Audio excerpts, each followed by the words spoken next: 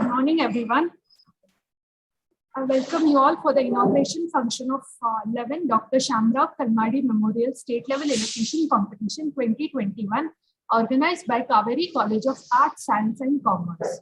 I am privileged to welcome Honorable Shri Kushal Hegde, President, Kannada Sangha, Honorable Mrs. Indira Salian, Vice President, Kannada Sangha, Honorable Dr. Narayan Hegde, Vice President, Kannada Sangha, Honorable Mrs. Malti Kalmadi, Secretary, Kannada Sangha, Honorable Mrs. Radhika Sharma, Joint Treasurer, Kannada Sangha, Honorable Sudhakar Rao, Trustee, Kannada Sangha. I also welcome Dr. Ashok Agarwal, Principal, Kaveri College of Arts, Science and Commerce, Dr. Mukta Karmarkar, Vice Principal, Kaveri College of Arts, Science and Commerce, all the teachers, dear students and participants for this esteemed state level elocution competition. Warm welcome all. Let us begin this program with the blessings of Goddess Saraswati by lighting diya as our tradition.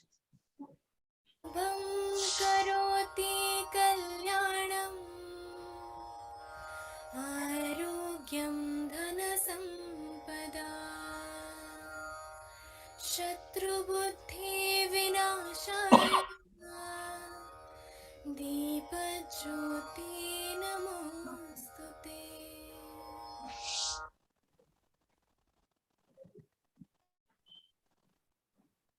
As our college is affiliated to Savitribai Phule Pune University, we'll start inauguration function with Vidyapit Geet.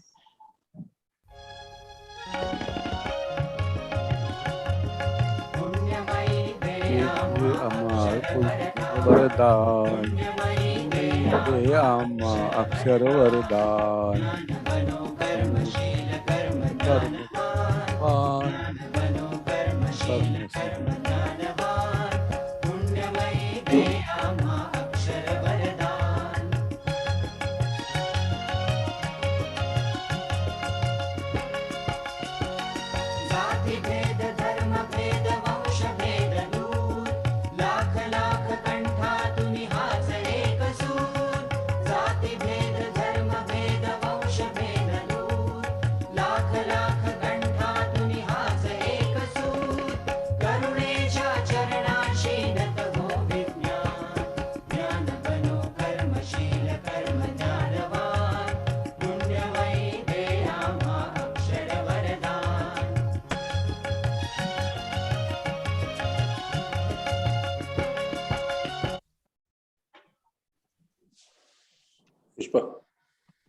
बंधन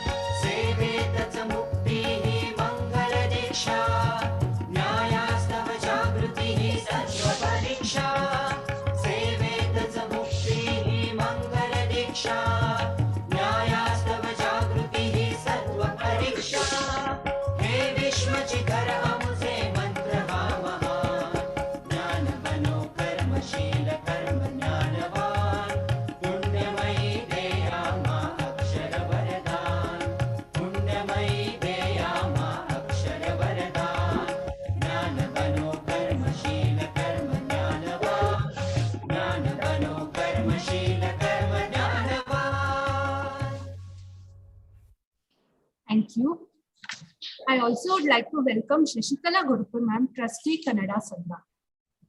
A rich vocabulary, lot of conviction and confidence are important skill sets for overall personality development of students, which surely gets tested during elocution competition. This is our 11th year of this prestigious competition. Dr. Shamarao Kalmadi Memorial State Level Elocution Competition is a tribute to our beloved co-founder who provided us with his vision to think about the world as Vasudhaiva Kutumbakam. In his revered memory, we have started a state level elocution competition in the year 2011.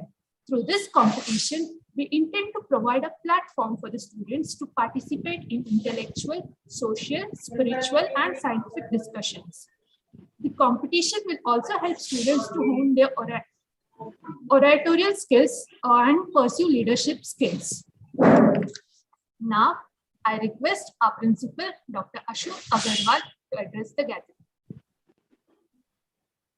Namaskara, Namaskaram, Shubha Prabhat, good morning.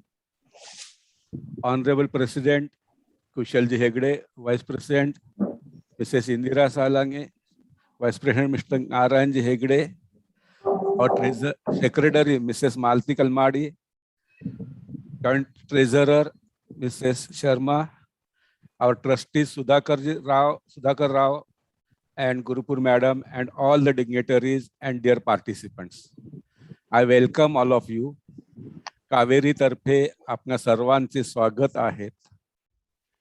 महाराष्ट्राच्या कानाकोपऱ्यातून विविध विद्यापीठातून आलेल्या सर्व पार्टिसिपंटचे आणि त्यांच्या महाविद्यालयांचे स्वागत कावेरीमध्ये आहेत. Friends, Kannada संघ Pune is doing very remarkable contribution in the academic fields of Pune region, and that is the vision of our founder, Mr.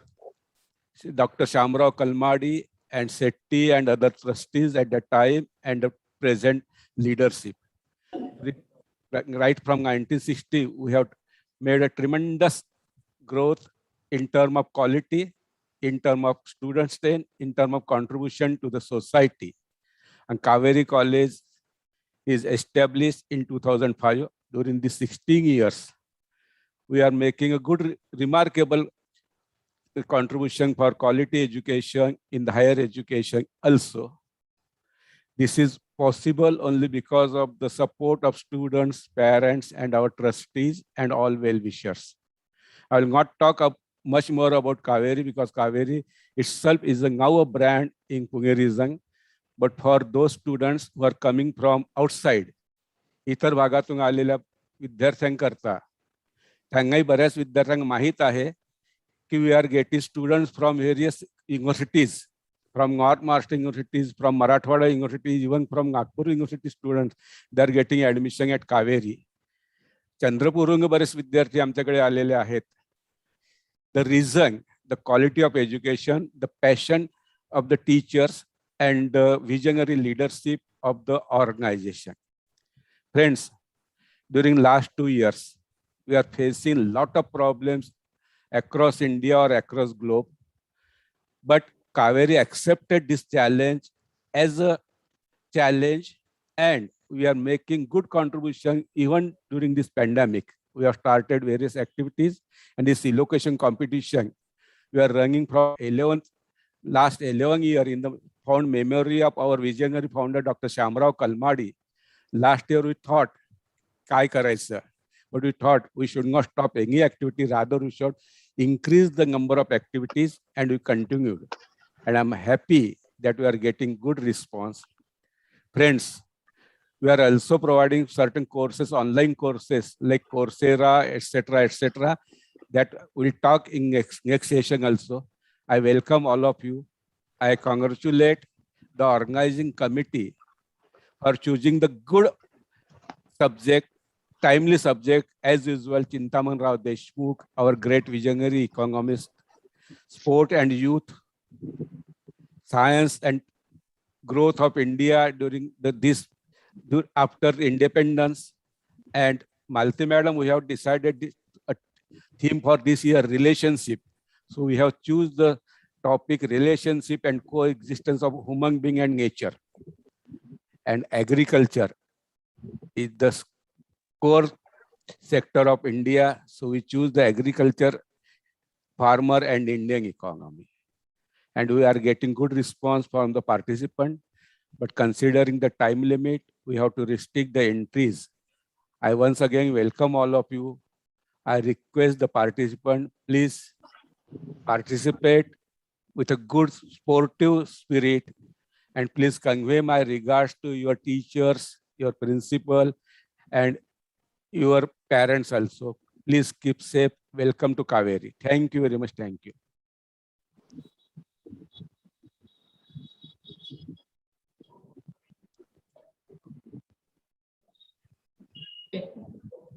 Yes. Thank you, sir. Okay. I take this opportunity to welcome Mr. Vishwas Mahajan, CDC member, Kannada Sangha. We are privileged to felicitate virtually our honorable management members, Honorable Shri Kushan Hegde, President, Kannada Sangha.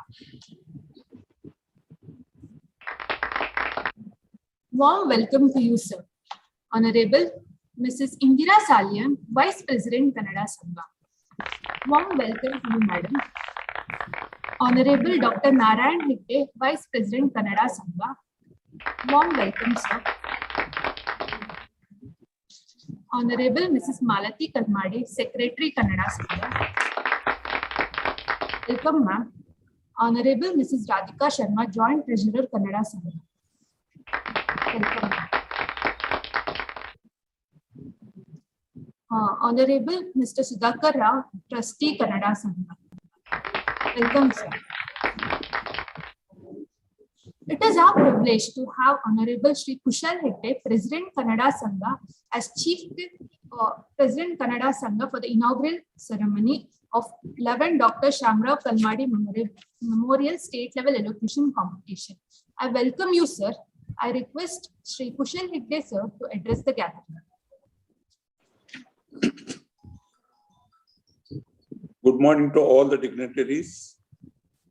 It's my pleasure and privilege to deliver the inaugural address for Dr. Kalmadi Shamarao State Level Elocution Competition arranged by the Kaveri College of Arts, Science and Commerce. Looking back, I have had the privilege of having him as my mentor and witnessing his passion for education, besides being also committed to his profession as a doctor.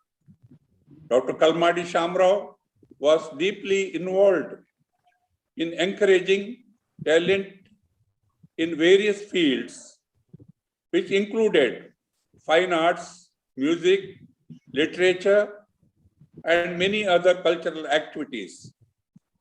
I feel extremely happy to note that the Kaveri College is continuing to keep his legacy alive by arranging this elocution competition. It is very significant that this is the 11th year, and this year we have 40th prominent institutions participating and keenly weighing for the prizes. My hearty congratulations to the principal, Dr. Ashok Agarwal, for his enthusiastic efforts and his talented team for their support. I also would like to convey my best wishes to all the participants. Good luck. Thank you. Thank you very much. Thank you so much, sir. I would like to welcome Dr. Balajit Shetty, Trustee, Kannada Sangha. Hello. Yes. Hello. Good morning. Hello. Hello. I can't hear you. Hello. Yeah. May I know who is it?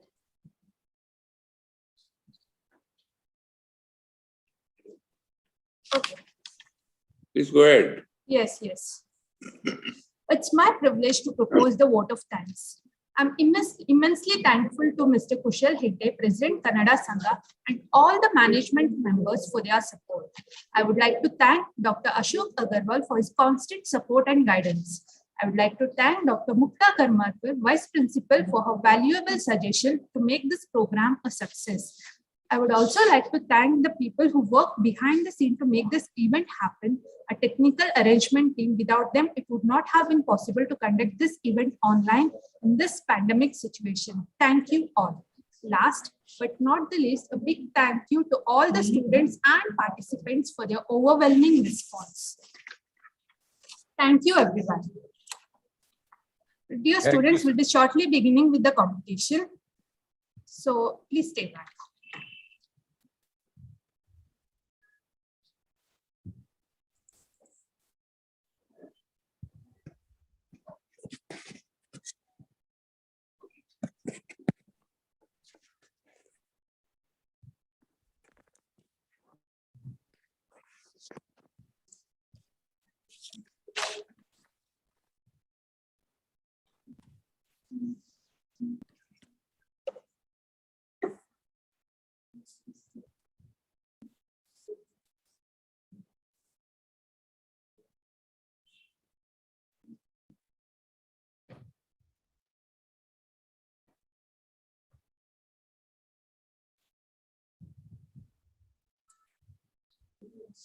Okay, students, we'll be beginning with the competition. I'll read out the topics. So the topics are contribution of Dr. Chintaman Rao Deshmukh in the Indian economy. Second topic is sports and youth. Third, post-independence development in science and technology, relationship and coexistence of human being and nature, agriculture, farmer, and Indian economy. So the rules for the competition are, the competition is conducted on a virtual platform because of the present situation of COVID. The competition is open to all bona fide undergraduate and postgraduate students in the state of Maharashtra. Participants can choose either English or Marathi as a language for elocution. Only 2 students from each college are allowed to participate in the competition. Participants should not disclose their identity. He or she will be addressed by specific code number given by the organizers. Student, this point is very important. You will have to address yourself by your tag numbers only. Every participant is given 5 minutes. A warning bell will be given after 4 minutes. Decision of the panel of judges will be final and binding. Each participant will be given an e-certificate for participation. Winners have to collect rolling trophy and cash prize from the college office on or before 25th September 2021 during 10 a.m. to 1 p.m. by producing iCard and registration form duly signed at their own expense. Rolling trophy won by the winning team should be returned in good condition to the organizers before 28 Feb 2022 by concerned college authorities at their own expense. If a college wins trophy consecutively for 3 years, the trophy will go to that college permanently. Registrations will be taken on first come first serve basis. Only the first 40 registrations will be considered. All the registered participants should be present online during the entire day of the competition. The competition will be recorded. Okay, students, so we'll be starting with the competition. So I'll be calling out the tag numbers. So tag numbers A1 to A7, please be ready. Okay, so we'll just wait for 2 more minutes and then we'll begin with the competition. So tag number A1 to A7, all of you all please be ready.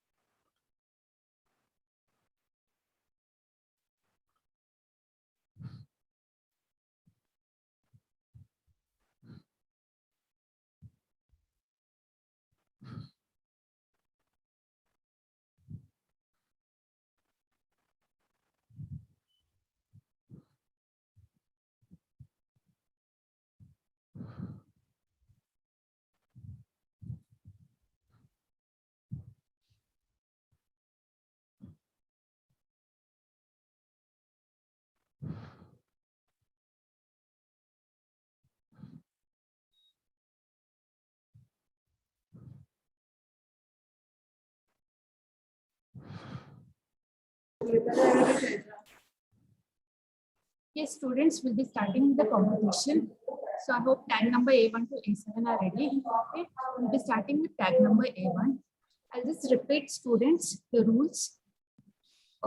You are not supposed to mention your name. You will be identified only by your tag number. And the timing is total 5 minutes, but after 4 minutes, a bell will be given. And you have time for till 5 minutes. Okay, so we'll start with the competition. So I call tag number A1 to start. Yes, ma'am. Can you hear me, ma'am?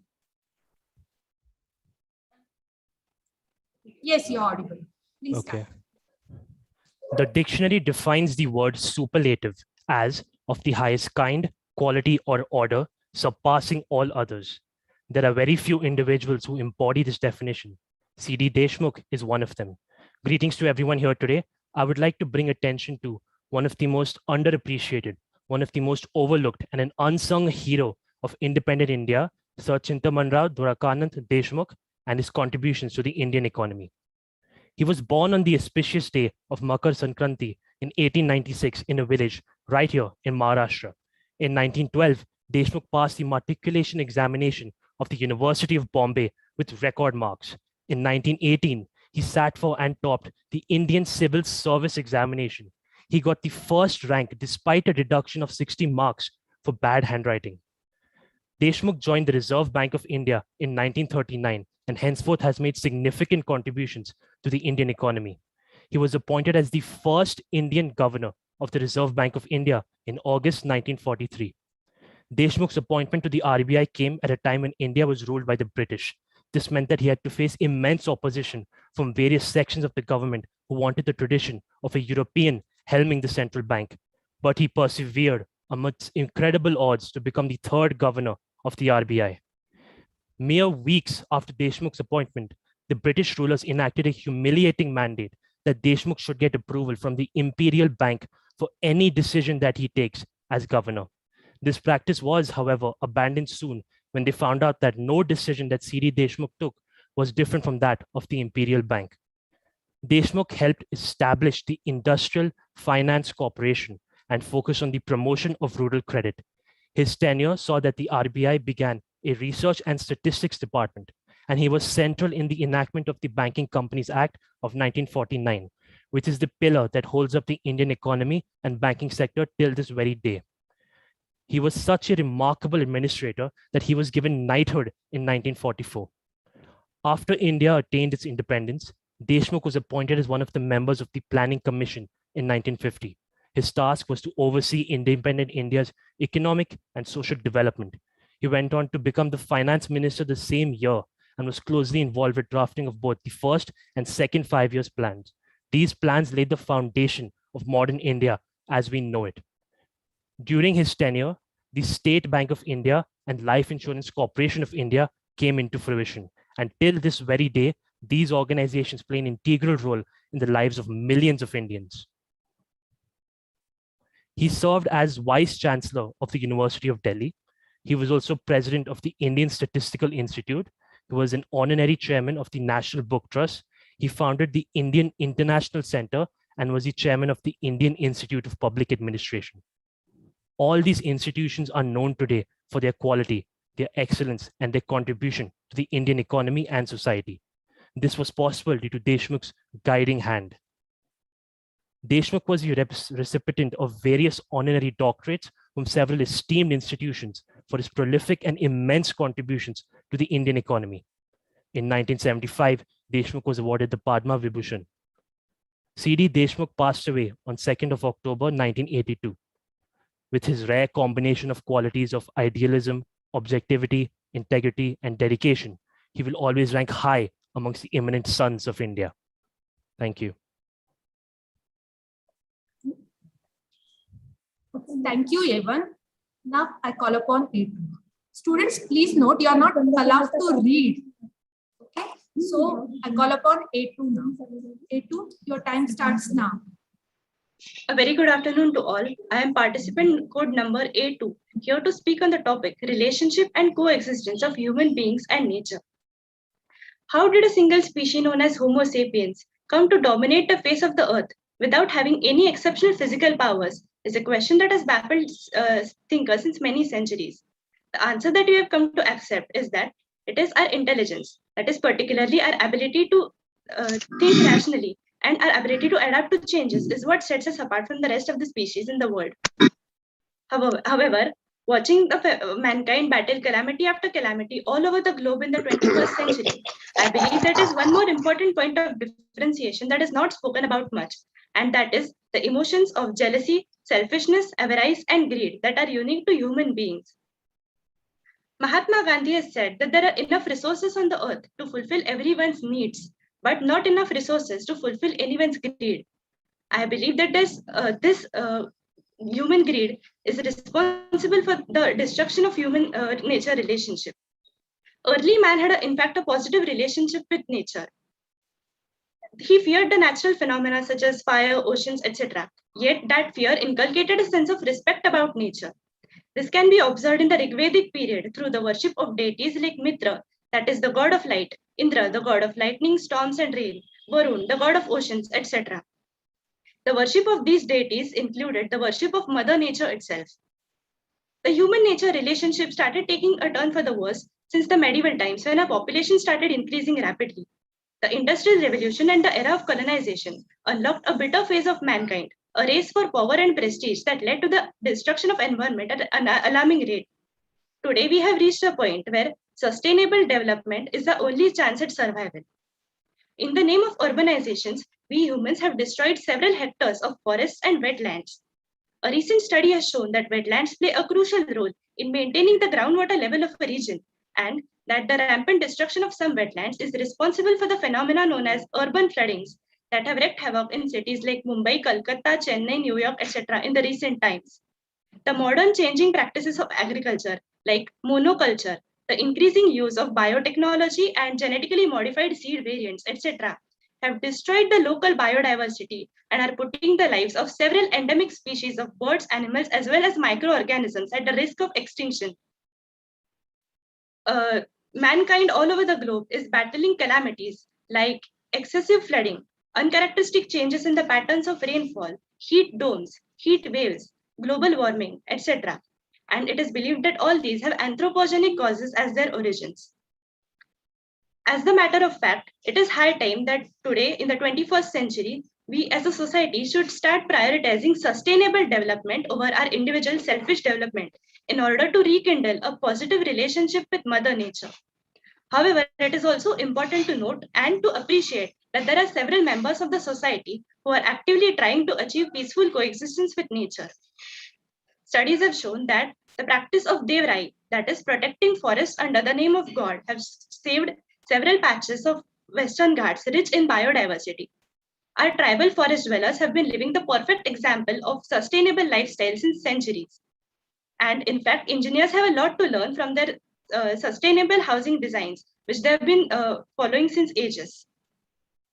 Our own government is coming up with ideas such as the environment corridor, wildlife corridor, and elephant corridor, etc., to protect the existence of coexistence between humans and nature. Our neighbor Bhutan has set up an example for the whole world by achieving complete carbon neutrality in a very short span of time. The issue of climate change has brought together countries like India and China together for a common cause. Scandinavian countries like Denmark and Sweden, etc., have shown the world that one need not compromise on environment protection and sustainability in order to achieve economic development. Global partnerships like International Solar Alliance, Tropical Forest Alliance, Ramsar Convention, Paris Agreement, etc., have shown that the world is coming together for a noble cause. And it is high time that we as individuals also start contributing to make this world a better place for all living beings, including humans, by following the motto, give, live, and let live. Thank you.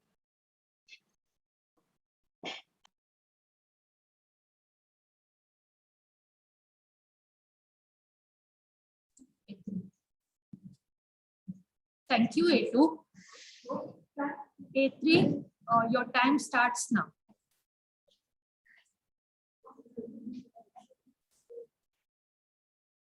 A3.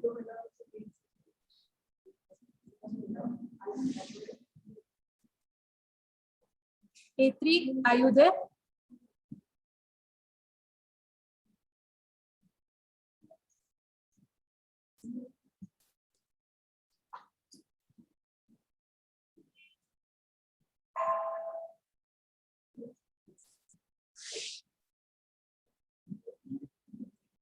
A3, are you there?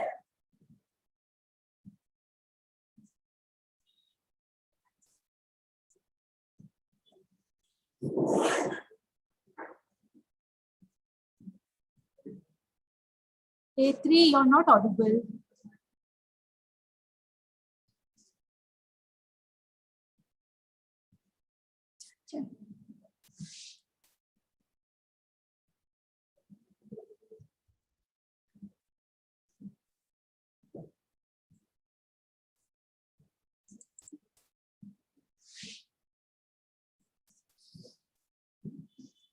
I think A3 is having some technical problem. We'll start with A4. A4. A4. Yes, ma'am. Am Yeah. I audible? Yeah, you're audible. A4, your time starts now. Thank you, ma'am. Myself, A4 tag number. आजचा विषय आहे मानव व निसर्ग, सहजीवन आणि सहअस्तित्व. घेऊन माझ्या विचारांची पंथी वाट तुम्ही चालावी, घेऊन माझ्या विचारांची पंथी वाट तुम्ही चालावी. वसुंधरा ही माता आपली हिरवाईने नटवावी, वसुंधरा ही माता आपली हिरवाईने नटवावी. निसर्ग. निसर्ग म्हणजे काय? तर निसर्ग म्हणजेच वायू, आकाश, पृथ्वी, पाणी, अग्नी आणि या पंचमहाभूतांनी बनलेली आहे. मानव हा या निसर्गाचाच एक अविभाज्य घटक आहे. मनुष्य, प्राणी, झाडे आणि जे जे सर्व काही पृथ्वीवर आहे ते सर्व एकमेकांशी आणि पर्यायाने निसर्गाशी जोडले गेलेले आहे. निसर्गाने दिलेली साधने पूरक प्राणी मात्रांना, निसर्गाने दिलेली साधने पूरक प्राणी मात्रांना प्रमाणात करू वापर त्याचा सावरून स्वतःला.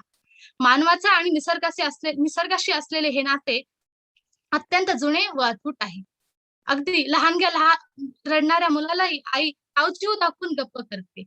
प्रत्यक्ष रामभक्त हनुमान देखील सूर्याला फळ समजून खाण्याचा मोह आवरला नाही. लहान थोर सगळेच या निसर्गाच्या सानिध्यात रममान होतात. त्यामुळेच की काय, सुट्टीला आजोळे आलेली मुले वाड्याच्या सावलीत बसून खेळण्याऐवजी शेतात उंडारताना दिसतात. अहो, हेच तर आहे निसर्गाबद्दलचे आकर्षण. निसर्गाच्या सहवासात माणसाच्या वृत्ती फुलून येतात. प्रपंचातील चिंता, व्यथा, यांची अब्रे निवळून जातात. निसर्गाच्या सानिध्यात म्हणा लाभे आनंद खास, म्हण असेल जरी उदास तरी सुख लाभे खास. हिरवागार निसर्ग हा देईन मानवास बळ, जीवनाचे सारे सार शिकवितो हा ईश्वर. निसर्ग केवळ आपला स्वप्नच पुरवत नाही, तर तो आपल्या सहस्र हातांनी आपल्यावर बरसातच करत असतो. म्हणून तर प्रत्येक गोष्ट ही मानवाच्या हितासाठीच झटत असते. सूर्यापासून आपल्याला प्रकाश मिळतो, उष्णता मिळते, त्यातून झाडे अन्न निर्मिती करतात. चंद्र आणि चांदण्यांच्या सानिध्यात मन उल्हासित होते. नदीच्या किनारी विविध संस्कृती उदयास येतात, त्यातून सांस्कृतिक देवाणघेवाण निर्माण होते. समुद्राने मानवाला जलप्रवासाचा आनंद दिला, मीठ देऊन जेवण रुचकर बनवले आणि आता हेच काळे सोने जीवनाची गती देखील वाढवत आहे. निसर्ग मानवाचा सच्चा मित्र आहे आणि त्याने माणसाला दानशूरता, भव्यता, रौद्रता आणि शीतलताही शिकवली. पशुपक्ष्यांची विविधता तर मानवाला नेहमीच अचंबित करते. परंतु आज घाईगर्दीत गुरफटलेल्या या माणसाला निसर्गाकडे पाहायला वेळ नाही. निसर्गासोबत सुखात रमलेल्या मानवाच्या स्वार्थी पंखांना स्वार्थी वृत्तीला आता पंख फुटले आहे. स्वतःच्या बुद्धिमत्तेने आणि कर्तृत्वाने गर्विष्ठ झालेला हा माणूस निसर्गाचा आता रास करू लागला. पृथ्वीवर आपल्या व्यतिरिक्त असलेले सर्व काही हे केवळ आपल्याच उपभोगासाठी आहे, अशा आविर्भावात मनुष्य जणू काही जगत आला आहे. वास्तविक पाहता परस्परावलंबी सहजीवनात सुखी व निरोगी जीवनाची शाश्वती आहे याचा माणसाला विसर पडू लागला आहे. पृथ्वी हे निसर्ग जीवनाचे घर आहे आणि येथे जन्माला येणारा प्रत्येक जीव हा येथे काही दिवसांचाच पाहुणा आहे. त्यामुळे यजमान घरी पाहुण्यांनी शिष्टाचार पाळणे अपेक्षित आहे. त्यामुळे आपण मानवाने देखील काही शिष्टाचार पाळणे गरजेचे आहे. जसे सुखी समाधानी सहजीवनासाठी मानवाने स्वतःवर काही बंधने घातली पाहिजे, काटकसरीची शिस्त अंगीकारली पाहिजे. लोकसंख्या आटोक्यात आणल्याशिवाय तर हे सारच अशक्य आहे. साधन संपत्तीचे शोषण व अपव्यय टाळायला हवा. अनेक मानवी विकारांचे मूळ असणारे प्रदूषण कमी करणे तर आपली प्राथमिकताच असायला हवी. नीलवर्णीय मोहक अशी आपुली वसुंधरा होऊन जागृत करून विचार निसर्ग मित्र जपूया जरा. पर्यावरणाला निरोगी, समृद्ध, शुद्ध, सुरक्षित ठेवणाऱ्या काटेकोर रक्षक उपायांचे आपण त्वरित आयोजन केले पाहिजे. त्या दृष्टीने प्रामाणिक व जलद पावले पडल्यास आजच्या कोरोना लॉकडाऊनच्या निमित्ताने अनुभवास येणारा निसर्गातील सकारात्मक बदल नेहमीच अनुभवता येईल आणि तेव्हाच खऱ्या अर्थाने निसर्गरूपी कलावंताच्या कलाकृतीतील सौंदर्य मानवी रसिकजनांना अनुभवता येईल आणि त्यातून साकारला जाईल तो मानव व निसर्ग यांच्यातील अभूतपूर्व आणि अविस्मरणीय सहजीवन सहअस्तित्वाचा सोहळा. Thank you. Thank you, A4. A3, are you there? A3? A3, you're not audible. Hello, ma'am, I am audible. Yes, you're audible. A3, your time starts now. मित्रांनो, मानव आणि निसर्ग यांच्यात एक अतूट संबंध आहे. हा संबंध बदलत्या काळाप्रमाणे बदलणारा जरी असला तरी तो अनुकूलतेकडे झुकणारा असावा, पण दुर्दैवाने तो प्रतिकूलतेकडे चाललेला आहे. या विश्वाच्या अनंत पसाऱ्यात इतर सर्व घटकांप्रमाणे मानवी जीविताच्या रक्षणासाठी आणि संवर्धनासाठी वृक्ष, वनस्पती आणि प्राणी यांचा देखील मोठा वाटा आहे. एवढंच नाही तर आपल्या प्रत्येक मूलभूत गरजांसाठी आपण आज निसर्गावर अवलंबून आहोत आणि निसर्ग देखील अगदी कोणतीही अपेक्षा न करता प्रत्येक गोष्ट आपल्या झोळीत टाकत असतो. या पृथ्वीवर इतर आपल्या व्यतिरिक्त असणाऱ्या इतर सर्व गोष्टी ह्या आपल्याच उपभोगाकरता आहेत. या आविर्भावात आजपर्यंत मनुष्य जगत आलेला आहे. एवढंच नाही तर या सगळ्यांचे अमर्यादपणे शोषण करून यांना संपवण्याचा मानवाने प्रयत्न केलेला आहे. वास्तविकरित्या परस्परावलंबी सहजीवनातच सुखी, निरोगी आणि समाधानी जीवनाची शाश्वती आणि आधार आहे. आणि म्हणूनच या मानव आणि निसर्गाच्या समतोलाने निसर्ग आणि मानव दोघांचेही अस्तित्व टिकणार आहे. म्हणूनच स्पर्धक क्रमांक A3 विषय मांडतोय, निसर्ग व मानव, सहजीवन आणि सहअस्तित्व. मित्रांनो, अगदी प्राचीन कालखंडापासून जर आपण पाहिलं तर अगदी एकपेशीय सजीवाच्या जन्मापासून ते माणसाच्या उत्क्रांतीपर्यंत, गवताच्या अगदी छोट्या पातीपासून ते विशाल देवमाशापर्यंत या सगळ्या गोष्टींशी येणं केनं प्रकारे आपण जीवसृष्टीतील प्रत्येक घटकाशी जोडले गेलेलो आहोत. मग त्याच अनुषंगाने प्राचीन मनुष्य संस्कृतीने परंपरांच्या माध्यमातून चालीरीतींमध्ये निसर्गस्नेही सभ्यता राबवण्यासाठी सहिष्णुता दाखवली. राहणीमान, भक्ती परंपरा, खाद्य संस्कृती, व्यवसाय, एवढंच नाही तर आपले उत्सव, सण हे निसर्गातील होणाऱ्या बदलांप्रमाणे त्याला अनुसरून आपण आज साजरे करत आहोत आणि ते निसर्गाला आणि सहाय्यक आणि पोषक असायचे. त्यामुळेच पूर्वीच्या काळी निसर्ग आणि मानव यांच्यामध्ये उत्तम समतोल राखला जायचा. इतिहासातून सुद्धा आपल्याला हे सर्व लक्षात येतं. मग जसं संत तुकाराम म्हणतात, वृक्षवल्ली आम्हा सोयरी वनचरे, पक्षीही सुस्वरे आळविती, येणे सुख रुचे एकांताचा वास, नाही गुण दोष अंगी येत, ते झाडे तो लेकुरे आपली लेकुरासारखी जपावी, हे सांगणारे छत्रपती शिवाजी महाराज. यातून आपल्याला लक्षात येतं की निसर्ग आणि मानव यांच्यामध्ये एक उत्तम नातेसंबंध होता आणि लोक निसर्गाला अगदी घरातल्या सदस्याप्रमाणे त्याची काळजी घ्यायचे. त्यामुळे निसर्ग आणि मानव सुखाने सहअस्तित्व करत होते. पण अलीकडच्या काळात मनुष्य तंत्रज्ञानाने हुशार झाला, निसर्गाचा अधिकाधिक वापर होऊ लागला आणि औद्योगिक क्रांतीमुळे आपण सर्वजण जागतिकीकरणात पोहोचलो गेलो. त्यामुळे निसर्गाने आपल्याला जे काही पुरवलं त्याप्रती कृतज्ञता व्यक्त करणे, त्याचं ऋण फेडणे हे मात्र आपण विसरून गेलो आणि त्याप्रती अधिकाधिक क्रूर झालो, अधिकाधिक कृतज्ञ झालो असं दुर्दैवाने म्हणावं लागेल. याचं उदाहरण द्यायचं झालं तर जे अमेझॉन हे आपल्या पृथ्वीचं फुफ्फुस समजलं जायचं, ते अमेझॉन लाखो करोडो एकर जाळून तिथे सोयाबीन आणि कोकोची पिकं काढून, एवढंच नाही तर उत्तराखंडामधील डोंगर कापून तिथे रस्ते, धरणं बांधणं, इंडोनेशियातील पाम शेती साठी जंगल उद्ध्वस्त करणं, एवढंच नाही तर आपल्या मुंबईमधल्या आरेच्या कारशेड प्रकल्पासाठी तिथली वृक्षतोड करणं, म्हणजे निसर्गाचं आपण भक्षण करून कुठेतरी स्वतःचं आर्थिक संरक्षण करून घेत आहोत. हे पूर्णतः कृतज्ञपणाचं लक्षण मला पूर्णपणे वाटतं. त्यामुळेच मानव आणि निसर्ग यांच्यामध्ये खोल दरी निर्माण होऊन त्यांचं सहअस्तित्व हे आज धोक्यात आलेलं आहे.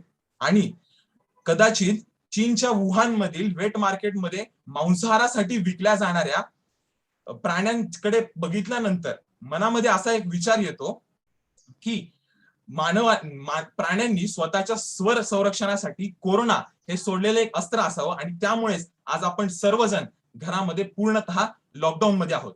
एवढंच नाही तर सततचे येणारे पूर, सततचे येणारे चक्रीवादळ, वातावरण होणारे सततचे बदल, यामुळे माणसाने निसर्गावर किती क्रूर कृत्य केलेले आहेत हे आपल्याला लक्षात येतं. एवढंच नाही तर मुंबई आणि पुण्यासारख्या शहरी भागात रानगवे दिसणे, बिबट्या दिसणे, सापांचे खुलेआम वावर करणे, यावरून ही घुसखोरी नक्की माणसाची की प्राण्यांची यावर विचार करणं आज आपल्याला गरजेचं वाटतं. म्हणूनच आज आपण भयंकराच्या दारात उभा आहोत असं नामदेव डसार म्हणतात. त्याचप्रमाणे संपूर्ण मानवजात जगातली ही आज भयंकराच्या दारात उभी आहे. कारण निसर्ग आणि मानव हे समानुपाती आहेत. कारण माणसाने जर निसर्गावर काही क्रूर कृत्य केलं तर निसर्गही आपल्यावर प्रतिकार केल्याशिवाय राहत नाही. म्हणूनच 1970 मध्ये जेव्हा उत्तराखंडमध्ये पूर आला तेव्हा सुंदरलाल बहुगुणा आणि चंडीप्रसाद भट यांनी स्थानिक लोकांना जसं जागृत केलं, पर्यावरण रक्षणासाठी प्रेरित केलं, तसंच सयाजी शिंदे आपल्या महाराष्ट्रामध्ये वृक्षांचं महत्व लोकांपर्यंत पोहोचवत आहेत. अशाच प्रकारच्या लोकांची गरज आज आपल्याला आहे. म्हणूनच त्यामुळेच मानव आणि निसर्ग यांचा समतोल, सहअस्तित्व आणि सहजीवन हे पूर्णपणे टिकणार आहे. म्हणूनच पर्यावरण रक्षणासाठी आज माझा करार बाकी आहे, पर्यावरण रक्षणासाठी आज माझा विचार बाकी आहे, आणि निसर्ग आणि मानव अस्तित्वासाठी आज मनामध्ये ऊर्जा चिकार बाकी आहे, मनामध्ये ऊर्जा चिकार बाकी आहे. धन्यवाद. Thank you, A3. Tag number A5. I hope I am audible and I'm visible. Yes, you're audible. Okay. Hi, I'm A5 and my topic is relationship and coexistence of human beings and nature. So before moving on to the relationship part of human beings and nature, let us see what we consider nature as. Now, most of the people consider nature as trees, flowers, plants, mountains, or the scenery they see when they are outstation. I mean, yeah, they are right, but nature isn't just only about that. It is so much more than that. It isn't what we see when we are on vacation. It is what we live with every single day. Look outside your windows, take a deep breath, feel the air brush against your skin. Everything, I mean, absolutely everything what we do or feel comes under nature. We are part and parcel of nature. Whenever I hear the words human, nature, and relationship in a single sentence, my mind wanders and begins to think how dynamic this relationship is. Now, you all may ask me a question as to why this relationship is dynamic. I mean, your question is genuine and considerable. So let us take an example, shall we? So hypothetically, what if I bring a person, let's say from the year 1621 to 2021 through a time machine? Obviously, he would be aghast looking at his surrounding. He may contemplate for a moment on being on another planet. Why is this? Because there was no relationship and coexistence between these two. 2021 surrounding wasn't normal for him. This normal for each generation is different. For today's generation, living in a concrete jungle, polluted environment, traffic is a normal experience. With each generation, the relationship between human and nature changes, its definition of normal changes, and that is the reason why I call this relationship dynamic. So it is the reason that I call this relationship dynamic. Professor Khan and Weiss wrote in a paper that with each ensuing generation, the environmental degradation decreases, and each generation tend to perceive that degraded condition as a non-degraded condition as a normal experience. With each passing day, nature is losing its prosperity, its abundance, its beauty, and humans play a very bigger role in this. Now, the crucial question here is this, that why is this happening? Has it always been like this? Or have generations before us been doing the same thing? Or are the things different in our case? All these questions made me so inquisitive that finding answers to these questions like a mission to me. So I began analyzing and comparing the relationship between human and nature with other generations. And after a lot of scrutinizing, I observed that with increasing development of technology, there was a decrease in prosperity of nature. The string that held a human and nature relationship began to deteriorate.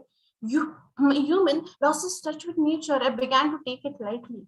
Over the years, we have seen hundreds of movies, read papers, books, articles about how important nature is and how it is we need to save environment, but it hasn't resulted into the desired outcome.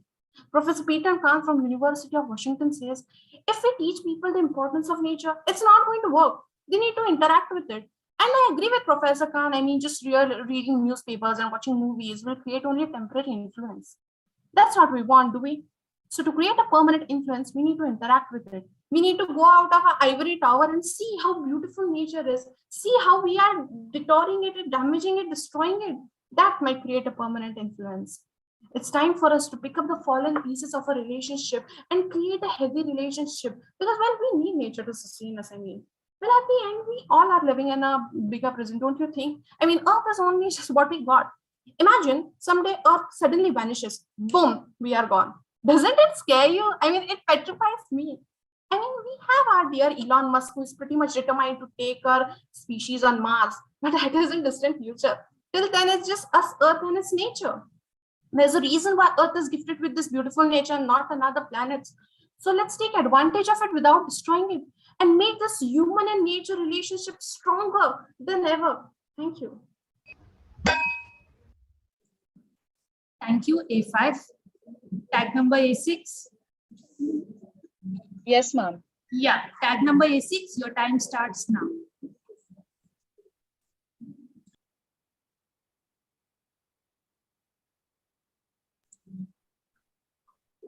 A6. Yes, ma'am. Actually, there's some problem in my camera. Actually, it was working, but right now it is not. Yeah, you're visible. I'm visible? Okay, no problem. हैरान हो, परेशान हो, दर बदर ठोकरे खाकर भी खड़े रहने वाला वो इंसान हूँ। हाँ, खड़े रहने वाला वो इंसान हूँ जो किसी भी हालातों से ना डरा है, जो किसी भी हालातों से ना डरा है। हाँ, मैं भारत का वही किसान हूँ। हाँ, मैं भारत का वही किसान हूँ। Hello, namaste, good morning, and warm welcome to all the honorable judges, organizers, and as well as my fellow contestants. Here I, A6, would be representing my topic, agriculture, farmer, and Indian economy. Today, India's $2 trillion economy. But can we dream of $200 trillion economy? Yes, of course. I believe we can dream and achieve as soon as possible. Today, agriculture is the known as powerhouse of Indian economy. Largest production of milk to cotton, jaggery to spices and rice. There are a lot of things. It is the backbone of our country, and according to economic survey and according to Niti Aayog, it is stated that 60% of population is working under it. But from the past decades here, we have seen a loss gradual in this area. But हमारी agriculture में भी तो सीखा है come back करना. After, in the pandemic years, according to economic survey, it is seen that the 10% of growth is recorded and over 17+% of GVA is added to the agriculture of Indian economy. This shows where our agriculture is working together to fight with the pandemic. It is supporting many lives. It is giving many lives and food security to our country. As it is said, Sarvang Jivan Krushim Avallavam, means our everyone's life is totally dependent on agriculture. Let's go to in the past and let's see what is history of our agriculture. We started agriculture in the Mesolithic period and to the permanent settlement and Monroe system of British and colonial period. But with this, we saw lots of drawbacks, which means a problematic life for the agriculture people. But with this, our PM, former PM Lal Bahadur Shastri came up with Green Revolution, which totally changed the perspective of agriculture. Yes, they totally changed the perspective of agriculture. But still, due to the increase in manufacturing infrastructure, it again went down. But agriculture have always supported and always proved that it is working and it is totally fighting for us to come again. But after this, let's see there are some problems and challenges faced by our farmers and agriculture. Is low productive level. Second, underdeveloped irrigation system. Today also, over 60% of rural area and gross development areas are just focusing on the rainfall, are just dependent on the rainfall of the climate of Indian economy. Now, let's see the storage problem. According to Parsi committee, over 6.6% of wastage is done every year due to the lack of storage, and over 22% of problems are created due to the lack of cold storage. This is a very problematic area. Now, the last, not the least, is involvement of politics. Involvement of politics in agriculture is one of the worst problem in our country. Every time we see farmers and agriculture are forced to accept and forced to bind the things. Yeah. Now, after the challenges, let's see there are schemes which is implemented by our government to make our agriculture more effective. Health, Soil and Card Scheme 2015, Jal Sanchay Yojana, where every kid would get a drop of water. ENAM means one nation, one market. One nation, one market. Taking help of SHG groups means self-help group to make awareness among the farmers. There are a lot of action should be taken for the agriculture. Here, if an example, if we take lychee of Bihar, GI tag lychee of Bihar, a chain implementation needs to be there for every farmer to connect the producer and the sellers. Now, let's come to the conclusion. Conclusion is that our agriculture have always said that comeback ka jawab hamesha setback se hona chahiye, but agriculture is a state subject, which means our farmers, our central government and state government needs to work together to get done things. Thank you so much. Jai Hind, Jai Jawan. Jai Hind. Thank you. A6, A7, A7. Am I visible? Yes, you're visible. Okay, A7. A7, Yes. You're not visible now.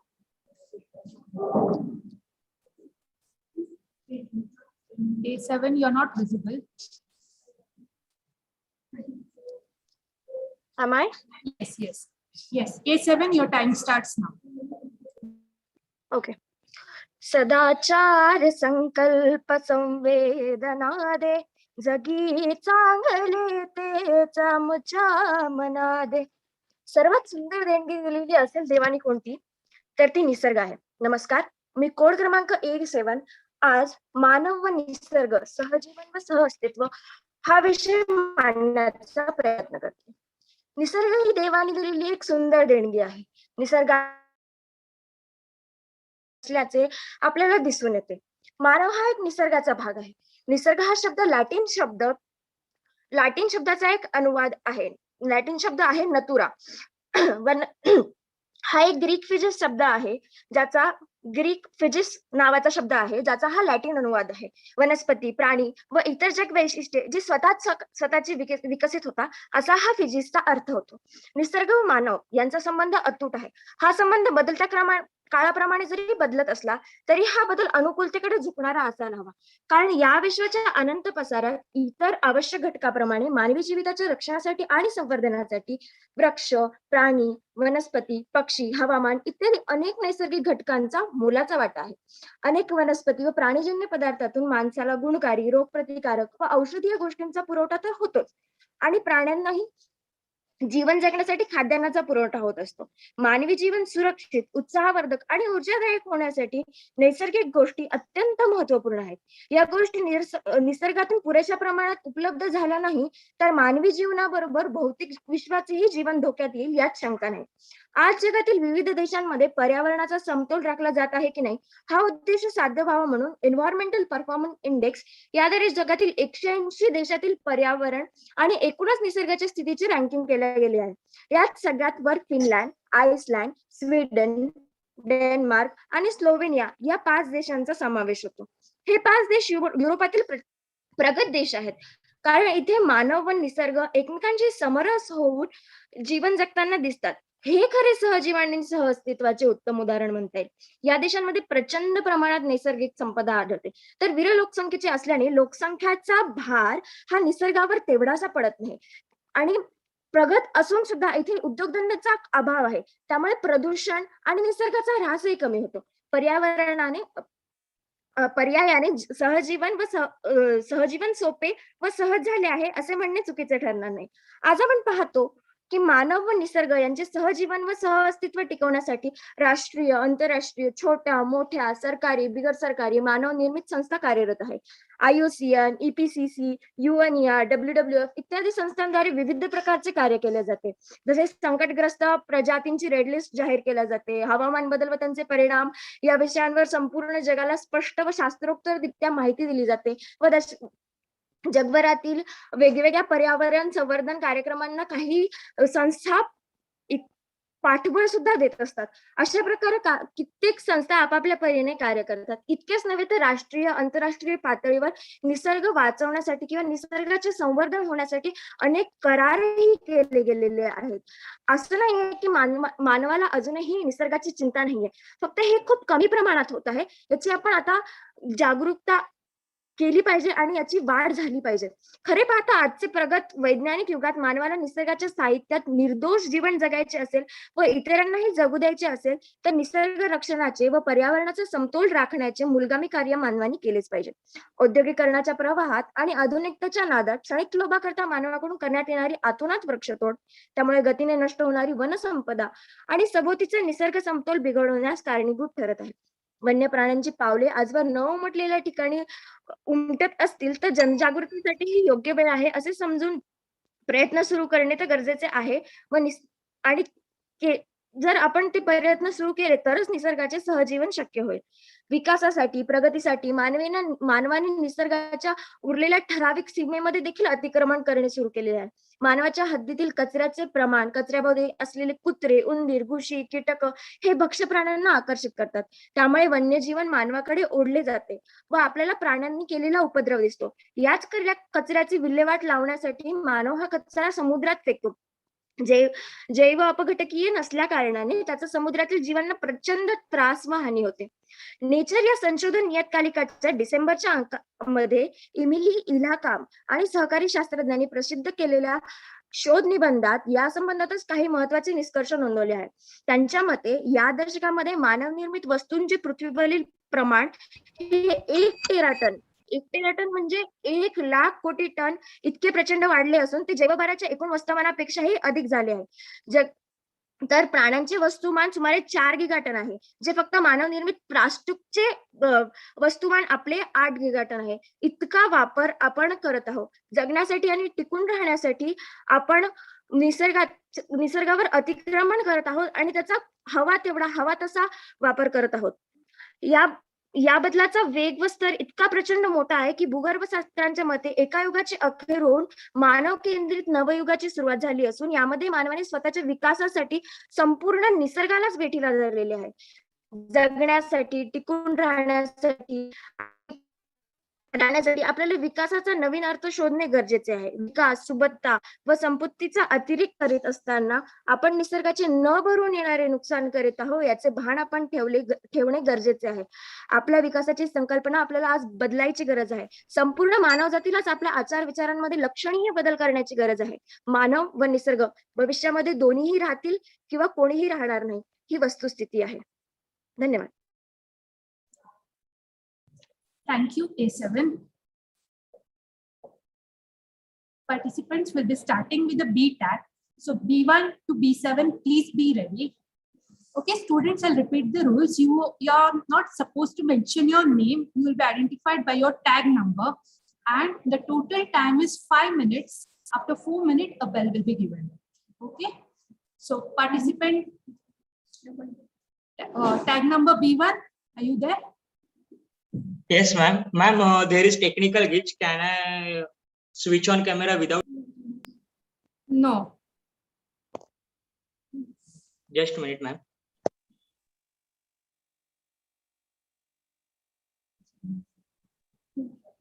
Is that okay, ma'am? No, your camera should be on.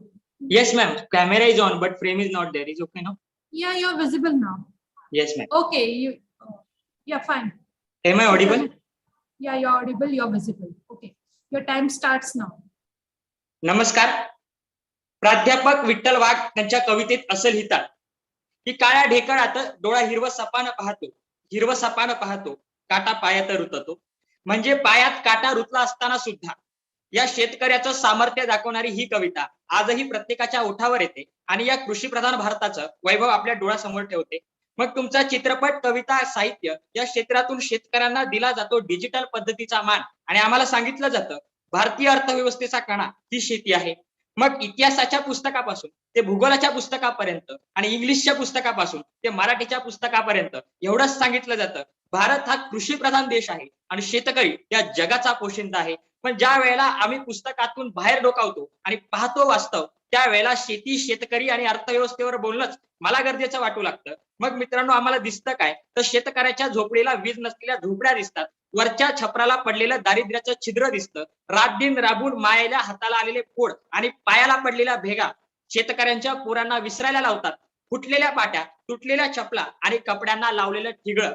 मग कर्जाच्या ओझ्याने वाकून गेलेल्या त्या बापाच्या देहाला सुद्धा येतो नैराश्याचा वास. पण आपण जेवलो नाही तरी चालेल, पण इतरांच्या ताटात घास सजलाच पाहिजे, म्हणून तो सोडत नाही अट्टाहास.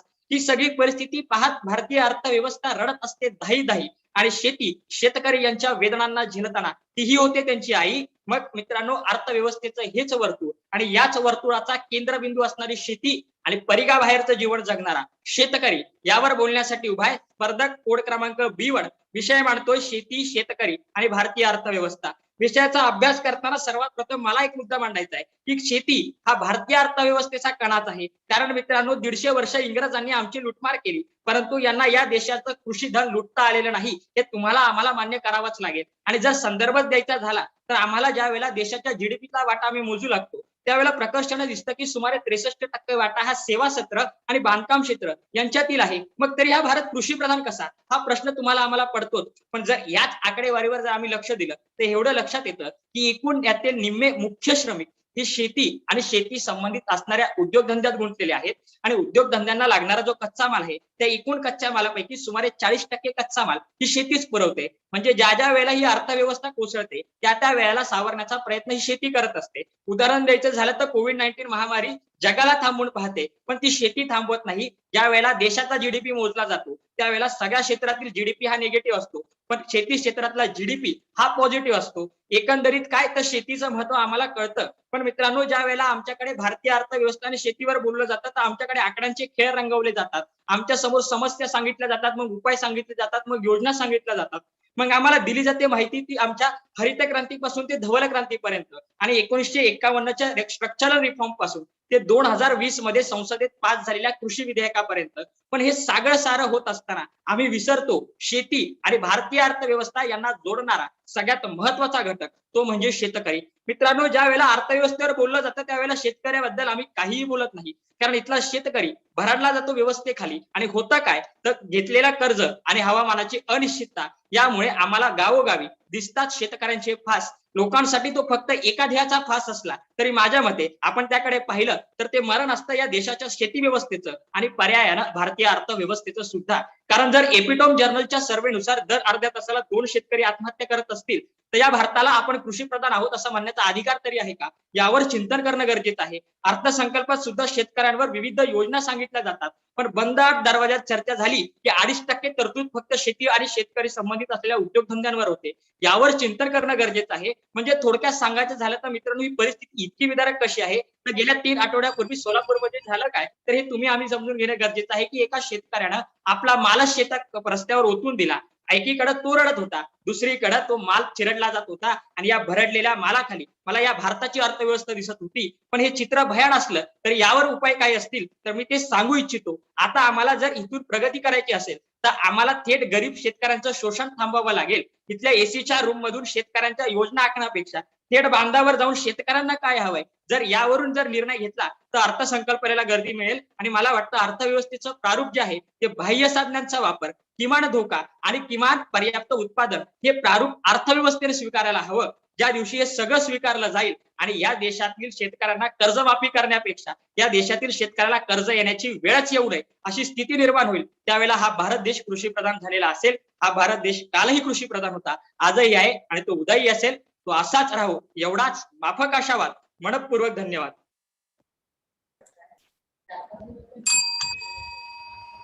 Thank you, B1. B2? Yes, ma'am. Yeah. B2? Yes, am I audible? Yeah, you're audible. You're not visible. B2? Yes, I'm there, but my camera, due to technical, the camera is not on. Is it on? No, you're not visible.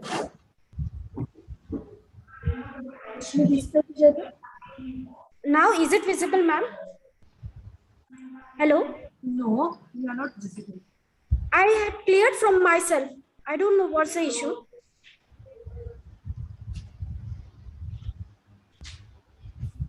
Okay, can I start the topic? No, wait. Video. I think your video is off. Just check B2. I had on No. it. They are saying that the host has disabled it.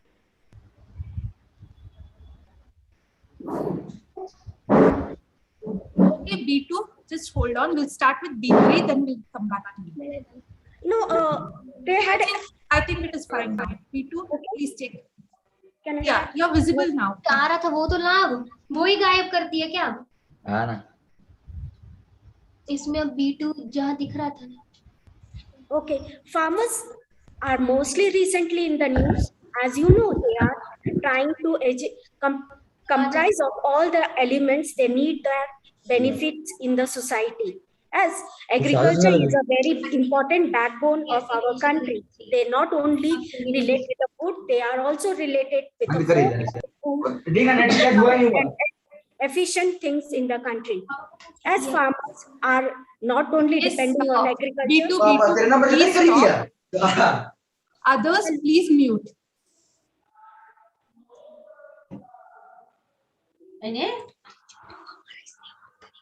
Can I continue? Wait, B2.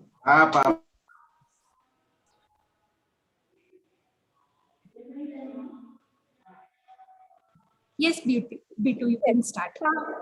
Farmers are recently most in the news as they are agitating and they are completely on the strike mode for getting their dependency on in the country, as they are also related to the backbone of our country. Farmers not only they feed, they also are dependent on other backbone sectors like all other allied sectors like animal husbandry, fishery, mine, and other related sectors. Farmers are not only of producing the food and feed and fiber, but many other desired products that are cultivating certainly like plants and raising of livestock.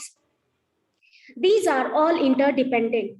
First, farmers, they are not from maximizing gains from agriculture, but they also see the nutritions which are provided to the public to gain some important things in our life. There need to be a proper planning. All the impacts like climate, weather, irrigation, they are already interdependent with each others. There are some crop cultivations, different crops cultivations like Kharif, Khadi, and Rabi crops. These Kharif crops mostly grown. These are grown in some of the states like Uttar Pradesh, Maharashtra, and in some north states, whereas Rabi crops, these crops are also grown in North India and they are not totally dependent on water irrigations. Let's see their importance in Indian economy. This provides in Indian economy, there are only 16% of GDP from agriculture sector. But as we see from allied other sectors, there are only 6% who are providing an important role to our economy. These sectors, they generate not only employment, but also they are providing any other innovations like modern technologies and modern good quality of seeds and other benefits things which are to be like hybrid. Now hybrid agricultures are giving more preference, they are more not nutritions for our health, but even though the farmers are turning to hybrid agriculture, but recently a survey has found that as to provide food to our country, this kind of agriculture is very benefit for our country. 90% of our population is dependent on agriculture, but not 10%. So these 10% also should play an important role on this 90% agriculture population, because they will not only enhance our development of our country, but also they will develop our rural and all the cultural point of view. Some of the agricultures are having a cultural point of view. They can serve the society, they can serve our environment, and they can also develop our economy through the kind of tourism. Many national surveys have found that these are playing an important role. Tourism, like if you find agriculture, most of the researchers are finding an important role of soil, where they can develop a multiple kind of agricultures. So in this way, agriculture not only developing our economy, but also developing our that's all. Hello. Yeah. Thank you, B2. B3. Good morning. Am I clearly visible and audible? Yeah, you're visible. B3, your time starts now. Warm greetings. So before I begin, I would like to make note of a small observation that I made while choosing the topic. All the topics had nature as a common element. I mean, be it the agriculture topic, the science and technology topic, or even the topic about our ex-finance minister, Sir C.D. Deshmukh, who is a consummate gardener, if you did not know. So I believed it best to choose and speak about the relationship and coexistence of human beings and nature. You have been hearing this topic time and again since your very childhood, and I'm pretty sure you have already buckled your belts to hear the age-old stare nature speech. But have you ever given it a thought as to why this topic is so widely discussed and debated about? Let me tell you the answer. Because of how crucial and how important it is. Our relationship with nature is that of a mother and a child. The mother endlessly serving and giving, the child taking everything without not really returning. So, should we reset our relationship with nature? Yes, absolutely. And how can we do it? By learning, let me tell you, by learning to peacefully coexist with her and all her children. Amidst the sheer thrill of a mother and the blinding lights, the miracle of life happens. A baby is born. Right then, the placenta of the child is buried deep down the nature, solidifying and cementing a relationship with her and also promising to peacefully coexist with her. But somewhere we are drifted apart. And here we make note of a till death do us apart kind of a relationship. But wait, I might be wrong here, because even after we die, we go back to nature. So it's an everlasting relationship. Growing up, drawing two hills, a sun rising in between, a beautiful house, a plethora of flowers and trees, somewhere we drifted in that long run of chasing our materialistic goals by fueling for the thirst of money.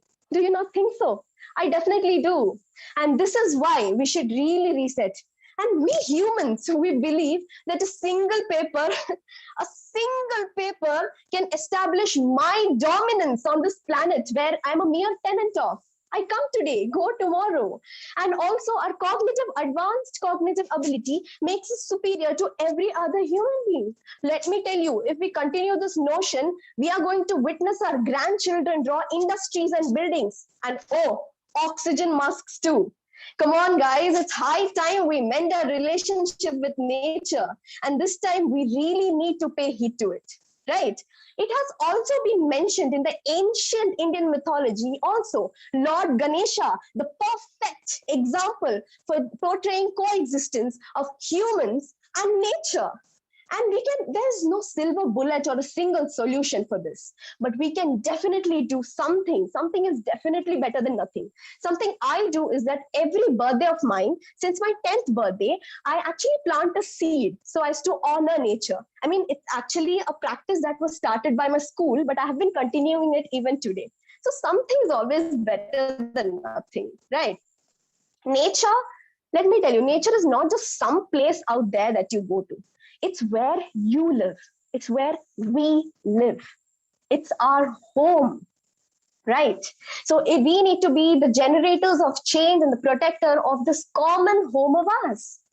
It's everywhere. It's in the streets. It's in between walls, in between paving slabs.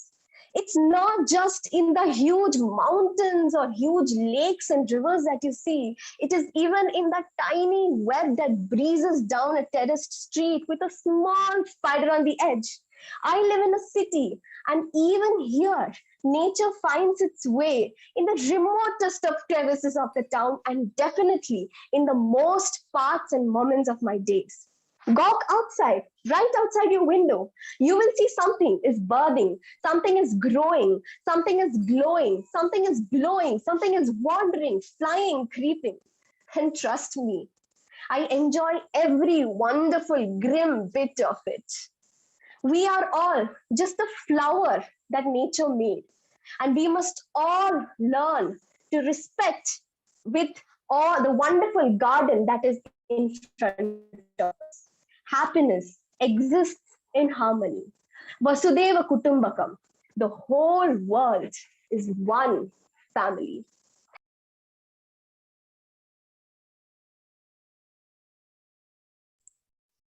Thank you, B3.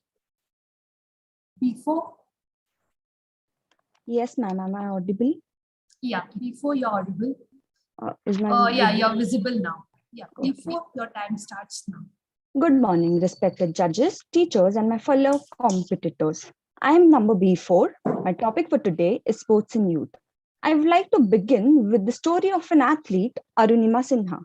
She was once pushed off by a train. Pushed off from a running train by some robbers in 2011. She was lying the whole night on the train track. She was lying for the whole night on the train track, suffering in pain. She was admitted to the hospital the next day, and she realized that her legs were amputated. Her right leg has rod, and she had multiple fractures in her spinal cord. For all of your information, her aim in life was to climb the highest peaks of the continents, and she did it. She climbed the Mount Everest. She was the first lady to climb the Mount Everest. She was the first lady who was handicapped to climb the Mount Everest. With that, she also completed 6 high peaks of the world till 2014. She's also an award recipient of Padma Shri. She also got an award for Rani Lakshmi Bai, the Rani Lakshmi Bai Award, the First Lady Award in 2015. Do you realize what made her do that? Her willpower, dedication, hard work, and a desperate nature to win the world and conquer the world. What would have happened if she was not strong enough to face the situation? What would have happened if she would have lost hope in herself, faith in herself? Believe me, she would have not even walked forward, or she would have drowned in depression. But she didn't do that. Instead, she stood up for herself. She processed all her anger, aggression in one direction, and worked for her aspirations. But today she is a mountaineer. She is a motivational speaker as well as an award recipient. So this is what we can learn from the short, inspiring story, that willpower and hard work can make you win. Willpower and hard work can beat the talent if talent doesn't work hard. In the world of technology and all the online lectures and everything, the students and the youth is suffering from lots of stressful and strainful situations in life. For us here, sports is a boon for all of us. It makes you physically fit. It helps you personally and emotionally as well. Sports will make you physically fit. It will give you strength in life. It will give you strength in life. It will make you it will build up your personality as well. And it will also give so many benefits to your health. It will be disease free. But with that, adding up to it, sports will also help you individually. It will help your self-confidence. It will help your self-confidence, social skills, sportsmanship, teamwork, and understanding. The most importantly, it will make you fierce and dedicated. Sports is vital to holistic development of young people, fostering physical. I would love to quote the famous basketballer who played for Chicago Bulls, Michael Jordan. I can accept failure. Everyone fails at something, but I cannot accept not trying. These lines can do wonders for us, our youth, if we apply them and live by them. Put your whole and soul, heart and soul with whatever you do. keep working on your mistakes, keep facing your failures, keep fighting with them, and keep practicing and improving ourselves to be a better version of ourselves at every other opportunity in life. Winning takes talent, but repeating takes character. One can win one time, but if he or she is grounded and constantly working, he or she can go ahead in life. I would like to quote our famous Milkha Singh, the flying Sikh of India. If anyone has it in him or her and works hard, he or she can touch the sky. Thank you so much. Thank you, B4. Tag number B5. B5. Yes, ma'am. Can I audible? Yeah, you're audible. प्रथमतः नमस्कार सर्वांना. मी tag Just hold on 1 second. Your video is not visible. You're visible now. Yeah. Okay. B5 you can start. Okay. प्रथमतः नमस्कार सर्वांना. कन्नडा संघ प्रस्तुत कावेरी महाविद्यालयाच्या वतीने ही राज्यस्तरीय स्पर्धा आयोजित केल्याबद्दल सर्व आयोजकांचे मनस्वी आभार. मी टॅग B5. माझा विषय आहे मानव व निसर्ग, सहजीवन आणि सहअस्तित्व. गुरुब्राह्मण प्रतिपादन हिंदवी स्वराज्याचे संस्थापक शिवशाही शिवछत्रपती शिवाजी महाराज आणि या मराठमोळ्या महाराष्ट्राचे कुलदैवत आई अंबे तुळजाभवानी हिच्या पायी त्रिवार नतमस्तक होऊन या भारतभूमीला ज्यांनी स्वतंत्र केले अशा वीर पुरुषांना मानाचा मुजरा देऊन मी माझ्या भाषणास किंवा वक्तृत्वास सुरुवात करीत आहे. सांगितल्याप्रमाणे मानव व निसर्ग, सहजीवन आणि सहअस्तित्व हा माझ्या व्याख्यानाचा एवढा वक्तृत्वाचा विषय. सर्वांना ज्ञान असलेला या विषयामध्ये त्याचा संपूर्ण अर्थ आपल्याला दडलेला दिसून येतो. एव्हणा निसर्ग आपल्याला सगळ्या मूलभूत गरजा पुरवतो. निसर्गाचा आपल्या सहअस्तित्वाशी आणि सहजीवनाशी संबंध हा प्राचीन काळापासून वर्णित केलेला आहे. जसे की संस्कृतमध्ये श्लोक आहे, पर्यावरण नाशेन नशयंती सर्व जनत्व, पर्यावरण नाशय नशयंती सर्व जनत्व, पवन दृष्टतायती प्रकृती विकृतायते. अर्थात पर्यावरणाचं रक्षण करणं हे आपलं कर्तव्य आहे, परंतु जेव्हा आपण पर्यावरणाचा ऱ्हास करण्याचा सुरुवात करतो तेव्हा मनुष्य जातीचा ऱ्हास होणं हे निश्चितच आहे. संबंधांशी बोलायचं ठरलं तर निसर्ग आणि मनुष्य हे दोन वर्ग हे मनुष्यानेच निर्माण केले. विकासाच्या नावाखाली संपूर्ण मनुष्य प्रजातीने निसर्गाचा ऱ्हास करण्यास सुरुवात केली. प्राचीन संबंधाशी बोलायचं झालंच तर याचा संबंध भगवान श्रीकृत प्रचित त्यांच्या श्लोकामध्ये देखील केलेला आहे. गोवर्धनची पूजा देखील त्यांनी करण्याचं व्रत धरलेलं होतं. जसे की प्रजन्य देवतेची पूजा केली जाते, जसे की धरणी मातेची पूजा केली जाते. अंधश्रद्धा ही एवढा धरली नाही जात, परंतु आपण निसर्गाकडून भरभरून अगदी सगळं घेत असतो, मग त्याची पूजा करण्यातही काही अर्थ नाही असं काहींना वाटतं. परंतु निसर्ग आपल्याला मूलभूत गरजा पुरवण्याबाबत सगळं काही पुरवत असतो, परंतु याच्या बदलात मनुष्य जीवन फक्त त्यांना यातना आणि दुःखच देतो. आणि मनुष्य या सगळ्या यातना देतोच, परंतु निसर्ग याची परतफेड देखील तितक्याच प्रकृतीने करत असतो. जसे की मोठे मोठे अपघात होतात, नैसर्गिक आपत्ती येतात, आपण त्याच्यामध्ये उत्खनन करतो, जंगलतोड करतो, या सगळ्यांचा परिणाम आपल्याला भोगावाच लागतो. एवढंच काय, एवढा विश्वविख्यात आईन्स्टाईनने देखील म्हटलं आहे, विश्वाचा मनुष्य हा एक अणु आहे, त्यामध्ये निसर्ग आणि मनुष्य या दोन वर्गांमध्ये त्याचा भेद करता कामा नये. आईन्स्टाईनने सांगितलेलं आहे की विश्व आहे, मनुष्य आहे, निसर्ग आहे. निसर्गाचा सगळ्या सहजीवनाशी आणि सहअस्तित्वाशी प्रामाणिक एकता संबंध आहे, परंतु आपण विकासाच्या नावाखाली निसर्गाला संपूर्णतः नष्ट करण्याच्या मार्गावर आहोत. मोठमोठ्या फॅक्टरीज, इंडस्ट्रीज उभारण्याच्या नावाखाली प्रदूषण हे दिवसेंदिवस वाढत आहे. पर्यावरणाचा ऱ्हास व्हायला सुरुवात झालेली आहे, परंतु या सगळ्याला जबाबदार कोण आहेत तर आपणच आहोत. एवढं म्हणायचं काय तर पर्यावरणाचा ऱ्हास देखील आपण सगळेच करत आहोत. एक छोटंसं उदाहरण घेऊया. एखादं झाड लावायचं ठरलं तर आपण त्याचा देखावा, आरेखावा सगळे करत असतो, परंतु त्या झाडाकडे बघण्याच्या दुसऱ्या दिवशी हिंमतही कोणी करत नाही. एकदा लावलेलं झाड हे किती वर्षानंतर कसं झालं हे बघणं देखील कोणी कितपत समजत नाही.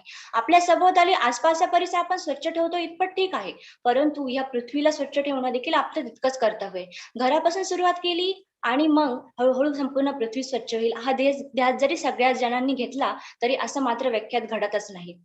मुख्यतः बोलायचं ठरलं तर पर्यावरण हा एक आता किचकट विषय होत चाललेला आहे. सगळेजण यावरती बोलतात, सगळेजण यावरती मर्म करतात, परंतु याविषयी तथ्य करण्यास कोणीही तयार होत नाही. पर्यावरण हा एक असा विषय होत चाललाय ज्याचा आपल्या सहजीवनाशी आणि सहअस्तित्वाशी संबंध आहे. छोट्या छोट्या अणूंपासून, छोट्या छोट्या घटकांपासून आपण या पृथ्वी तलावर जन्माला आलो. आपण या पृथ्वी तलावरती मनुष्य एक त्या निसर्गाचा भाग आहोत. त्याचप्रमाणे इतर प्राणी मात्र देखील या मनुष्य जातीमध्ये, या निसर्गामध्ये, या पृथ्वी तलावर या निसर्गाचाच एक भाग आहे. परंतु या सगळ्यांना नष्ट आपण करत चाललोय, पण एव्हा आपण हा विचार करत नाही की त्यांना नष्ट करण्याच्या नादात आपण स्वतः देखील तितकंच नष्ट होतोय. म्हणून मला या वक्तृत्वाच्या विषयावरती बोलण्यासाठी भाग पाडलं तो हाच मुद्दा होता. म्हणून या वक्तृत्व विषयामध्ये मी संपवता इतकंच बोलेल की निसर्ग तोच तर आहे पृथ्वीवरील स्वर्ग. निसर्ग तोच तर आहे पृथ्वीवरील स्वर्ग. आणि मानव आणि वर्ग यामध्ये करू नका कुठला भेद. मानव आणि वर्ग यामध्ये कुठला करू नका भेद. मनुष्य आणि निसर्ग हा एकच तर वर्ग आहे. हा एकच तर वर्ग आहे आणि निसर्ग हा पृथ्वीवरील तर स्वर्ग आहे. पुनश्च मी एकदा सर्वांचे आभार प्रकट करते आणि जय हिंद, जय महाराष्ट्र. धन्यवाद. Thank you, B5. B6. Tag B6. Yes, ma'am. Yes, you're not visible.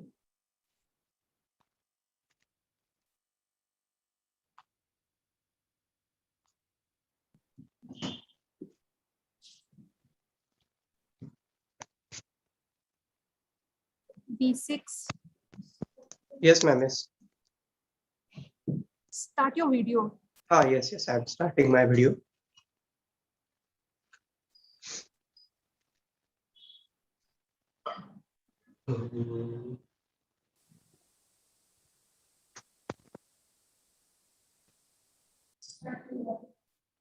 Yes, please. Yes, you're visible. You're audible. Yes, your time starts now. Ma'am, one minute. Yes.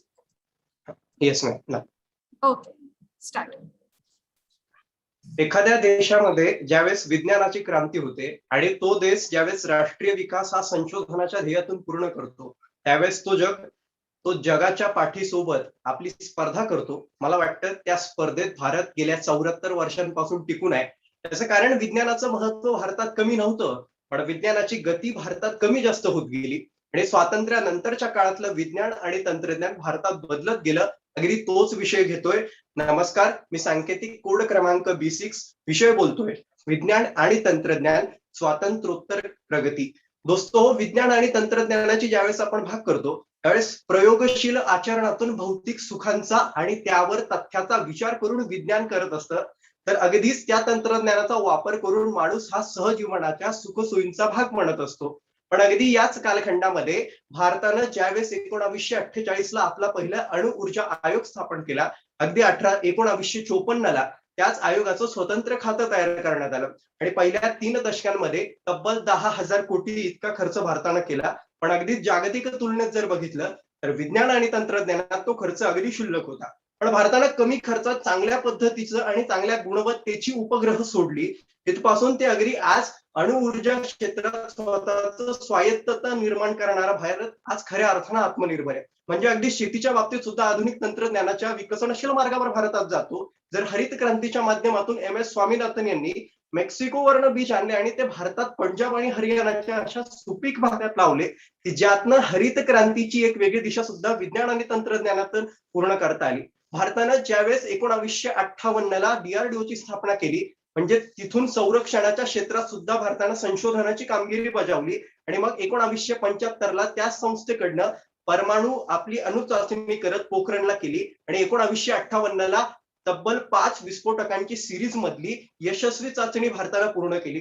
अगदी इस्रो आज जगातील प्रत्येक अहवालात पहिल्या 3 संख्यांमध्ये येते, पहिल्या 3 दर्जेदार संस्थांमध्ये येते. याचं कारण म्हणजे संशोधनाचा दर्जा आणि संशोधनात होत असलेली सततची प्रगती. इस्रोनं ज्या पद्धतीनं आर्यभट्ट याचं प्रक्षेपण केलं रशियाच्या मदतीने 1975ला, अगदी त्याच कालखंडामध्ये अनेक उपग्रहांसंबंधित स्वतःची स्वायत्तता मिळवण्यासाठी भारतानं प्रगती केली आणि मग नंतर त्याचे परिणाम आपल्याला दिसू लागले, जे डॉक्टर APJ अब्दुल कलामांसारख्या माणसामधनं त्यांच्या आधी डॉक्टर विक्रम साराभाई आणि अणु ऊर्जा क्षेत्रामध्ये भाभा संशोधन केंद्राने केलेली प्रगती ही आजही आपली क्षमता जगात आजमावताना जगात अव्वल स्थानावर प्रयत्न करते. मला वाटतं भारतानं विज्ञान आणि तंत्रज्ञानात वेगवेगळी प्रगती केली, पण तंत्रज्ञानाची प्रगती करत असताना सुद्धा 4G आणि 5G वेव्स पर्यंत भारताचा झेंडा रोवला जातो.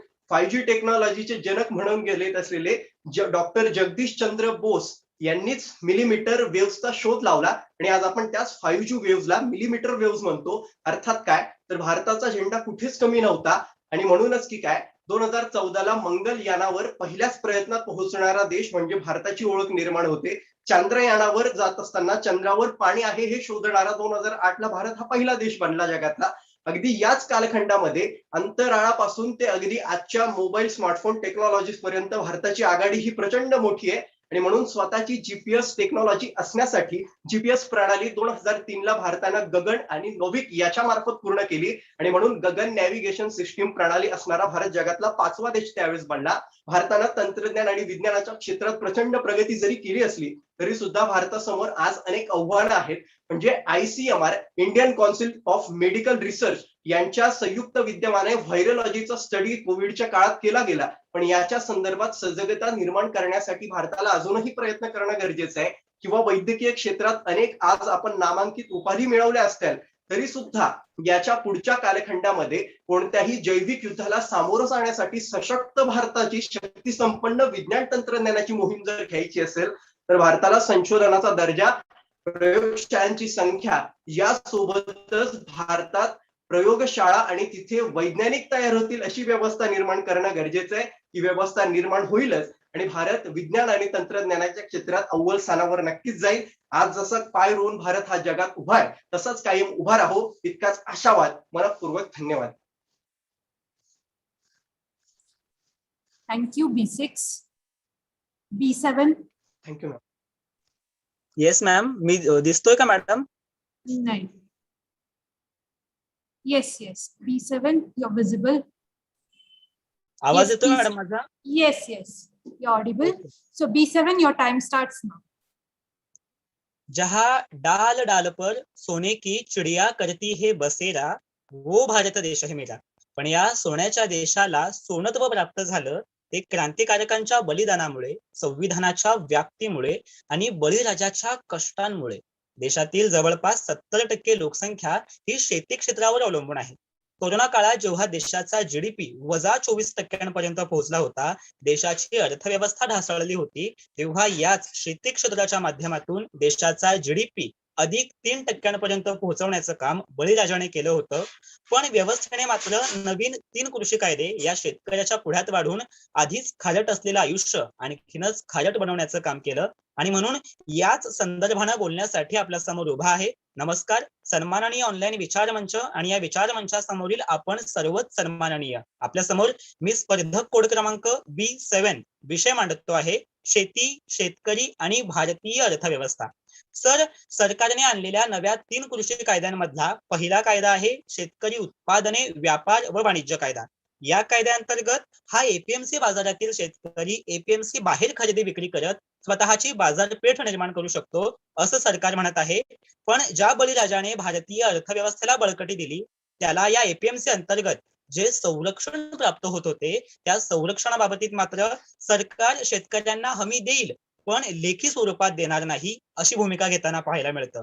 दुसरा कायदा शेतकरी किंमत आश्वासन आणि कृषी सेवा करार कायदा आहे, अर्थात कॉन्ट्रॅक्ट फार्मिंग. आणि मग सर, कॉन्ट्रॅक्ट फार्मिंगचा जो प्रयोग जगभरामध्ये अयशस्वी ठरला तो भारतासारख्या अल्पभूधारक शेतकऱ्यांच्या देशामध्ये यशस्वी होईल असं सरकारचं म्हणणं म्हणजे बळीराजासाठी मृगजळ उभं करणं आहे असं मला वाटतं.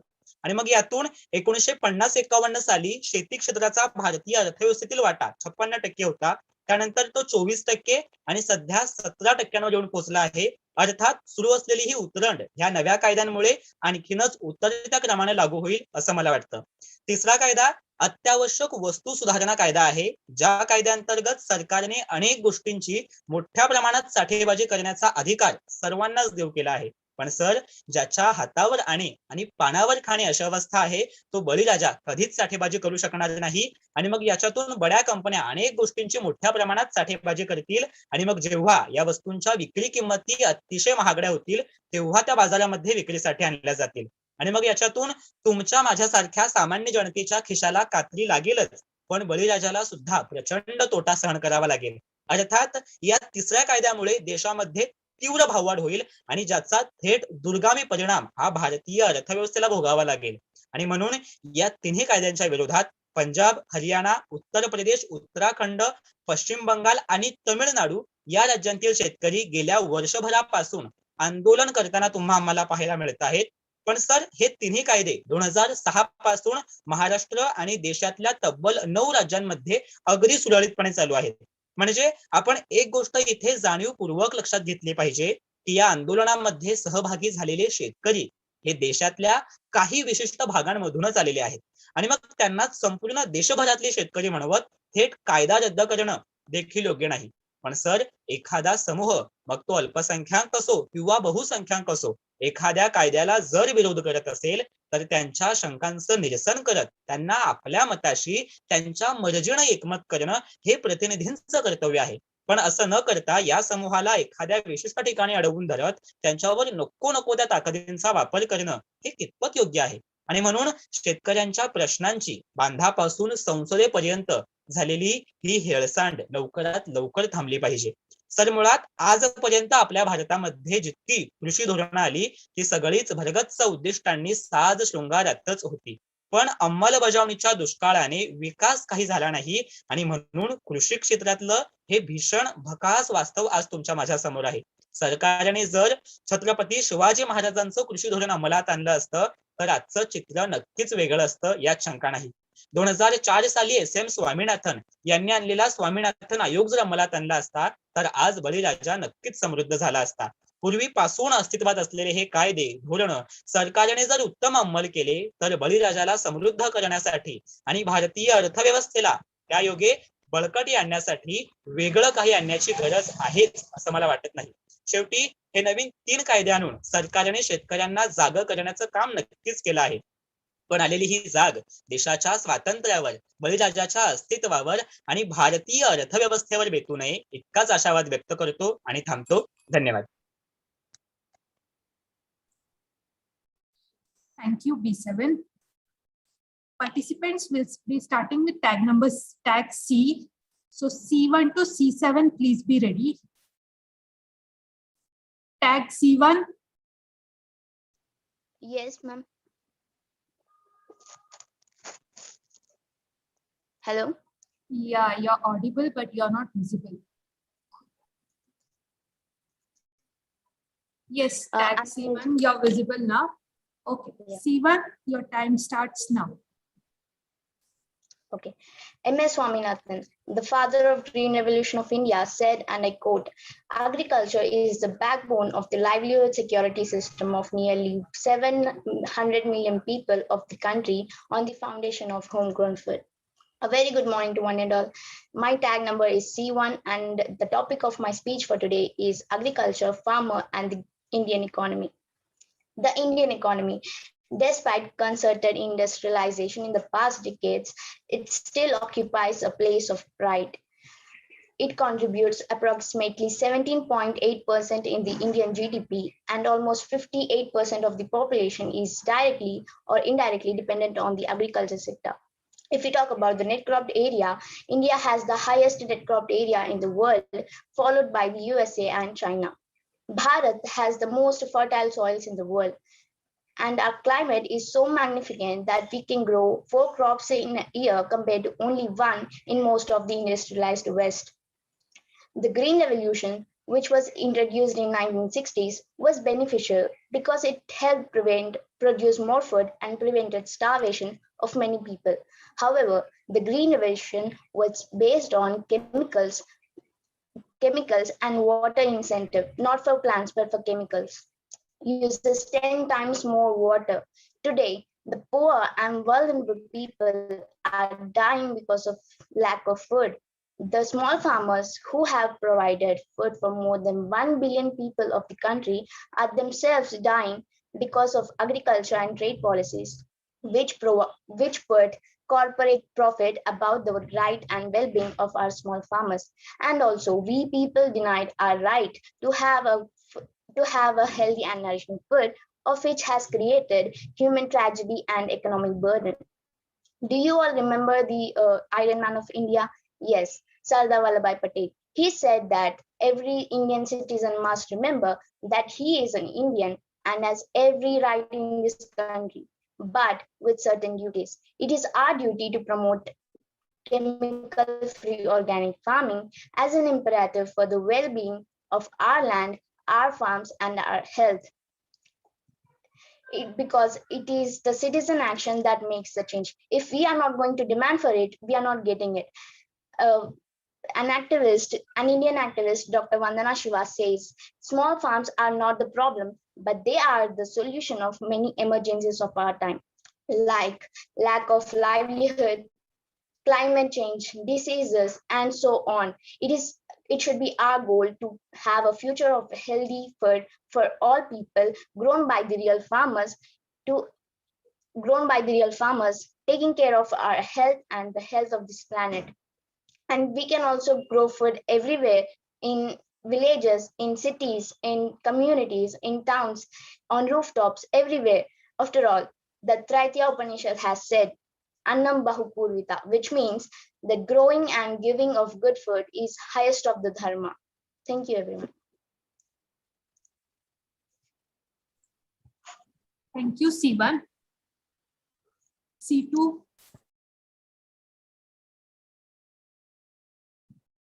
C2. Yes, ma'am. Am I audible? Yeah, you're audible and visible. Visible C2, also, no? Yes, yes. C2, your time starts now. Shravan मासी हर्ष मानसी हिरवळ दाटे सोहीकडे क्षणात येते सरसर शिरवे क्षणात फिरूनी ऊन पडे. बालभारतीच्या पाठ्यपुस्तकातील ही कविता वाचत असताना निसर्गाचं तरल सौंदर्य अनुभवणारा एक विद्यार्थी, तर दुसरीकडे हा नाश थांबवा भूमातेचे तन मन जळते आहे, ही वसुंधरा जनसंख्येच्या भाराने रडते आहे. हा नाश थांबवा, हा नाश थांबवा अशी आरोळी देणाऱ्या पर्यावरण स्नेही विद्यार्थ्यांचा एक समूह, तर तिसरीकडे युरेका युरेका असं म्हणत आनंद साजरा करणारे शास्त्रज्ञ, कारण त्यांनी झाडापासून अतिरिक्त ऑक्सिजन मिळवण्याचा शोध लावला असतो. आणि चौथं दृश्य मध्ये म्हणजे आज या स्पर्धेमध्ये उदात्त निसर्ग आणि चुका करणारा माणूस याविषयी भरभरून बोलणारे आम्ही सर्व वक्ते. हे चारही चित्र आणि किती विरोधाभासी, पण याच विरोधाभासी चित्रांचा एक कोलाज बनवत जणू मी निसर्ग आणि माणूस यांचा नात्याचा शोध घेण्याचा प्रयत्न करत होते. आणि तेव्हा कळलं की सहजीवन आणि सहअस्तित्व या दृष्टिकोनातून या नात्याला एक नवी दिशा देण्याची गरज आहे. आणि म्हणून मी स्पर्धक क्रमांक C2 आपल्या समोर विषय मांडते आहे, निसर्ग व माणूस, सहजीवन आणि सहअस्तित्व. या नात्याचा शोध घेत असताना मला माकड ते माणूस हा प्रवास लक्षात येतो आणि कवी वसंत बापट यांची ओळ आठवते, आभाळाची आम्ही लेकरे काळी माती आई. हो, कारण माकड ते माणूस ही उत्क्रांती ज्या जनुकीय बदलांमुळे झाली, त्या बदलांचं मुख्य कारण निसर्गात घडणाऱ्या विविध जैविक, अजैविक, भौतिक आणि रासायनिक प्रक्रिया होत्या. आणि म्हणूनच माणूस नावाच्या प्राण्याचं उगमस्थान म्हणजेच निसर्ग. या निसर्गामध्ये डोंगर, दरी, पशुपाखरे, आभाळ, माती अशा विविध जैविक आणि अजैविक घटकांचा समावेश होतो.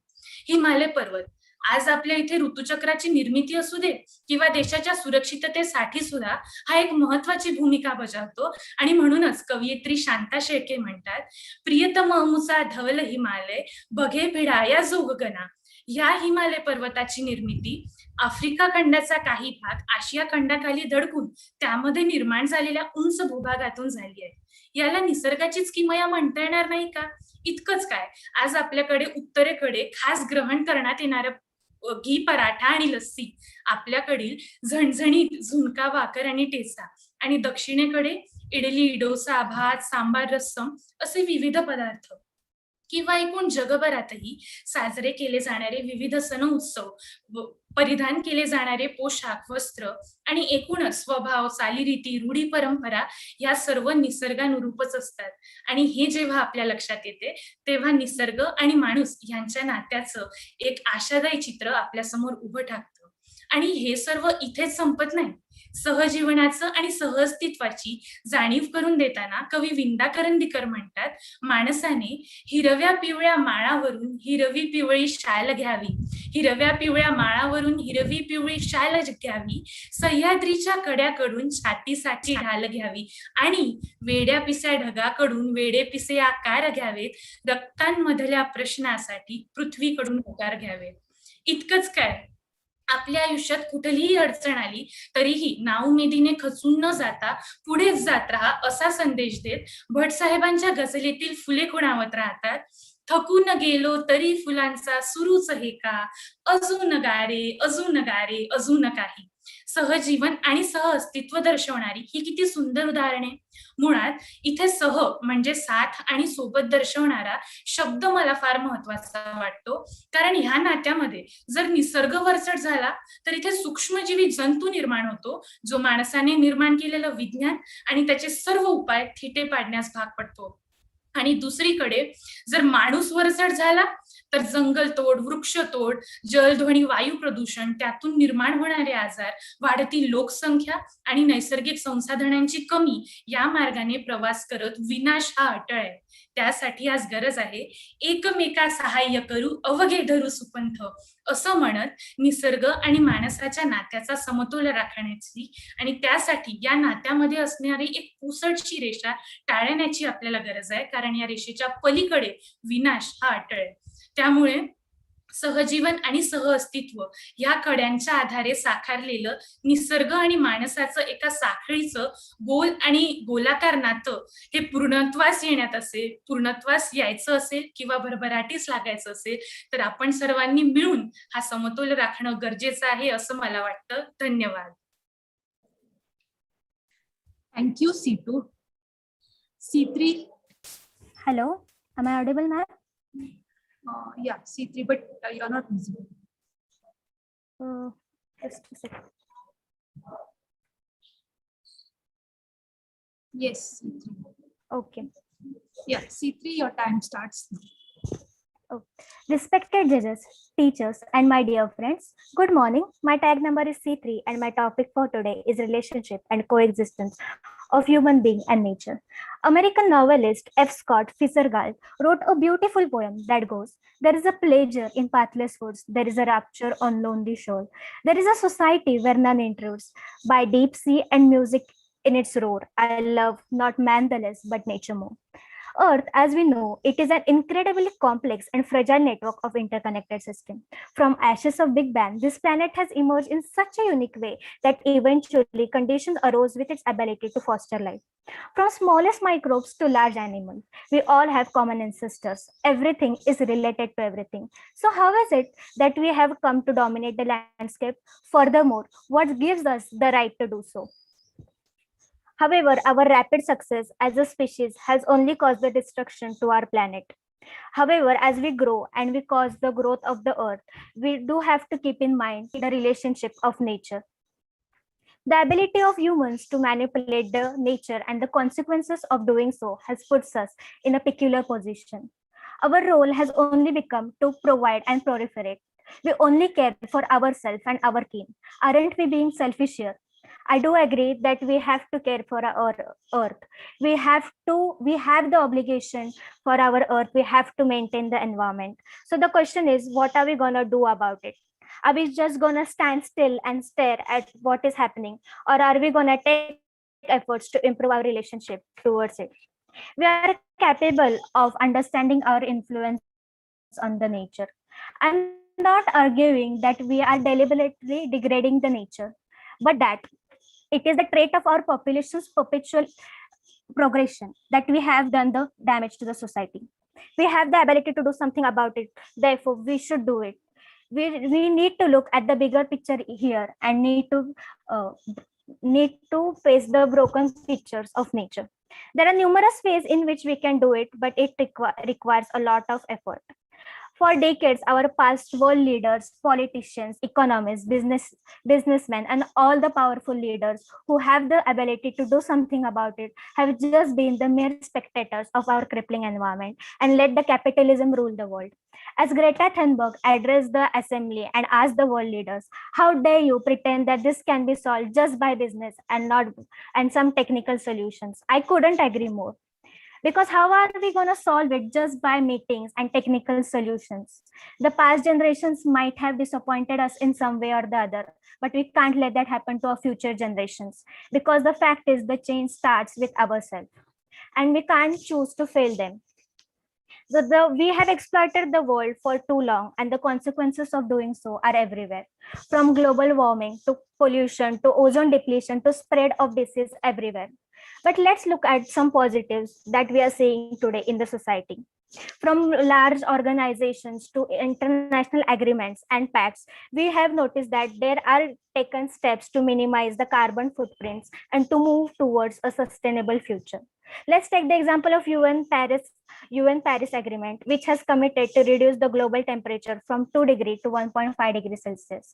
The increasing use of electrical vehicles in our day-to-day life, the government's focus on using the renewable energy all around the world. The developing country like ours, which is a major emitter of carbon, has also committed to reduce the use of greenhouse gas emissions. We have come a long way, but there's still a long way to go. We all agree that we have made some major mistakes in the past, but now is the good time to course correct it and move towards a better future. Ladies and gentlemen, the problem here is not global warming, pollution, but our problem here is the change in the attitude. We need to change our attitude and need to take the nature its course. The last but not the least, I would like to say that nature and human beings have a beautiful relationship, but it also has its boundaries. And as humans, we shouldn't overstep it. Thank you. Thank you, C3. Tag number C4.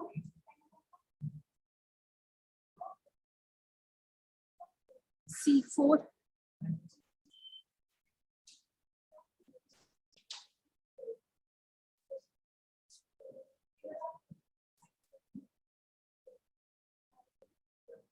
C4.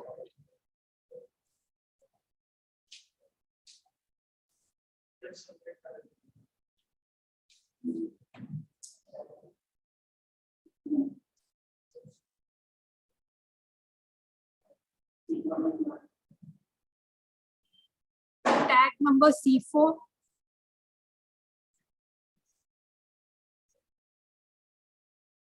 Okay. Tag C5. Yes, ma'am. Am I audible? Yeah, you're audible. Yes, you're visible now. Yes. Tag number C5. Your time starts now. Am I visible now? Okay, I think there's some problem with my camera. Am I visible? Yes, you're visible. You can start. Okay. Lecture begins and ends with nature. A marvelous morning to one and all. My grade is C5, and I'll be talking about relationship and coexistence of human being and nature. From an era of Stone Age to an era of digital world, we have come so far that our very existence is being part of an artificial reliability. Everything has changed, and everything is changing. The way we used to travel, the way we used to dress, our food, our shelter, and of course, we are stepping into an AI world. So everything is changing, but still there's something which is constant, something which is external. Yes, the relationship and coexistence of human being and nature. Humans are cognitive, and researchers say that human intelligence are increasing as the new generations are bringing up. And this led to discovering and inventing new things, which is more likely unfavorable to the planet. So far, this has happened that so as to improve the standard of living and makes things easier, we invent new things, making us deter from our responsibility of protecting the planet, and we become completely blind towards sustainable development. Because of our own deed, we are facing a lot of difficulties in the form of different natural calamities like earthquakes, flood, climate change, etc. And very recently, we were discussing about the rising sea level, that many popular cities around the globe might be underwater by 2050. And these are the few effects of our own deeds. So, and even since many years, environmentalists were warning us about the ecological imbalances that many plants and animals are suffering. Even the eco-friendly bacteria, which are important for the ecological balance, they are being extincted. So these are some of the dangerous effects that are being occurred because of the human activities. So definitely we have to do something to bring back the ecological balance, and for that we should completely avoid materials like which are non-degradable, like plastics and gadgets, and definitely we should plant more trees and make sure that the emission of CFCs into the atmosphere is reducing. So I would like to conclude by marking the words of Robert Swan, that the greatest threat to our planet is the belief that someone else will save it. We are actually living in the nature, but when everything coming to picture, we are actually living with the nature. Nature is something superstitious, that which we can feel, that we can see, which we can touch. So like if we are here for a shorter period, but it's not the same thing with the planet. Even after 100 to 1,000 years, we do need the nature, we do need the humans, we do need the plants, and we do need animals. So as to coexist with every element of nature, we should focus on sustainability today, and only then in the coming years we could maintain this coexistence. Thank you. Thank you, C5. Tag C6. Tag number Yes, ma'am. C6. Yes, ma'am. Am I audible? Yes, you're audible and you're visible. All right. Yeah, you can start. The human spirit needs to be in places where nature has not been rearranged by the hands of a man. A very good morning to everyone present here. I am C6, and I will be talking on the topic relationship and coexistence of human beings and nature. What is nature? Nature is everything around us. Everything is nature. Natural things are things that have not been altered by humans. So the trees, the waves of the sea, all of this is nature. Homo sapiens are an extremely fortunate species to be living in this naturally abundant planet. Now, humans share a close relationship with nature. We live in this bountiful nature. We derive all our raw materials from nature.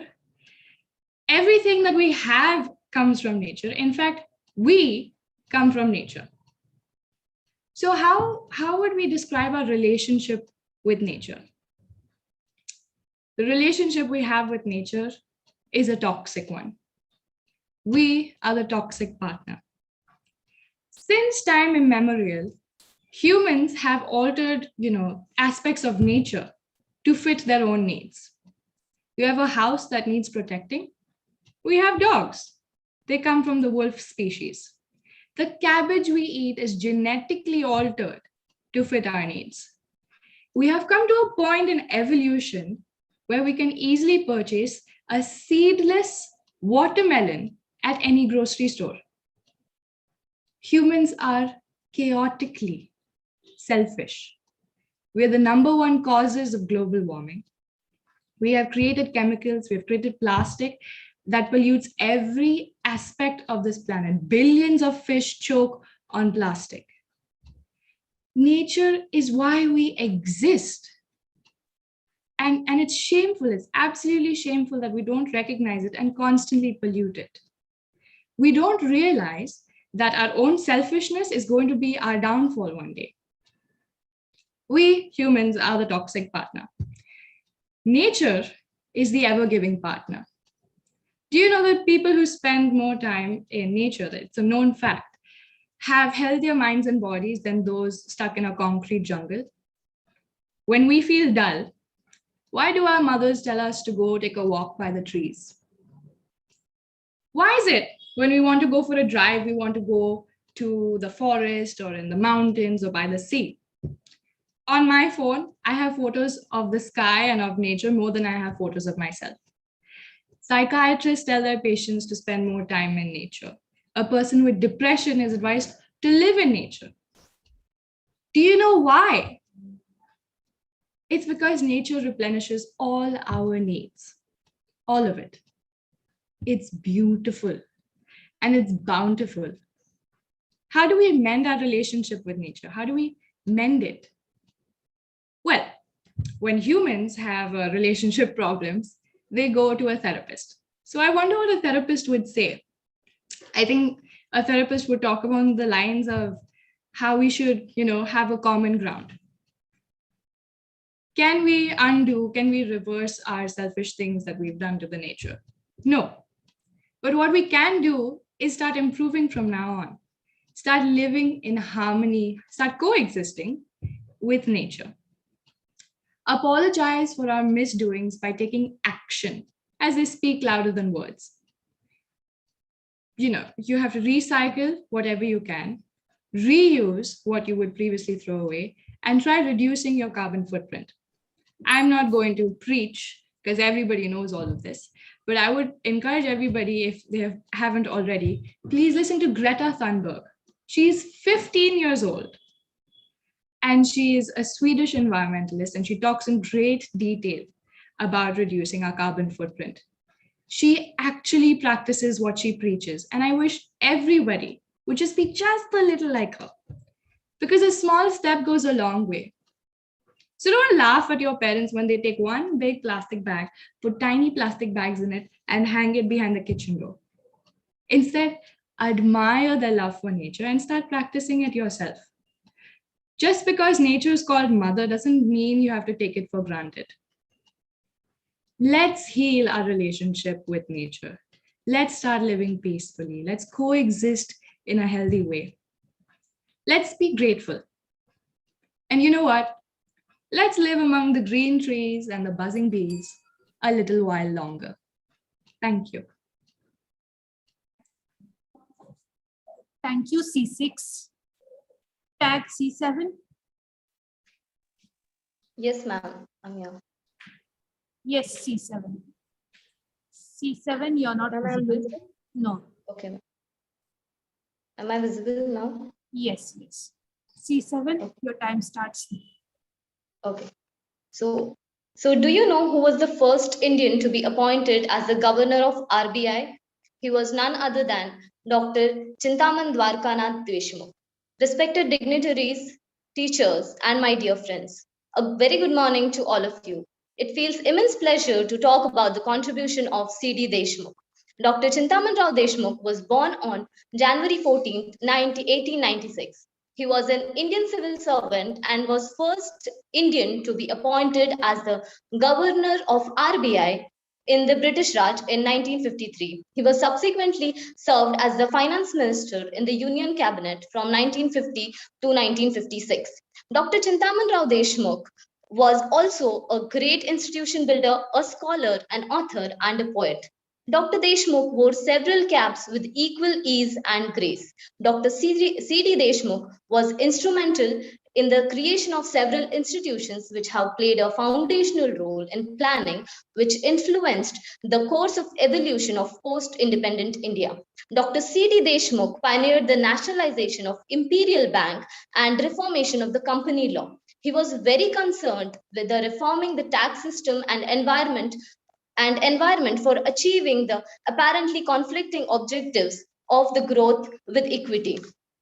It is a sign of very different times that despite the fact that he was not a political person and he did not belong to any party, he was inducted into the cabinet on the sheer strength of his expertise and experience to mold the destiny of a nascent nation through the always choppy seas of finance and economics. Dr. C.D. Deshmukh's first budget of 1951-52 proposed an overall rise in taxes. The following year, he presented an intervened budget for 1952-53 and in the first elected Parliament of India. Dr. C.D. Deshmukh's tenures, during which he delivered six budgets and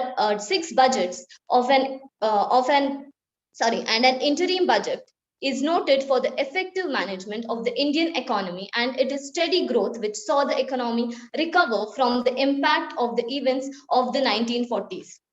As a finance minister of India, he took the momentous decision to nationalize the life insurance industry in India in January 1956, leading to the establishment of Life Insurance Company of India on 1st September 1956.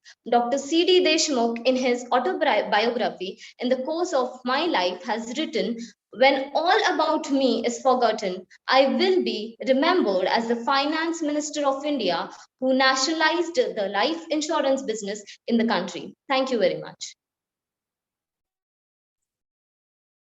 Thank you, C7. Tag C4. Tag C4, are you there?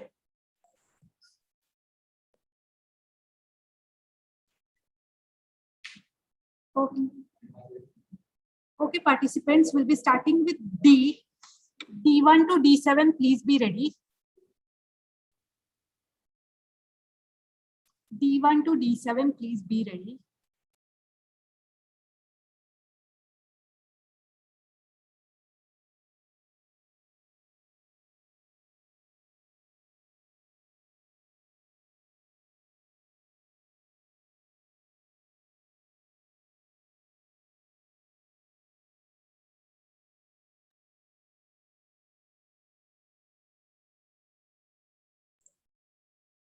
D1. Tag number D1. Yes, ma'am, I am visible. Yes, you're visible. Yeah, you're audible. Yes, D1, you're ready, right? Yes, yes. Okay. Yes, just 1 minute. Yes.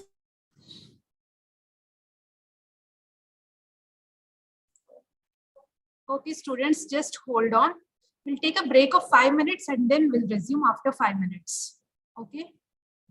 D1 to D7, please be ready. We'll be resuming after 5 minutes. Excuse me, ma'am. Yes.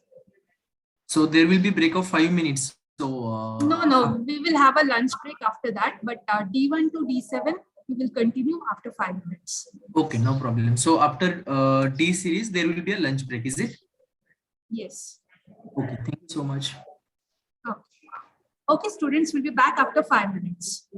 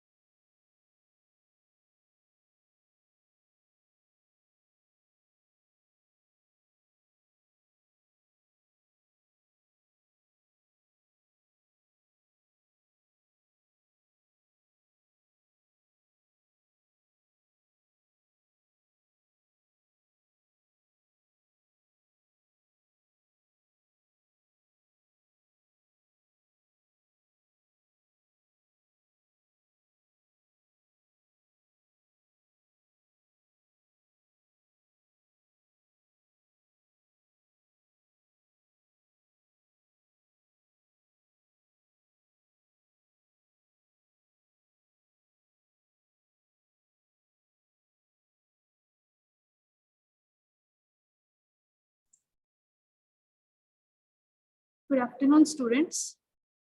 We'll start with the competition. Tag number D1. Yes, ma'am. Yes, you're not visible. Yes. Now I'm visible. Yes, yes. Tag number D1, you can start. Yes, ma'am. Hello, friends. My tag number is D1. My topic is post-independence of science and their development. So India is a developing country, not a developed country. Which are the developed countries? Russia, China, Japan, Germany. They are developing all the fields. But because we are developing, now we are developing all the fields. First we take our first point is, how is Dakshin Gangotri? Which is Dakshin Gangotri and why it is possible? Dakshin Gangotri means it is a mission in Antarctica in 1983 in Antarctic research. Gangotri is at South Pole. In 1983, India's first scientific base station in Antarctica. You all know Antarctica. The wall is formed by glaciers and ice. Antarctica was established about 2,500 kilometers from the South Pole. It named as Dakshin Gangotri. Why it is constructed and which is the purpose of constructed? Because we have to found the founding by chemical analysis and geology, geomagnetism. So what is geomagnetism? Geomagnetism is study of their South Pole, North Pole and their electronisms. Why it is found by, which is a purpose of men? Because Antarctica is not a human place to live in Antarctica. Its temperature is more than, and it is not suitable for development. It is a 81 member of team. We are built in 8 weeks. It is so much most valuable record in our India's scientific development. The South Pole was constructed about 15 permanent stations to access and develop all their information to Antarctica. Well, our another topic is Aryabhatta. Aryabhatta founded zero, but we are now witness also zero because our literacy and illiteracy rate is about 28%. Mean 100%, 28% are illiterate. When developed nation, when people are built and they learn new things, then nation is built. So why Aryabhatta? Our India's first launched satellite on April 1975, named for the ancient Indian astronomer Aryabhatta, constructed by ISRO. And their name is Cosmos 3M launch vehicle from Kuxtien War. It is also we are taking help of Soviet Russian to rocket launch development. So what is our best for this first satellite? We are orbiting, the satellite had complete 60 orbit on the Earth. It is a very good record in our Indian history. So my second point is Abdul Kalam's the missile man of India. They are also participated in all the Agni field, and he also developed by Prithvi. Agni missile was not India's first ballistic missile. That is remain or rechanged by Prithvi's ballistic missile. Abdul Kalam was a leader of Indian ballistic missile program. He has also developed by 6-7 missiles by Agni series to Agni 1 to Agni 5 and Prithvi in so many satellite. A contribution is most important by Abdul Kalam sir. Now we are taking third part of in IT company, IT infrastructure or IT company. We are developing a supercomputer. It is supercomputer developed by Maharashtra's Vijay Bhatkar person. It is a Marathi person. He developed supercomputer. Why supercomputer is developed? The accessing and storage of data is so many times accessible and largeable to where it is collected. That's why supercomputer is developed. The Param supercomputer is an Indian company. He has built a supercomputer, and their director is Dr. Vijay Bhatkar. And that time their budget is, the supercomputer were found. That time the budget is 30 crore. Means it is a good. That time is 30 crore. in 1978, 1992, I think, and 1995, the control room of Pokhran, all Pokhran, we are test the new nuclear power. That time we all are know the America's intelligence person, they are saying don't test Pokhrans because we are always saying we are not doing good, but when they are doing nuclear, they are good, we are bad. So Pokhran 2 is also development of science and their development. And we are taking the now ISRO Chandrayaan 1 spacecraft in Bangalore 2008. We are also successfully land rover on Chandrayaan 2. Chandrayaan 1, we are successfully dealing with Chandrayaan 1, and we are also found in marine technologies like INS Arihant. It is a spacecraft and they also warheading ship with accessing all over information about our enemies, like our neighborhood countries always sending terrorists in my country, but they are successfully die. Yesterday or 2-3 days ago, the news we are taking the 5% train from Pakistan and they come to terrorists in India or bombast or IDX. Why it is possible to our intelligence, artificial intelligence, they are track their phone to India to Pakistan, and that's why they are found. So many things we are founding or developing in country, but when developed, our people is not focusing on learning and education. That's why we are back to back always roadside. Now my first suggestion is to learn new thing and take educated, then our India is built. Thank you. Thanks, friend.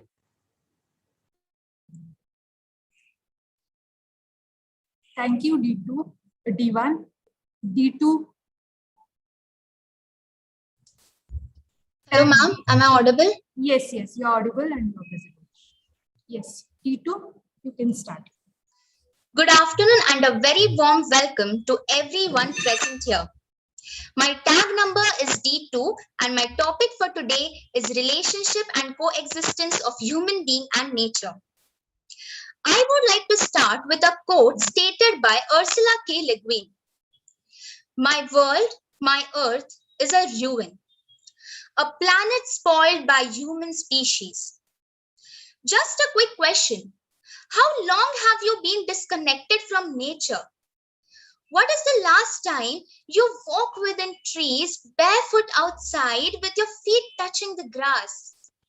Get the vitamin D from real sunshine instead of taking capsules. Some would say, why would we do this? Many would say, what is she even talking about? This attitude of ours has led us to question our relation with nature. Man has been in relation with its surroundings since ancient times. They are dependent on the surroundings for survival. All these years of consuming natural resources by giving nothing back in return. The connection between man and nature is at times arguable. For instance, nature can be an enemy to man as much as it remains a provider.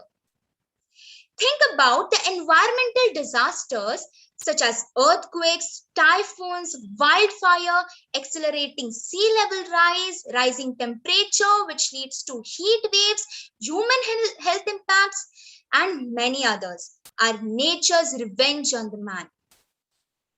The interaction between man and nature is such that the more the society progresses, the more the man tends to rely less on nature. Think about it. We rely on natural resources for sustenance of cities and development of technologies. The components of your phone are mainly derived from minerals. Yes, you are right. Mineral, a natural resource. Again, as man continues to discover more about nature, the more he strives to transform it. man's influence on nature increases progressively. Nevertheless, man comes into more contact with nature as time progresses. The man-nature relationship has had its ups and downs since time immemorial. Although the connection is intricate, many instances prove that at present time, man isn't in tune with nature. As such, humans must consider their relationship with nature, considering that they need nature more than nature needs them. When it comes to climate change, you should be the change you wish to see in the world. And lastly, I would like to conclude my oration with a short yet a beautiful poem.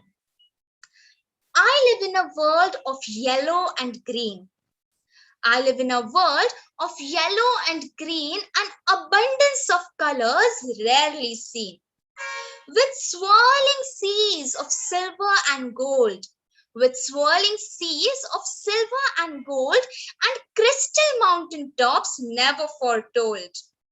Skies of amber and clouds of peach, skies of amber and clouds of peach, I picture myself in a pink satin beach.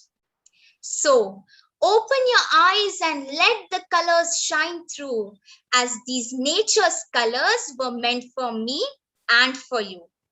Thank you everyone for your patient listening. I hope you all have a great day ahead.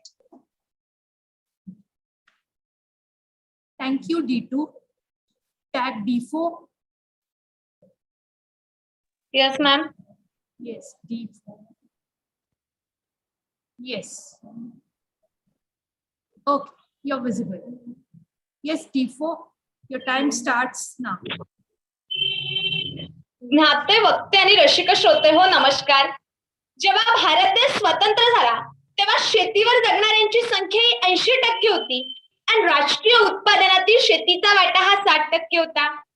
पण आज जर बघितलं तर शेतीवर जगणाऱ्यांची संख्या ही 60% आणि राष्ट्रीय उत्पादनातील शेतीचा वाटा आहे फक्त 15 ते 20%. म्हणजे शेतीवर जगणाऱ्यांची संख्या तेवढीच आहे, परंतु शेतीमधून निघणारे जे उत्पादन आहे त्यामध्ये प्रचंड मोठ्या प्रमाणात घट झालेली आहे.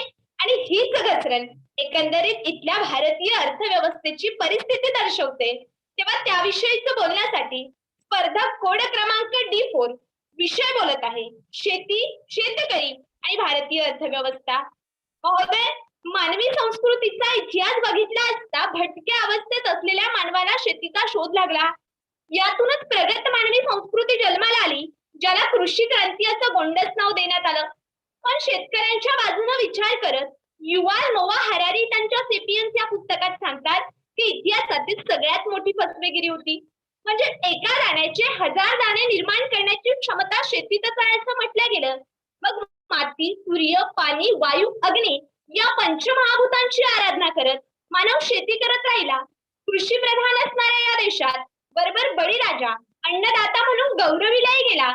पण प्रत्यक्षात मात्र वरच्या स्थानी असलेल्यांकडून शेतकऱ्यांचं जे शोषण झालं त्यामुळे त्यांच्या वाट्याला आल्या त्या असंख्य वेदना, भूकबळी आणि पर्यायानं आत्महत्या. कारण शेती आज कर्जाचं तारण झाली आहे, शेती आज माणसं धरण झाली आहे. कोंब इथल्या स्वप्नांचे करपून गेले केव्हा, शेती आज स्वस्ताचं मरण झाली आहे. अशा प्रकारे भारतीय अर्थव्यवस्थेत शेतीला कुठल्याच प्रकारचं स्थान टिकून राहिलेलं दिसून येत नाही. आणि त्यामुळे इथल्या शेतकऱ्यांची पिळवणूक करण्यासाठी त्यांच्या विरोधात अनेक कायदे करण्यात येत आहेत, ज्यामध्ये 1955चा जीवनावश्यक वस्तू कायदा असेल, ज्यानुसार ऊस, कापूस, कांदा या उत्पादनावरती निर्यात बंदी लावली गेली. सन 2000 मध्ये विशेष आर्थिक क्षेत्र नावाचा कायदा करून शेतकऱ्यांकडून जबरदस्तीने जमिनी विकत घेण्यात आल्या.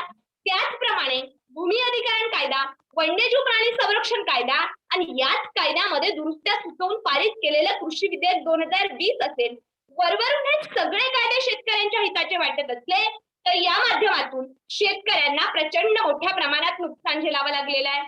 मग एक वेळ होती की शेतीला प्रथम स्थानी मानलं जायचं, आज ते स्थान दुय्यम होताना दिसून येत आहे.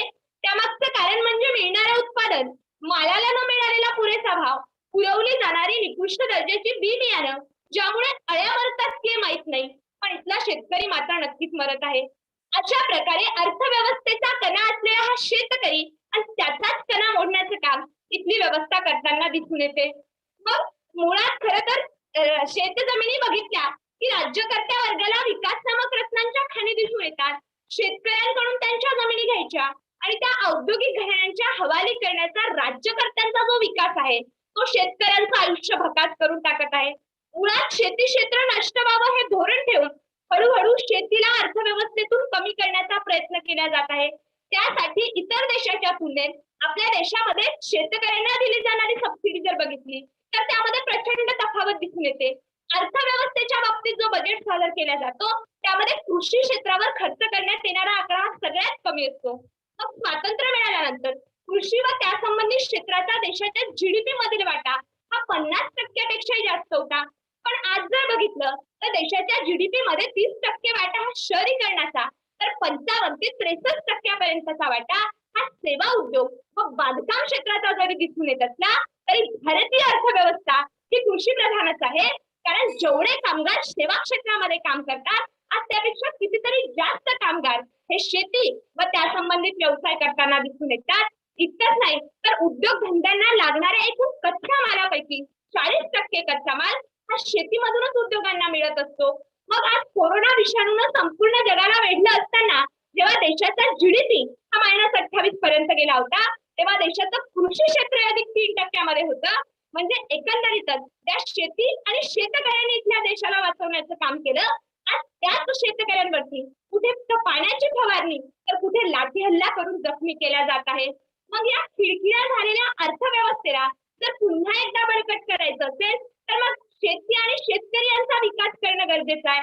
मग त्यासाठी आम्ही नेमकं काय केलं पाहिजे तर स्वामीनाथन आयोग आज लागू केला पाहिजे. जे भूमिहीन शेतकरी आहेत त्यांना कचण्यासाठी जमिनी दिल्या पाहिजे जेणेकरून राष्ट्रीय उत्पादनात वाढ होईल आणि शेतकऱ्यांच्या हातांना देखील काम मिळेल. तसेच छत्रपती शिवाजी महाराजांनी दिलेलं बिनव्याजी कर्ज, महात्मा फुलेंचं कृषी विषयक धोरण, डॉक्टर बाबासाहेब आंबेडकरांचं small holding and their remedies in India, शेती शेतकरी यांच्या समस्या व त्यावरील उपाययोजना यांचा आदर्श डोळ्यासमोर ठेवून शेतकऱ्यांसाठी जर कार्य केलं गेलं तर निश्चितच इथल्या शेती आणि शेतकऱ्यांची परिस्थिती आम्ही सुधारू शकू. एवढाच माफक आशावाद. मनपूर्वक धन्यवाद. Thank you, D4. Tag D5. D5. Yes, ma'am. Am I visible? Yes, you're visible. Yes, you can start. Okay. Hello all, I'm tagged as D5 and thank you for giving me this opportunity. Okay, so I've chosen relationship and coexistence of human being and nature as my content, and I would begin by quoting a small French epigraph which goes on like il n'y a pas de wifi en forêt mais croyez-moi vous trouverez la meilleure connexion, which means there is no Wi-Fi in forest but trust me you'll find the best connection, and I'm pretty sure we all agree on. Now, first thing first, no running around the bush, straight talk. Okay, man and nature relationship can be defined in numerous ways. For example, if you say science, it's ecology. But if you ask me, today I want to express what I personally feel, not the science. And if you ask me like what's the relationship between nature and man, I would definitely outline like others. It's a relationship of mother and son. Why? Because I'll tell you, everyday scenario, a typical family. What happens when a man starts his family? Like wife, kids, running behind his wife and kids, he tends to forget his parents, neglects them. Now it's identical with nature. I'll tell you, just delineating nature as mother, humans as son, technology and development, industrialization as kids and wife, etc. Running behind development, humans have forgotten their roots and the one who brought them to existence. Now we all know nature is damaged by humans. Okay, a lot of natural resources, services offered by natures are literally taken for granted. And even though we know this thing, we tend to consume as if there's unlimited supply of resources. But little did we know that these we live in a non-renewable world, and however humans cannot live without this service, but nature will probably survive without humans, especially those artificial and man-made services. Now, moving on to coexistence. Now, one thing that keeps hitting my mind is always like, can humans coexist with nature? No, because I think we are the most dangerous, deadly, threatening creatures alive. For example, we'll take wildlife. Okay, for instance, wildlife, centuries ago, wild animals used to pose a lot of real threat to humanity, but nowadays it's other way around. The tables have turned. Okay, it's we people that we have made a mission to eradicate a large number of animal species from this planet. It's our perception. What is a human right, man? It's our perception of human right to dominate all other creatures. Now I'll tell you, I remember turning back to around like 2012. There was a research that had proved coexistence, okay, of human and tigers, both wild animals, okay, human and tigers in Nepal, and have found that they actually share the same geographic area, and have adapted to each other's living habit in a way that they do not disturb each other. In this example, if we see, like, including humans and tigers, shows that even in assumed dangerous situation, in dangerous situation, coexistence is possible. There's two things. One can create an environment where humans can live with animals side by side, or one can destroy animal habitat and then complain that wild animals are in conflict with human living spaces. Choice is ours. Now in this pandemic, we see, okay, we all are going through some psychological disorders, paying money, thousands and thousands on money on psychologists, for that. But astonishingly, many researchers have also proved psychological effect which nature could have on human would be the strongest one, because it's through his or her psyche, which means soul or internal, that human feel a connection to nature, and the natural environment is one of the most basically important and important ingredients of human psychological existence. Now I think it's appropriate, hands up, like, if appropriate to say that nature is connected eternally as well as externally to nature. Now everything till here we know what's the cause, but what about the solution? I know what about the solution of these complications. I don't know, but I think one thing that could aid would be the right relationship.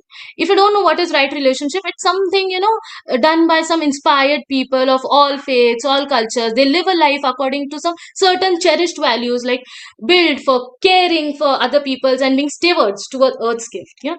Rachel Carson's triggering of environmental movement in around 1960s is one of the examples of people coming together to bear witness what they knew was right.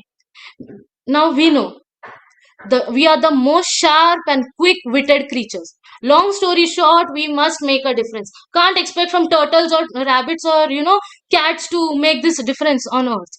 We assume we are smart. We need to be smart.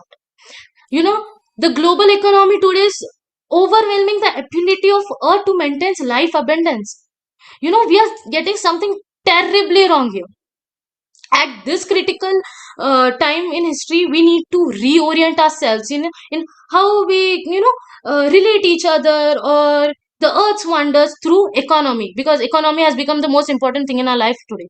So we need to make economy a source between us. Okay, now there is a strong obligation to a new mass movement that bears witness to a right way, a right way of living on our finite, I repeat, it's finite, it's not infinite, it's finite life giving planet.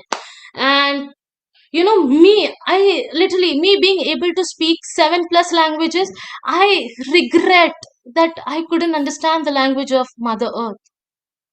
Lastly, like, this will be a guilt for me always. And lastly, I would just say, like, we all are unique, we all are different, only earth is what we have in common. So I think, no, I don't think, I claim that let's make a better place to live and let live. Thank you for lending me your ears. Thank you so much. Thank you, D5. Tag number D6.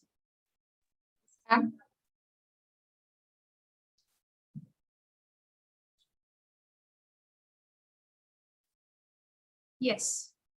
Good morning, I am D6. People often tell me I'm a nemephilist, and I always get this urge to ask them, what is not there to be in love with? It's quite perplexing that we have such an altruistic friend nature, but we still cry for lacking a good friend.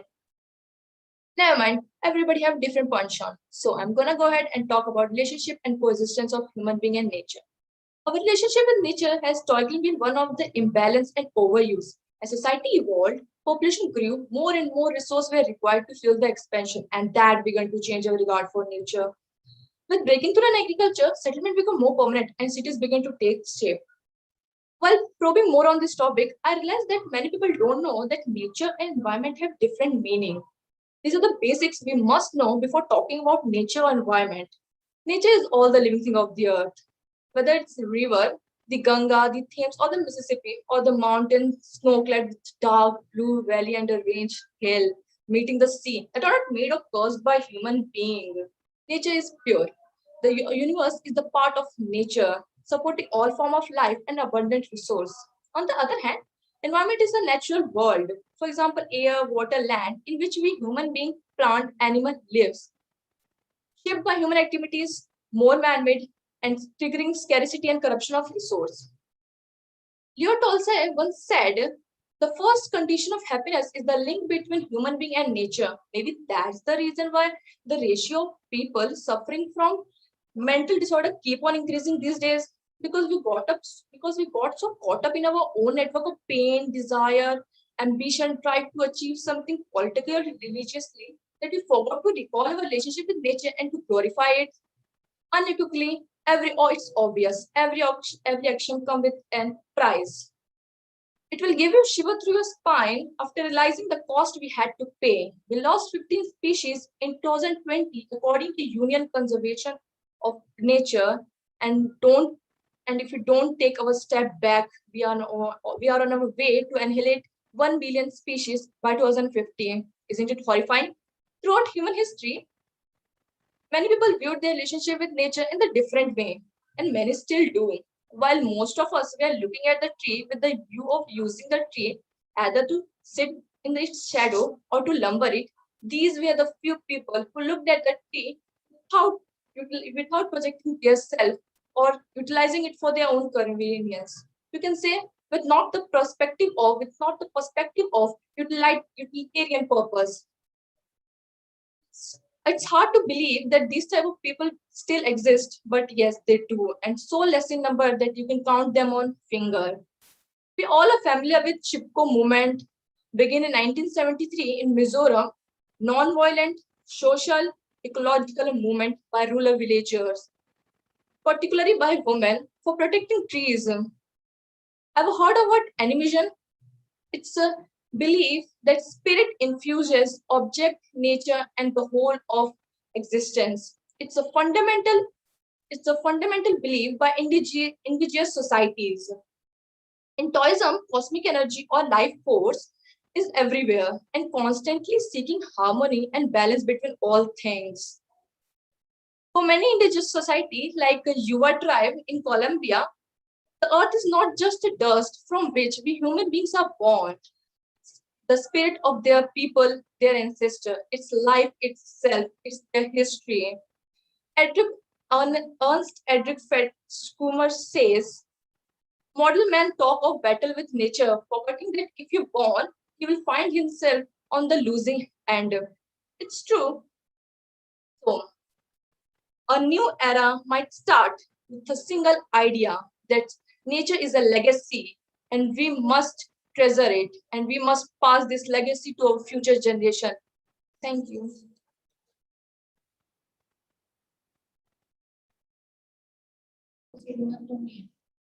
Thank you, D6.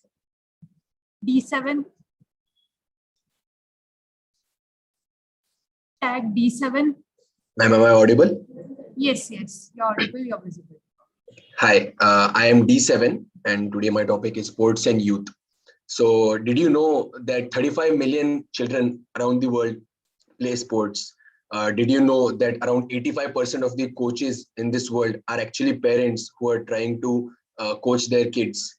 Did you know that 61% of the male athletes and 34% of the female athletes say that the sports they used to play or which they do play actually helps them shape their personality.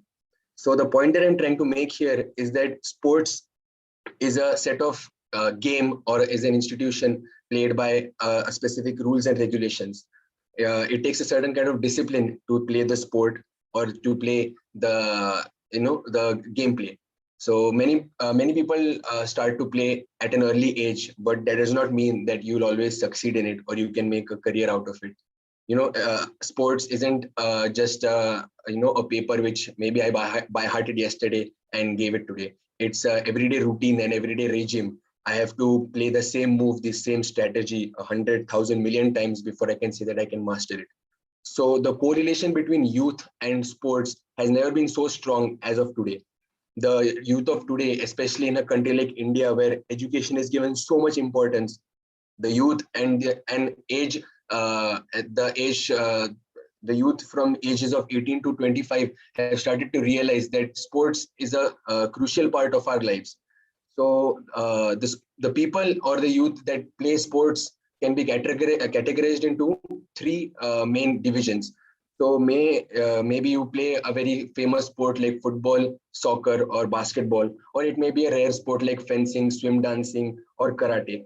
But the youth today can be divided into three categories. The first category is where you have this heart, the passion to play the sport. You want to succeed, but maybe your skill set does not match up to that level. Maybe I can love basketball, maybe I can love football, but my love for the game, my passion for the game isn't going to just take me forward. I need to have the skill set. So the youth today realize and need to take a back step that yes, they have the passion, but the skill set isn't going to help them go ahead. The second one is where they have the skill set, but their overinflated egos, the crime or drug abuse can, divert them from their original path. I can tell you many such players like Allen Iverson, Stephen Marbury, who have had the skills, who have had the vision, but just because of some minor divergence like crime, like drug abuse, overinflated egos, too much into themselves, have lost their careers. So that there is also a possibility that you are gifted, but you are too into yourself to see that. And the third is obviously the ones that we see on television today. The youth today, like Neeraj Chopra, Dhoni, Cristiano Ronaldo, Messi, Mbappe. So all these players, they have the skills and they have the value or the respect that they know that they can go ahead with their skills, and they have the respect that they want to show to their sport, their country, the family members around them. So I don't know, or it's not my place to say who are wrong or who are right. But all we can say is that sports does play a very crucial role in everybody's lives, mine, yours. It plays a role such that your personality is shaped, maybe subconsciously or consciously, over through the time. You may have had memories in schools of people you played with, people who took you forward. Even today, I remember the coach who used to slap me, who used to hit me on my basketball court. And maybe the people around me did not understand why he was doing that. But today, after 10 years, I can remember that, yes, that subconsciously made the person who I am today. So that is the kind of impact that sports, the people around you who are involved in that industry can help you, or, make the person you are today. A study in 2014 on 2nd June was made in the US, where a correlation between the youth, that is the demographic of 18 to 25, and sports basically was made. And it was shown that countries who have a more number of athletes and who have the awareness of sports have a lesser crime rate. That is the reason why sports is like a drug, but a good way, where it occupies your mind so much that you have very less space in your mind for negativity, for any other thoughts to come by. Sports also opens up many kind of demographics and many kind of opportunities for today's children. As I said earlier, in a country like India, where education has been given so much importance, maybe 10 years back, sports was on a back seat. But today, it has opened a new pathway for children. Maybe a child can be dyslexic. He does not know how to read and write, but still can win a gold medal for his country. So that is the kind of opportunity, that is the kind of pathway that sports can bring light into the darkness of today's youth. Sports has been also reimbursed in rehabilitation centers, where people who have gone through with drug abuse, who have gone with crime, who have gone with domestic violence, have overcome that dark part of their life through playing, through manifesting these kind of things in their life. So sports is an inevitable force of nature which has been inculcated in our lives from the very past, but the youth today knows what the importance is, and it's just more than running 10 kilometers or 15 kilometers. It's a way of life which makes your lives better, the lives around the people, the lives around lives of people around you better, and it is a whole world in itself. And I guess the youth today understands that, and this is the future. Thank you. Thank you, D7. Okay, now we'll be pausing here for lunch break. We'll resume at exactly 1:30. Thank you all. We'll be back at 1:30.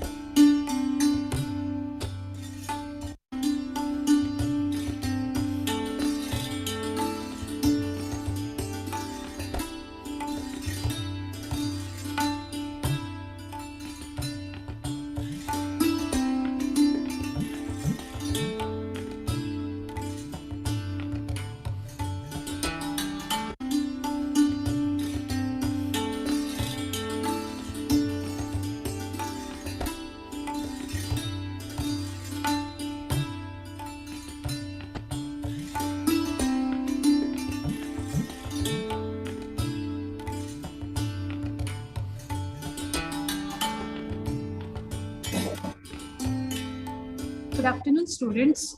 Good afternoon, participants. We'll be starting with the competition within 10 minutes.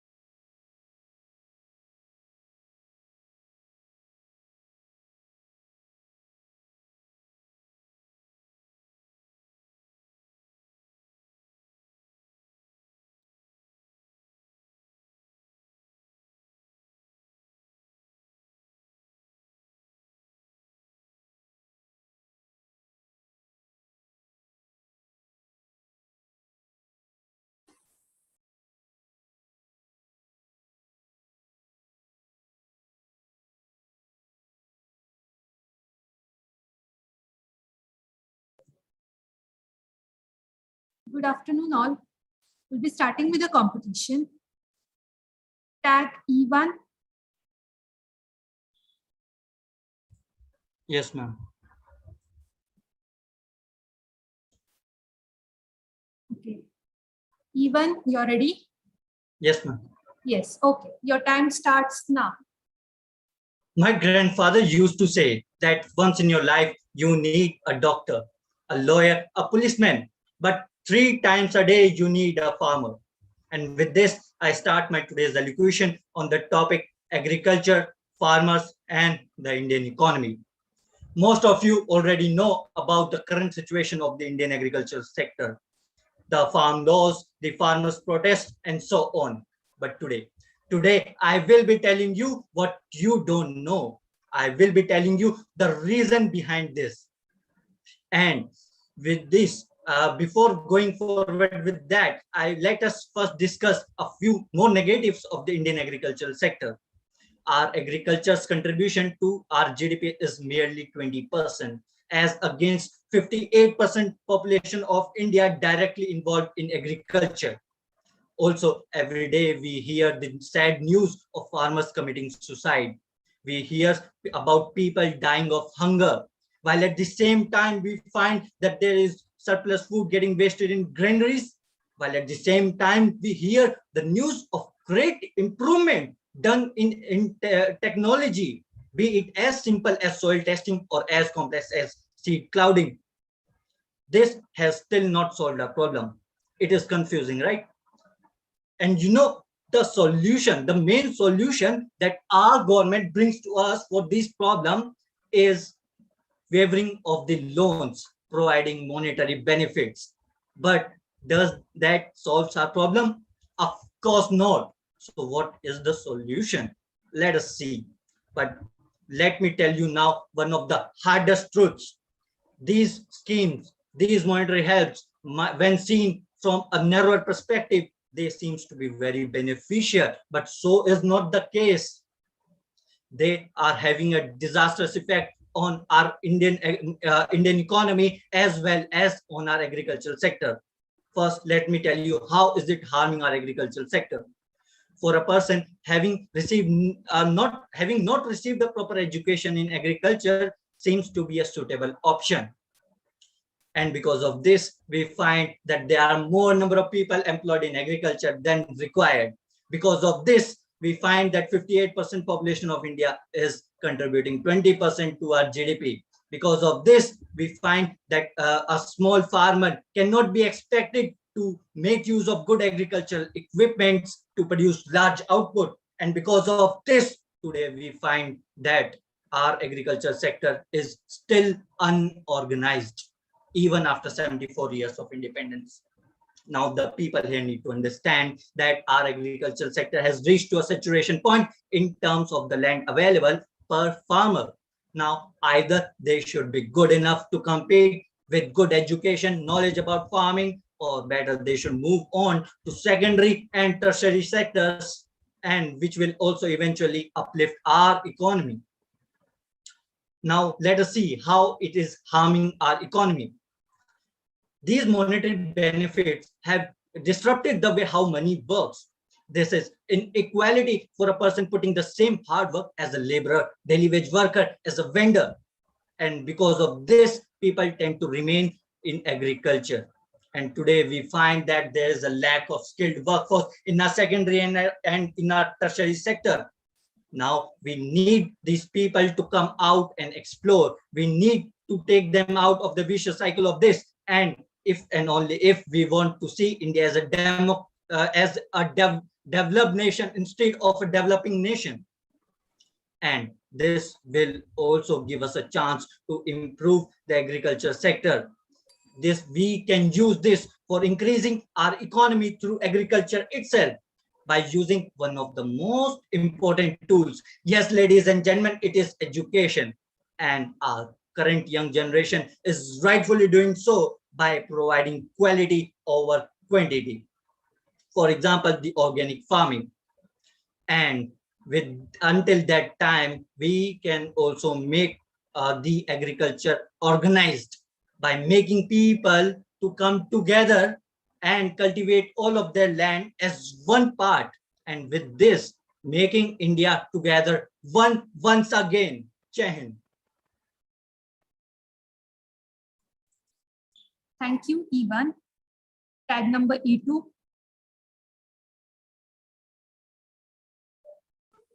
Hello, am I audible? Am I visible? Yeah, you're audible. Yes, you're visible. Am I visible properly? No. Hello. Please adjust your yes, Camera. you're visible. Yes. Okay, am I? Yeah. Yes. Okay, you can start. Yeah. Hello, everyone, the panel and my peer competitors. I am participant number E2, and I'm here to speak on the topic relationship and coexistence of human beings and nature. Let me start off by asking you all to close your eyes and picture this tiny little fetus developing inside its mother's womb. The way those fragile features develop inch by inch. It's just fascinating, isn't it? Let me tell you, my dear friends, that is actually when a person gets bound with nature for the very first time. And yes, it's that early. That is when that innocent soul gets bound with the nature, and that should stay till the end of the time.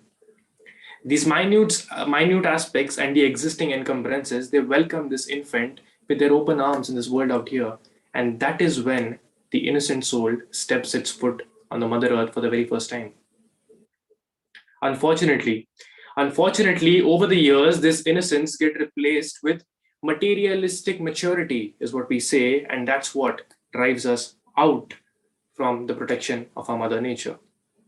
We are so engrossed and so involved in making the world a comfortable place for our loved ones and making it just more tech savvy and everything, that the sheer aspect of protecting our mother in the very first place loses its way completely. We exploit the resources, we use it for our benefits, and that is not how you coexist with nature, do you? Coexistence is when you exist alongside something or someone without adversely affecting the things which govern its existence in the very first place. Considering the current scenario of the existence of human beings and nature and the coexistence, we are nowhere close to coexistence in the very first place. It's just a toxic relationship that we are living in. We need to understand that the exploitation that has been going through from humans to nature, it won't end positively. We really need to understand that for the nature to be able to caress us, we need to reciprocate that feeling as well. We can't just take things for granted. It's our mother, understood, but like we need to make sure that she knows that we care. Just imagine that humans keep on plundering these resources for another century. What is it that we would be left with? All that we would be left with would be dead corpses all around. I know this sounds scary and not what someone would like to hear. But trust me, my dear friends, the reality is far more scarier than what it sounds to be. Truly. But now the question arises, is the ideal form of coexistence of human beings and nature actually possible? Is it feasible considering the fact of the scenario that we are currently in? Well, the answer to that is a big, big yes. I believe every relation exists on the bounds of trust and belief. And I really do believe that if we humans as a single community take efforts to evidently prove to our Mother Nature that we really do care, and we take steps in undoing the things that we have been doing over the years, she will listen to our cry. It's our mother in the end, my dear friends. Whatever happens, our mother will always listen to cry of her children. We all are her children. All we need to do is we need to make sure that we give as much as we take from nature. Whatever a child does, whatever her children do over the years or in the entire day, a mother makes sure that everything is sorted at the end of the day. And that can be the case. We just need to assure that we care. She just needs to be assured that we care. Whatever happens, a mother does not let her child sleep empty stomach, and so will nature not let us starve to death. We are in this together, my dear friends. Let's just make sure that the relationship that we have with our mother does not hinder no matter what. Thanks a lot. Thank you, P2. Tag number E3.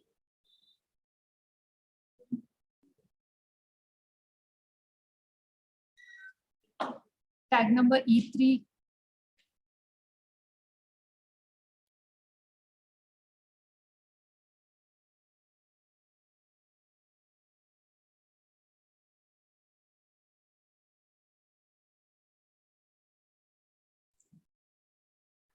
Tag number E4.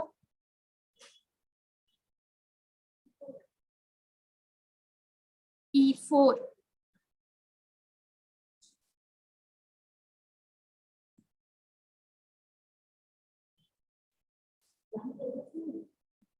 Tag E4.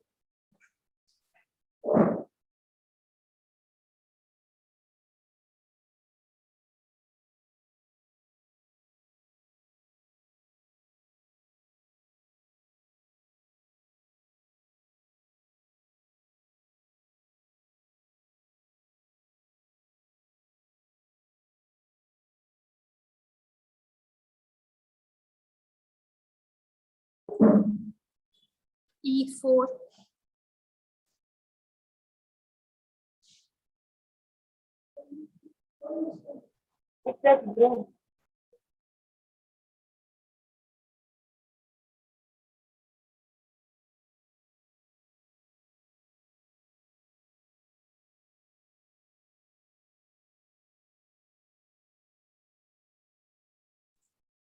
E4, try to unmute.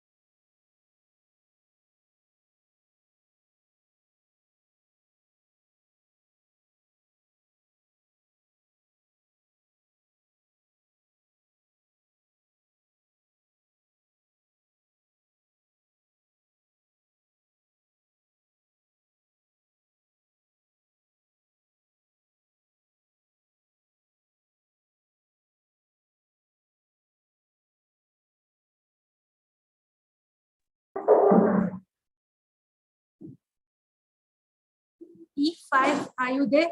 E4 will get back to you. E5. Yes, ma'am. Okay, you're not visible. E5. Ma'am, am I audible and visible? Yes. Can I start? Yes, E5, you can start. Okay, ma'am. बच्चे हो या बूढ़े सबको पसंद है खेल कूद खेलों से अच्छा हो जाता है हमारा मूड ताकत के साथ साथ बढ़ता है दिमाग पूरे शरीर में लगती है तंदुरुस्ती की आग खेलने से होता है बीमारियों का नाश खेल भी एक आहार है अपने लिए खास An energetic good morning to honorable judges, organizers, teachers and my co-contestants. Today I, E5, is going to present my topic, sports and youth. What exactly comes to your mind when I say sports and youth? I know, there will be a lot of answers to this question. Some will say it is considered one of the most important parts of physical development of young people. It plays an essential role in education and training. It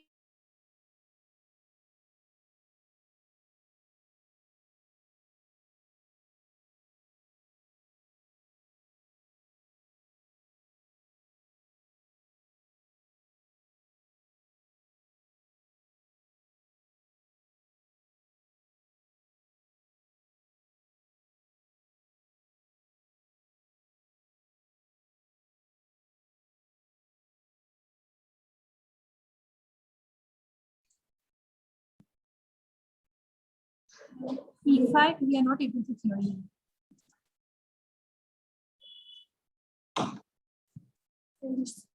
E5. E5.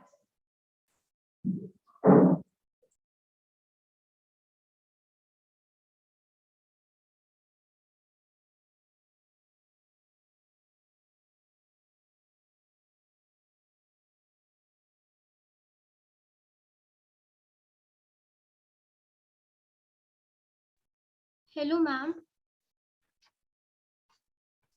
Yes, E5. Ma'am, due to some network issues, can I start again? Yes, E5, you can start. Okay, ma'am. बच्चे हो या बूढ़े, सबको पसंद है खेल कूद। खेलों से अच्छा हो जाता है हमारा मूड। ताकत के साथ साथ बढ़ता है दिमाग, पूरे शरीर में लगती है तंदुरुस्ती की आग। खेलने से होता है बीमारियों का नाश, खेल भी एक आहार है अपने लिए खास।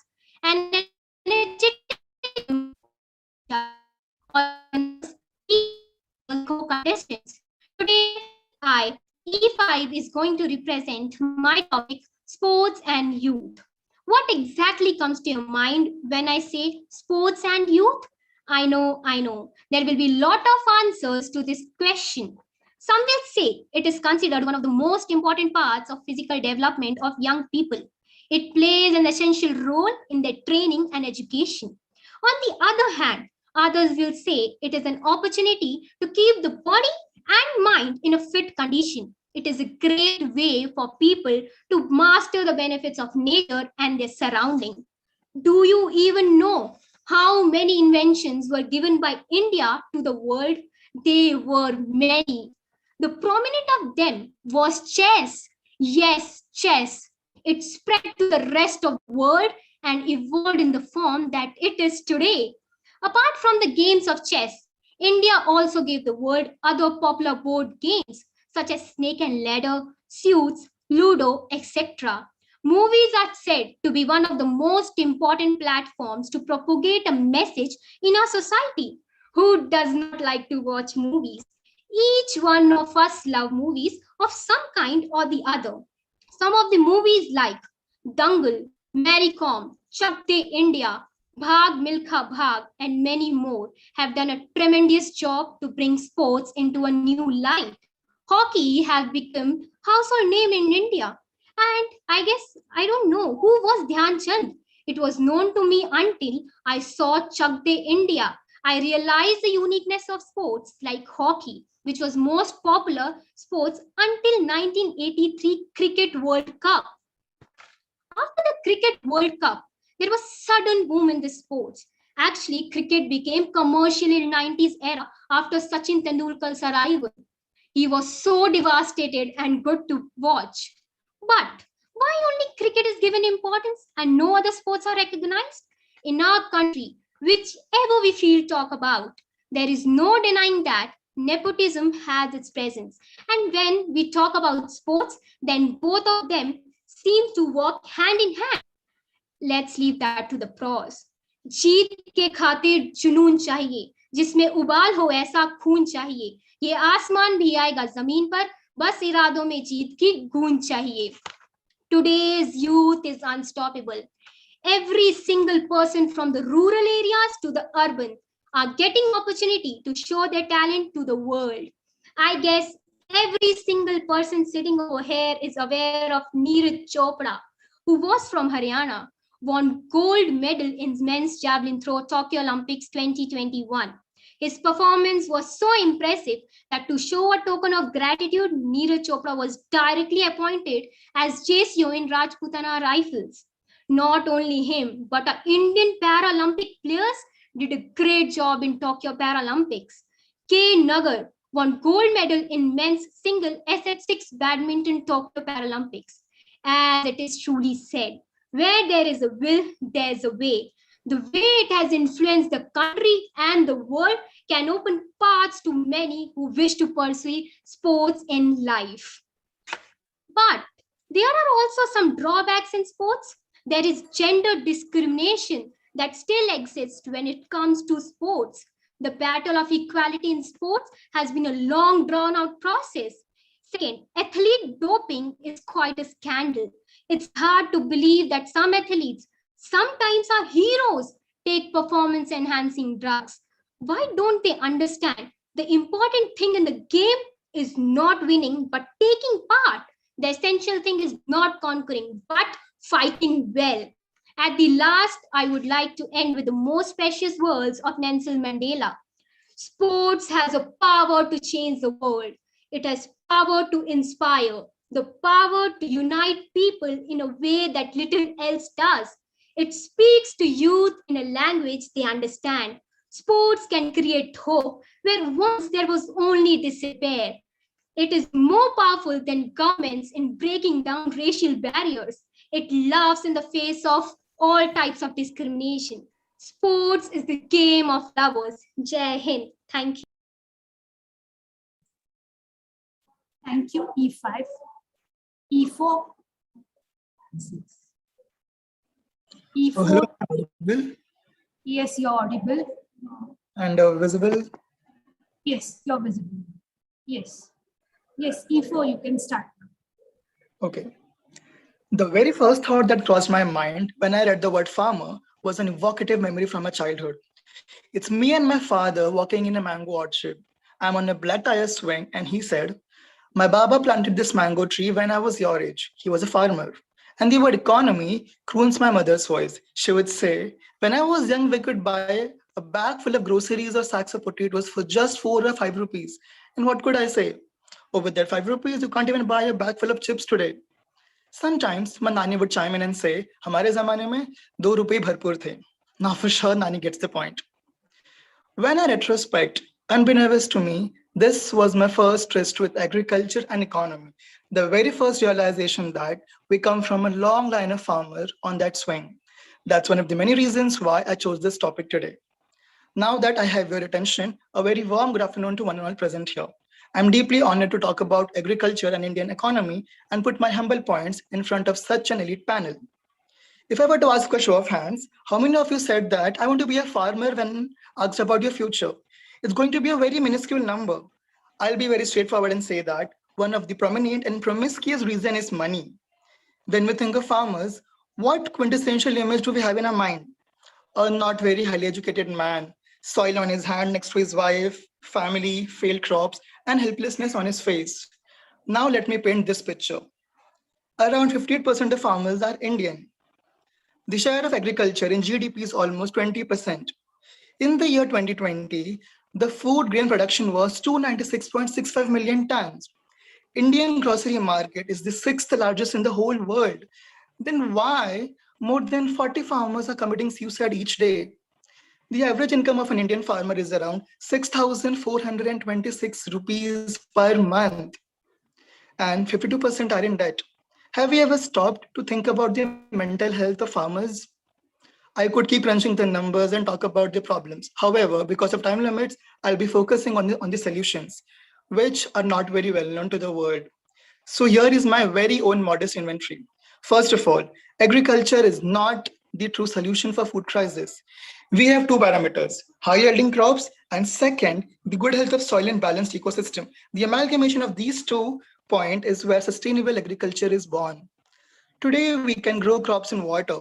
It's called hydroponic. Soilless agriculture is the future with roof-topping farming and vertical farming. Can you imagine like vertical farming like a building? We are in the age of digital era. If you are not tech savvy, then you are going to be left behind. So we have to bring more farmers together, more farmers online, more startups, user-friendly application, perhaps like, let's say, a farm book, an alternative version of Facebook with better algorithms to connect the world with consumers in the locality and eliminate the middlemen. Or an online ledger, maybe based on blockchain for all data, soil and farm animals' health, inputs, yield, and new innovative ideas. The way we have experts on stock market and cryptocurrency investment, we need such experts on agriculture to tell farmers how to act in times of adversities. We can definitely use artificial intelligence and machine learning for this. We can learn and experiment with virtual reality, IoT, and drone tech. Drones can help us in irrigation and save water. Did you know that 1 kg of rice needs 3,000 to 5 kgs, liters of water to grow? Drones with better cameras and intrusion detection system can help us to get rid of insects. We know about the concept of shared economy. The best example is of Ola and Uber, where you don't buy the vehicle, instead you pay the rent and pay a very compact amount. If we apply the same method for tools and heavy machineries and harvesting tractors, many farmers will have access to contemporary and advanced tools for lesser cost. It would be so brilliant for economy and ecosystem both. Hunger connects us all. I am no Pablo Escobar, but no matter what amount of money you have, you cannot eat it to satiate your appetite or take a bite out of your Bitcoin. I'm completely ignoring the fact that Bitcoin is intangible. So let's reinvent the image of farmers to a highly educated person, a person as in a gender inclusive word. Soils on their hand next to their wife or husband and family, successful harvest, financial stability of an individual and a country, and full of hopes. But timing is crucial. So as the professor from Money Heist would say, money is not money, time is money. So let's start the conversation, set things in motion, and push the first domino. Because sometimes it is the people no one imagine anything of who do the things that no one can imagine. Let's speak interest in children. Let's teach our children that we cannot live without food. We can live without phone, but not food. Let's cultivate the present to feed the future. Thank you for listening so much. Thank you. E4, tag E6. E6.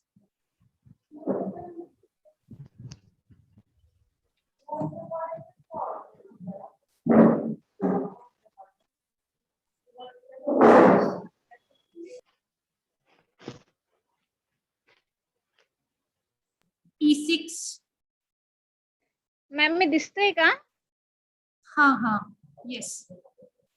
नमस्कार. Yes, E6 you can start. Hello. हाँ, start कर. नमस्कार. विषय करता मला आठवतात जगद्गुरु संत तुकाराम महाराज यांनी आपल्याकडे गहाण असलेल्या शेतकऱ्याची 7/12 इंद्रायणीमध्ये वाहिली, त्यांना कर्जमुक्त केले. विषयाची सुरुवात करताना मला आठवतात छत्रपती शिवाजी महाराज ज्यांनी गवताच्या काडीला सुद्धा महत्व देऊन खऱ्या अर्थाने शेतकऱ्याचे राज्य निर्माण केले. विषयाची सुरुवात करताना मला आठवतो तो युपी मधला शेतकरी त्याच्या वाटेला 93 रुपये 9 पैसे इतके कर्जमाफी आली. अहो गद्दार आहे इथले सरकार, इथली कर्जमाफी जे आजपर्यंत कागदावरच उतरले आहे. मला आठवतंय आमच्या गणिताच्या पुस्तकात आम्हाला एक प्रश्न नेहमी असायचा. शेतकऱ्याच्या राम्याने अमुक व्यापाऱ्याकडून अमुक दराने कर्ज घेतले आणि तेच कर्ज तो 2 वर्षानंतर किती टक्क्यासह परत करेल. परंतु महोदय आम्हाला असा प्रश्न कधीच आला नाही. अमुक व्यापाऱ्याने अमुक शेतकऱ्याकडनं कर्ज घेतले आणि तेच कर्ज तो व्यापारी अमुक शेतकऱ्याला किती टक्क्याने परत करेल असा प्रश्न आम्हाला कधीच पडला नाही. म्हणजे महोदय आमच्या शिक्षण व्यवस्थेने सुद्धा आम्हाला हेच शिकवलं की माझा बाप शेतकरी उभ्या जगाचा पोशिंदा जरी असला तरी तोच कर्ज घेईल आणि तोच परत करेल. या लॉकडाऊनच्या काळामध्ये, कोरोनाच्या महामारीच्या काळात लढत असलेल्या घरी बसलेल्या सर्वसामान्य जनतेच्या घराच्या दारापर्यंत पोहोचून माझ्या सामान्य जनतेला घराच्या दारापर्यंत पोहोचून ज्यांना अन्नधान्य पोहोचवून ज्यांचं काम कोणी केलं असेल तो म्हणजे माझा शेतकरी बाप. आपण डॉक्टरांचे आभार मानले, पोलिसांचे आभार मानले, ऑन ड्युटी असलेल्या शासकीय कर्मचाऱ्यांचे आभार मानलेच पाहिजे. परंतु एकाला मात्र आपण विसरून गेलो, तो म्हणजे माझा शेतकरी.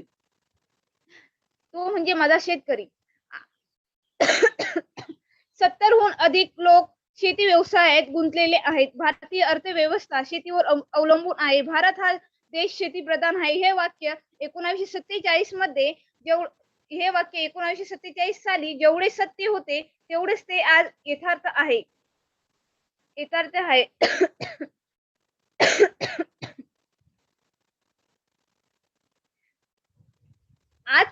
आज बघितले तर आजकाल परवाचे न्यूजला दाखवत होते येवल्यामध्ये एक शेतकरी टमाट्याचे कॅरेट रस्त्यावर फेकत होता.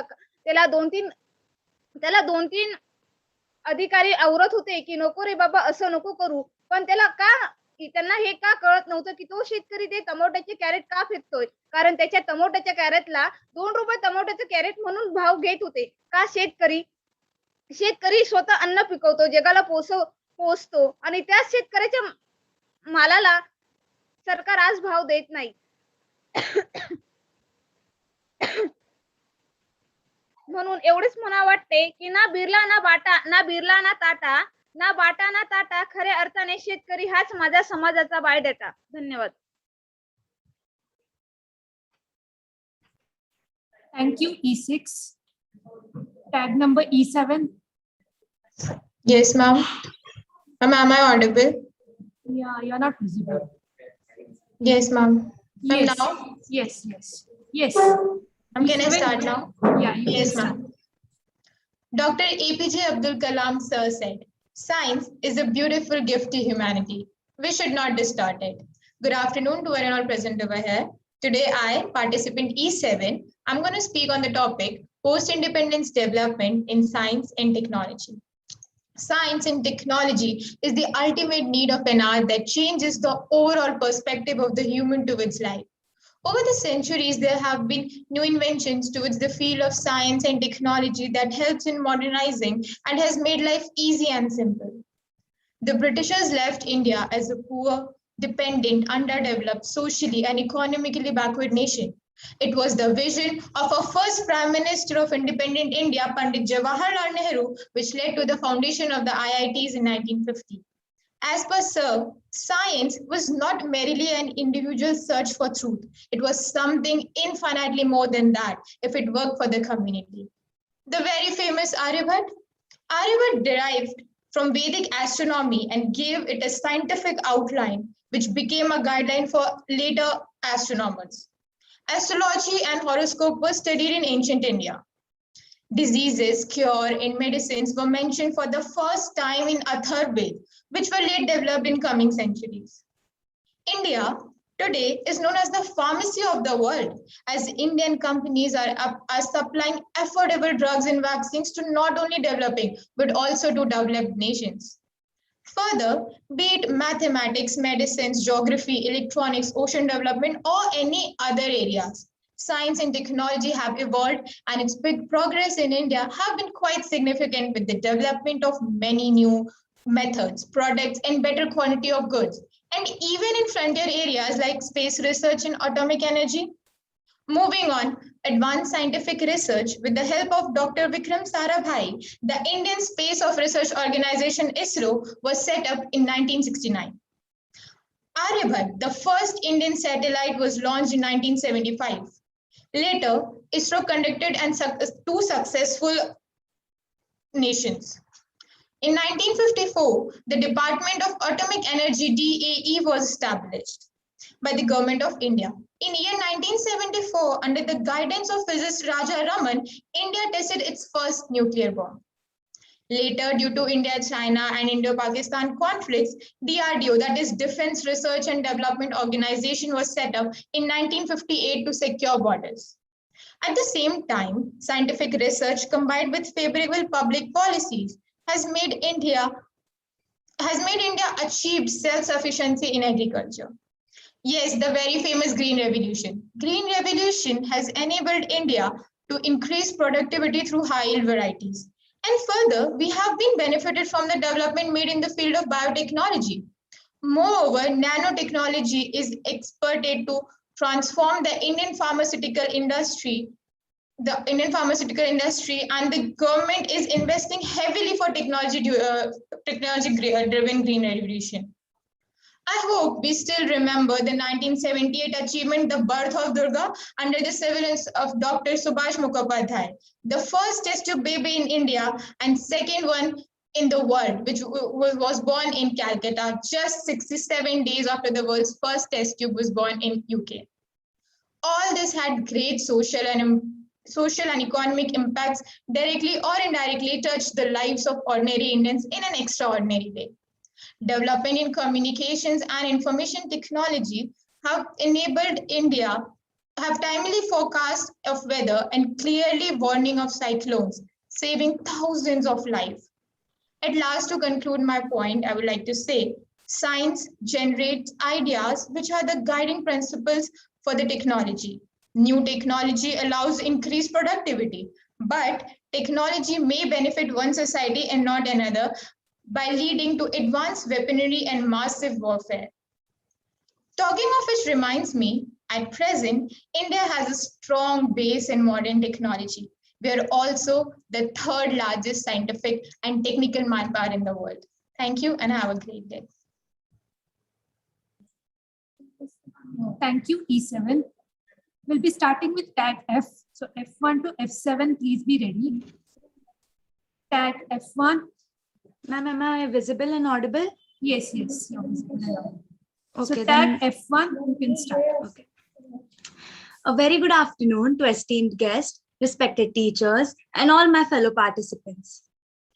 I am tag F1, and I think it is very important to set a positive example by being physically active, playing sports, acquiring, developing, and maintaining skills.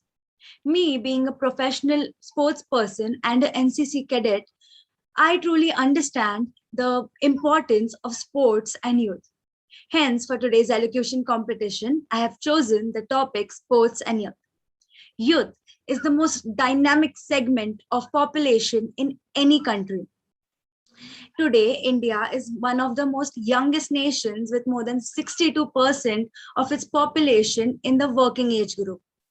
Every year on January 12th, we celebrate National Youth Day to honor the birth anniversary of Swami Vivekananda ji, one of India's greatest leaders and believer of youth power. Young people are full of innovative ideas, creativity, and hence they can help us shape the world in a better place. Young people are full of energy and potential, but it is very necessary to give this potential a right direction, a right path. And this is where sports come in the picture. Sports is one of the key points to develop the youth. Physical education and sports in general contribute to the development of soft skills and impart values like selfless sacrifice, teamwork, discipline, and respect, all of which are very crucial to build peaceful and a cohesive society. There are many people who hesitate to join sport because of their awkwardness or shyness. Some also underestimate themselves. But remember, only those can fail who dare to fight. Everyone should make sports as their lifestyle. Anything that makes them physically, intellectually, or spiritually weak, they should reject it as poison. I am sure everyone has seen the movie Dangal.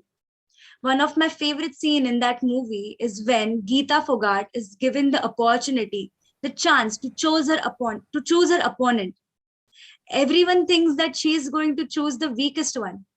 But for everyone's surprise, she chooses the strongest. Sports not only make you physically strong, but it makes you stronger from within. It makes you challenge yourself. Winning or losing is just a part of game, but it is very important to try. India has always celebrated athletes, from the flying Sikh late Milkha Singh ji to today's modern day star Neeraj Chopra, from Bula Chaudhary's iconic English Channel swim to PV Sindhu's two-time Olympic medal win. If we want to celebrate our athletes forever, we need to encourage them. We need to encourage our youth for taking up sport. In today's digital and hectic life, it is very crucial to maintain mental health. But trust me, when you're physically active or playing sports, you can handle any kind of pressure or trouble that comes your way, because sports indeed makes you mentally strong. A sports person is no less than an entrepreneur. Why?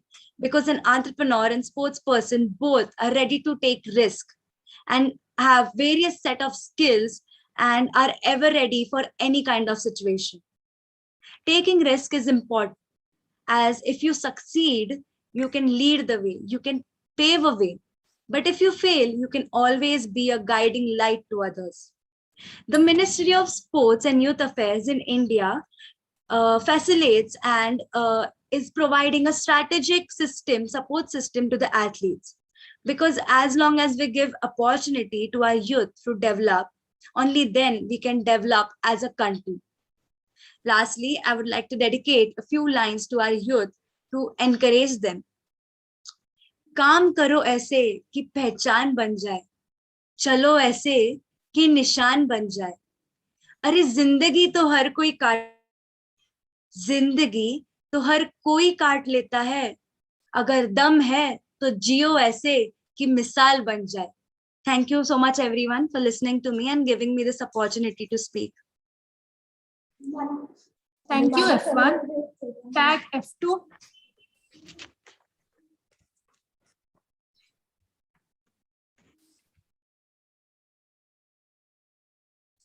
Tag number F2.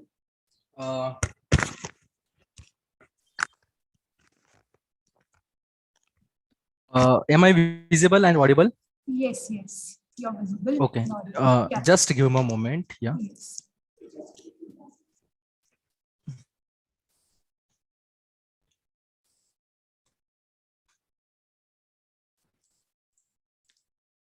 Yes, tag F2. You can start now.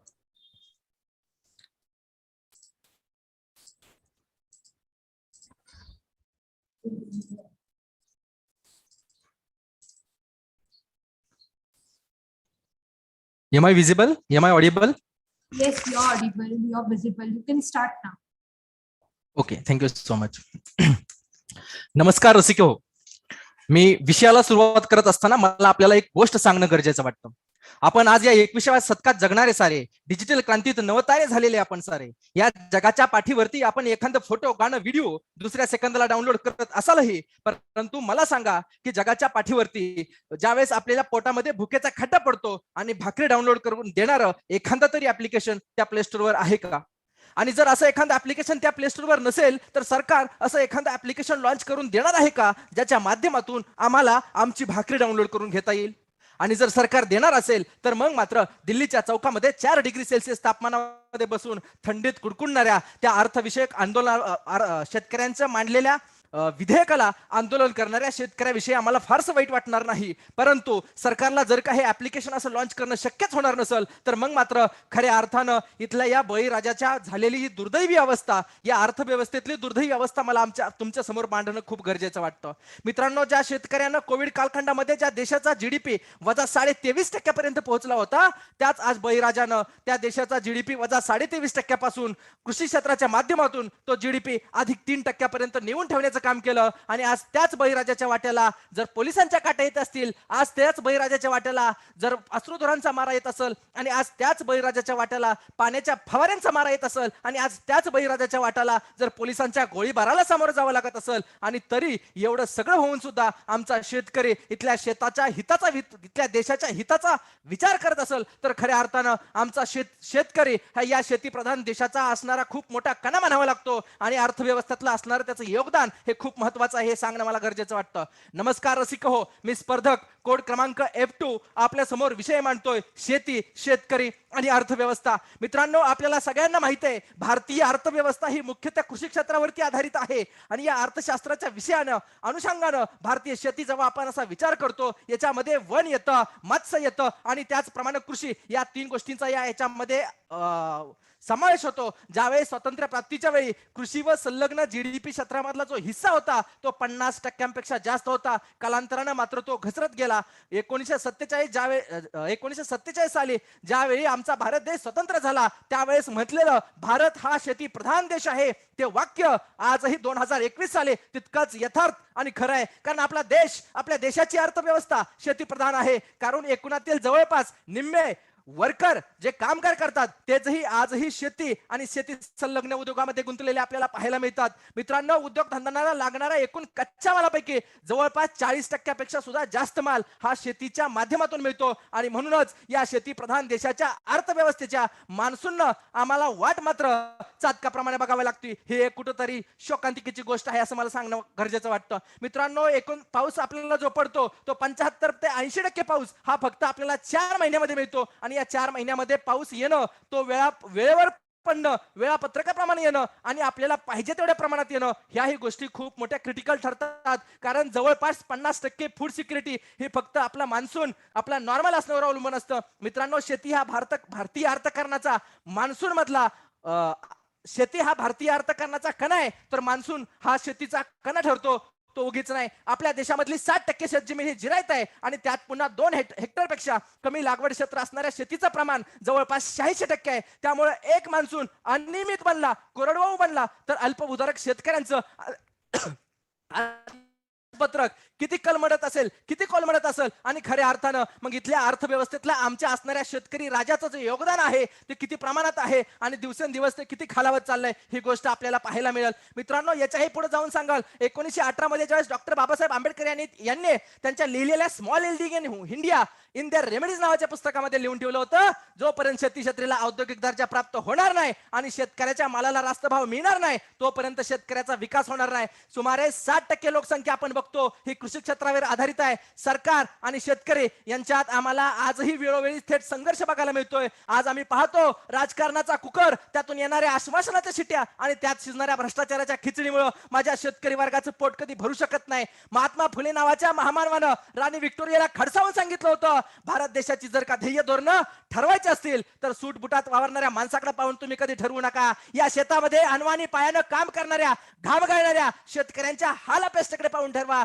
आज देशातल्या GDP मधलं contribution जवळपास $450 billion एवढं आहे. शेतीमध्ये जेवढी जास्त investment आपण करतो तेवढी शेतीमालाची प्रोडक्टिव्हिटी वाढते. मित्रांनो, आताच नुकताच आयकराने जो नवीन सर्वे प्रकाशित केला त्यामध्ये भारतीय शेती संशोधनामध्ये गुंतवलेल्या 10 लाख रुपयाचा थेट परिणाम म्हणून जवळपास 390 लोक ही गरिबीच्या बाहेर येतात. हे अर्थव्यवस्थेचं परिमाण आहे जे आपल्या शेतीसाठी जाणून घेणं आवश्यक वाटतं. मित्रांनो, जागतिकीकरण आणि भारतीय शेती याकडे जर का आपण पाहिलं तर जागतिकीकरणाचा परिणाम आतापर्यंत जो इतर उद्योगधंद्यावर झाला तितका थेट परिणाम आपल्या या शेतीवर झाला नाही किंवा आपल्या या शेतकऱ्यावर झाला नाही. कारण आमचा शेतमाल अजूनही बंदिस्त आहे. 1990 साली ज्यावेळेस आम्ही बंदिस्त अर्थव्यवस्था स्वीकारली होती, कारण या काळामध्ये आमचा शेतकरी मुख्यतः वाऱ्यावर सोडला गेलेला होता. भारतीय शेतकऱ्यांचं जवळपास आपण बघतोय आज 50-60 वर्ष झालं त्यांचा शेतमाल बाजारामध्ये आणला का त्यांचा भाव पाडायचा, त्यांचा माल स्वस्त मध्ये विकून टाकायचा. ही जी काय अन्यायाची साखळी या बाजारामध्ये निर्माण झालेली आहे, त्या बाजारामध्ये याच्यावरती जर आपल्याला परिणाम करायचा असेल तर या भारताला प्रस्थापित क्षुद्रवादी राजकारणाला अर्थवादी पर्याय भारतीय शेतकऱ्याच्या संघटित कृत्यानं होऊ शकेल आणि ती भारताच्या भविष्यासाठी आशा आहे. शेतीचे प्रश्न सुटले तर अजून बरेच प्रश्न सुटतील. मला एवढंच सांगायचं आहे की शेतकऱ्यांना वगळून आपला भारत देश कदापि महासत्ता होऊ शकत नाही. आता उठवू सारे रान, शेतकऱ्यांच्या राज्यासाठी लावू पणाला प्राण, शेतकऱ्यांच्या सन्मानात आम्ही सारे मैदानात. एवढंच बोलतो, जाता जाता एवढंच सांगतो, गंगा की कसम यमुना की कसम ये ताना बदलेगा, रावे की रवानी बदलेगी और जोश में अगर होश होगा तो जालिम का जमाना बदलेगा. कुछ तुम बदलो, कुछ हम बदलो, आओ मिलकर किसान की जिंदगी बदलेगे. मनपूर्वक धन्यवाद. Thank you, F2. Tag number F3. Thank you, ma'am. Am I audible and visible? Yes. Yes, tag F3, you can start. Okay, ma'am. Good afternoon, everyone. Sports are not always about winning the competition, but also about learning and trying to be the better the next time. If you love sports, you should dedicate your heart and soul into it. All people need to be engaged in at least one sport type for fitness. Sports provide people with physical and mental satisfaction. You should aside a lot of time practicing to be better and improve. Hello everyone, myself F3 and I think you all have already guessed my today's topic is sports and youth. Sports can be taken as a part of education for they seek to develop 3 sides of one's nature: physical, mental and moral. Sports make the body strong and active, and some particular games train in intellect and develop the sense of morality too. They provide sufficient exercise to the body, and the rules guiding a particular game makes the player disciplined while they play it. A right player in the right place can discover the weak points of the opponent and can take advantages of them. Thus, his sense of responsibility increases. And as he learns to obey his trainer and his captain, he learns to respect others in his life. Matches and tournaments are held to put the test and skills, stamina, and hardship of the participants. Medal shields and cups are awarded to the players for achieving excellence and high standards of performance in their respective fields. Sports has mainly been preserved of those in their youth, as that is the point at which one still has the strength, agility, mindset, and the motivation to be actively involved in it. In most sporting activities, one is said to be at their prime in their youth. Sports can broadly categorized as either team sports or individual sports. Sports among the youth is a key traits. Among these are associations that will benefit the individual later in their life. Having the youth practice in the sports provides them with necessary experiences in their life. In sport, one comes face to face with the realities of life and includes success and victory, shame, failure, and defeat. Disappointments are common, and these are important things that one has to get used to. Life is not a one-way street to success, and these experiences provide one with the foundation on which to base future decisions. One learns important lessons like how to react to failure and how to survive without giving up in the face of adversity, how to celebrate victories without making opponents feel like they are worthless, how to hang on with the give our team the best, even though they may not be having a great day, and how to console teammates after losing an emotional game. If you train hard, you will not only be hard, you will be hard to beat. This is being proved by our Indians too. In recently held Tokyo Olympics 2021, our youth has shown the hard work they did. India has won one gold medal to silver, four bronze medals. In javelin throw by Neeraj Chopra, wrestling 57 kg by Ravi Kumar Dahiya, weightlifting in women's 49 kg, Mirabai Chanu, women's singles badminton, PV Sindhu, women's wrestling, weight boxing by Lovina Borgian, hockey by Indian hockey team, wrestling 65 kg by Bajrang Punia. Even in Paralympics, India has done so well this time. They have won 5 gold medals, 8 silver, and 6 bronze medals. This was only possible because of their hard work and dedication they gave to their game. From this, I can conclude that sports have the power to change the world. It has the power to inspire, the power to unite people in a way that little else does. It speaks to the youth in the language they understand. Sports can create hope where there was only one despair. It is more powerful than governments breaking down racial barriers. It laughs in the face of all types of discrimination. Sports is the game of lovers. Thank you so much.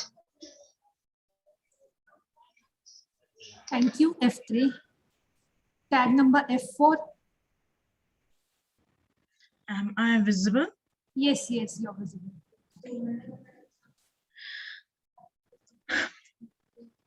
Yes, you can start. Good morning.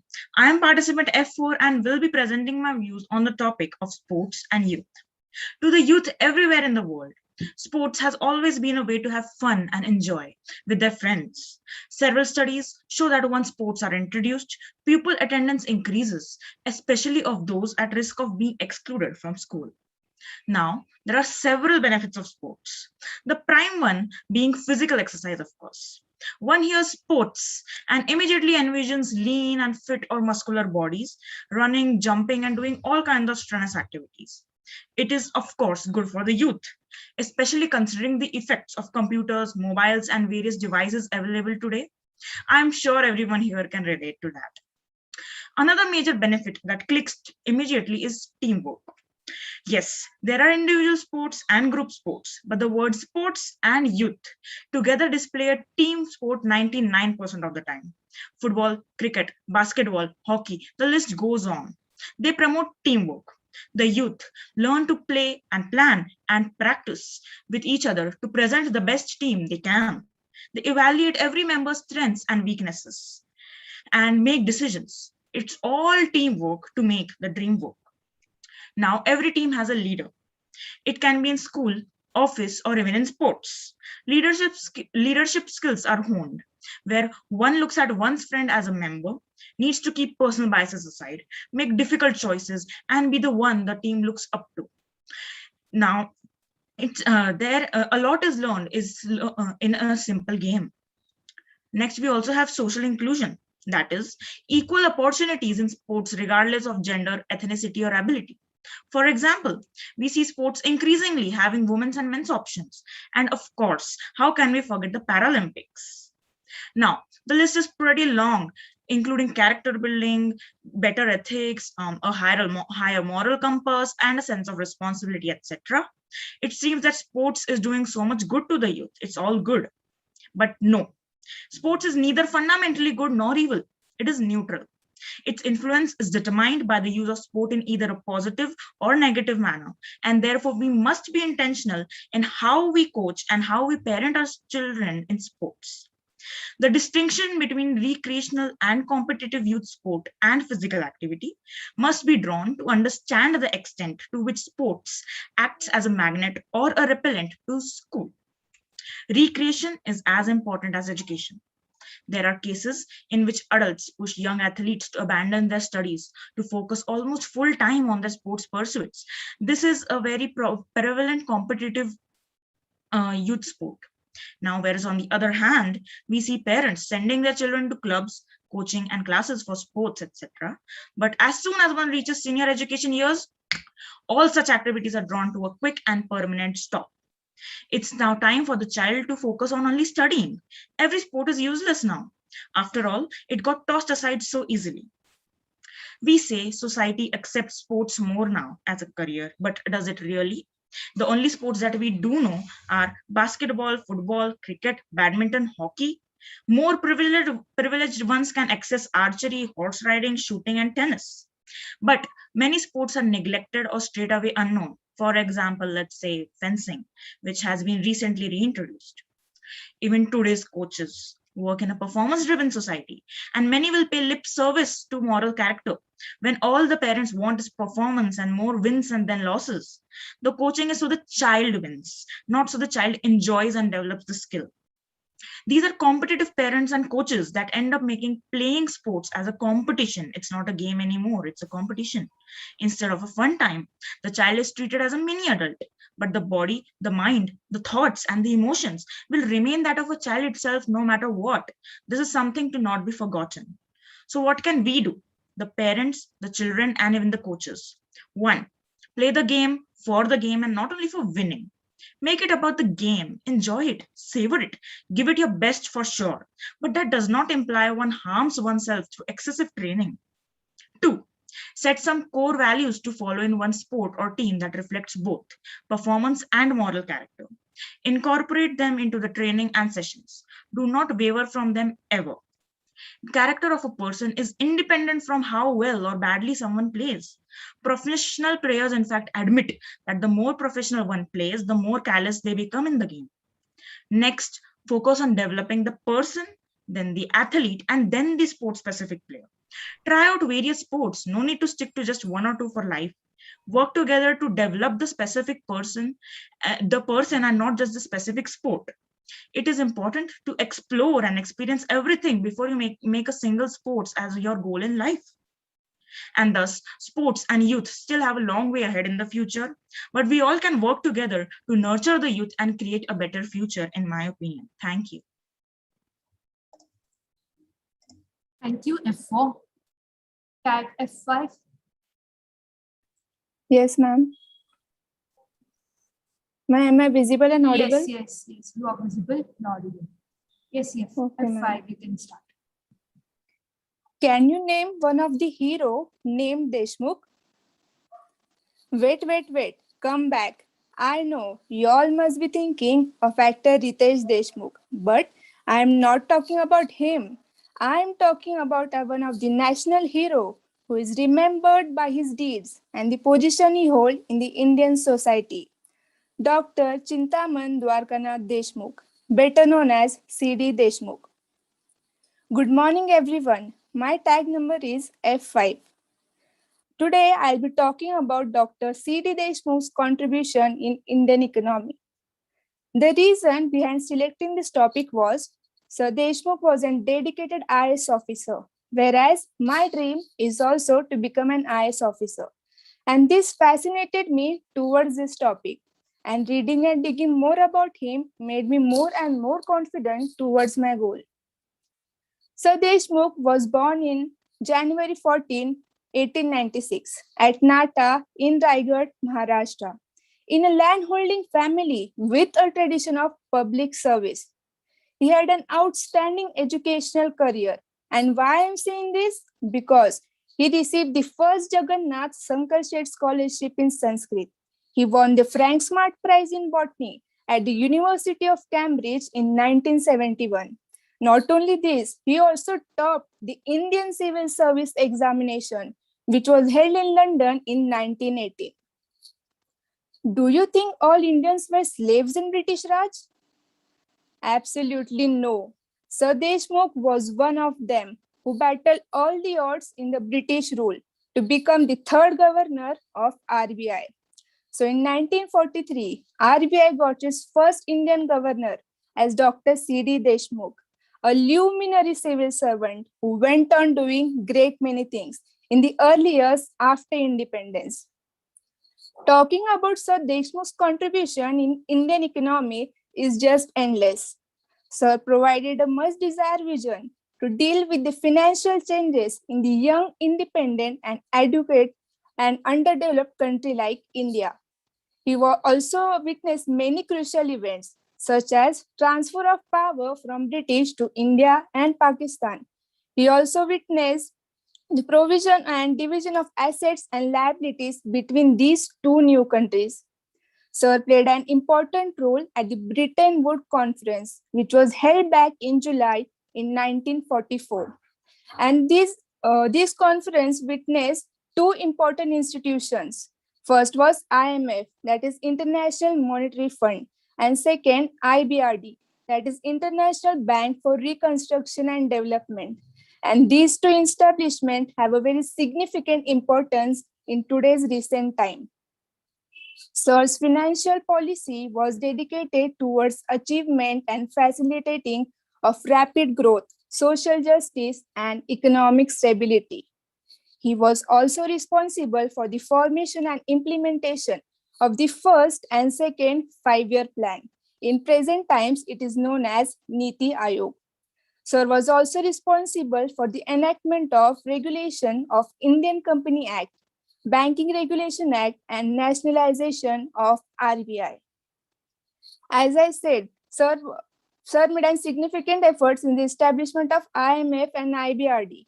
And also, he established the first financial institution for the provision of long-term credit, and that is IFCI, Industrial Finance Corporation of India.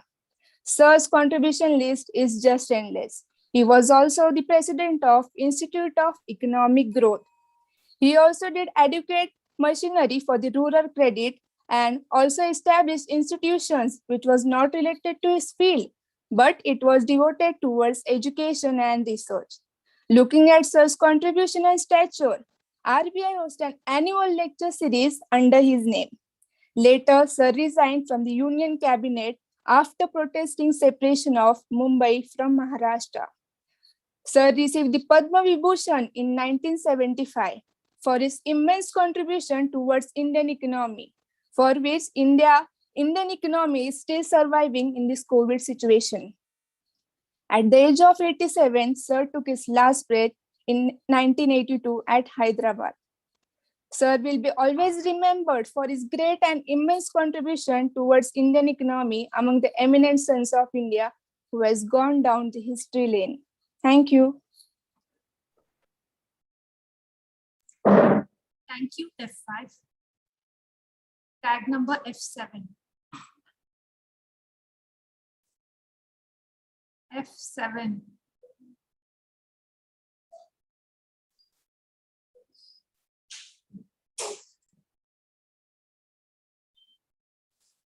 Tag F7.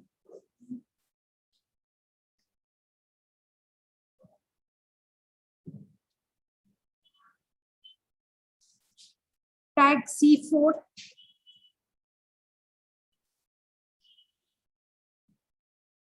Tag E3.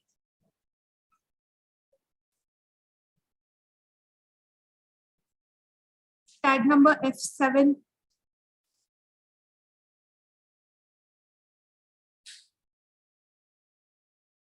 F7.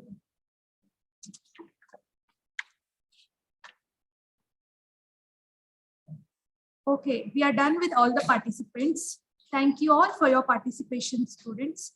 So we'll break here and resume with the prize distribution at 3:20 p.m. So be there at 3:20. Thank you, ma'am. Thank you, ma'am.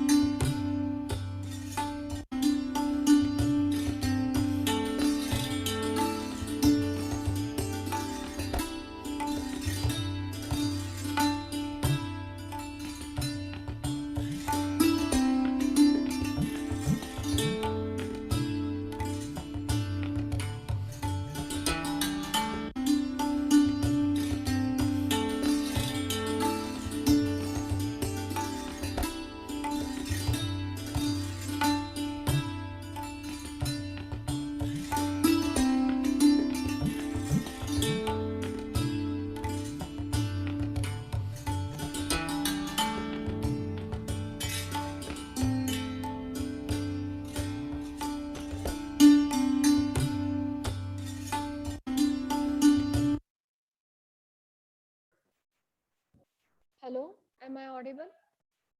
Voice check. Am I audible?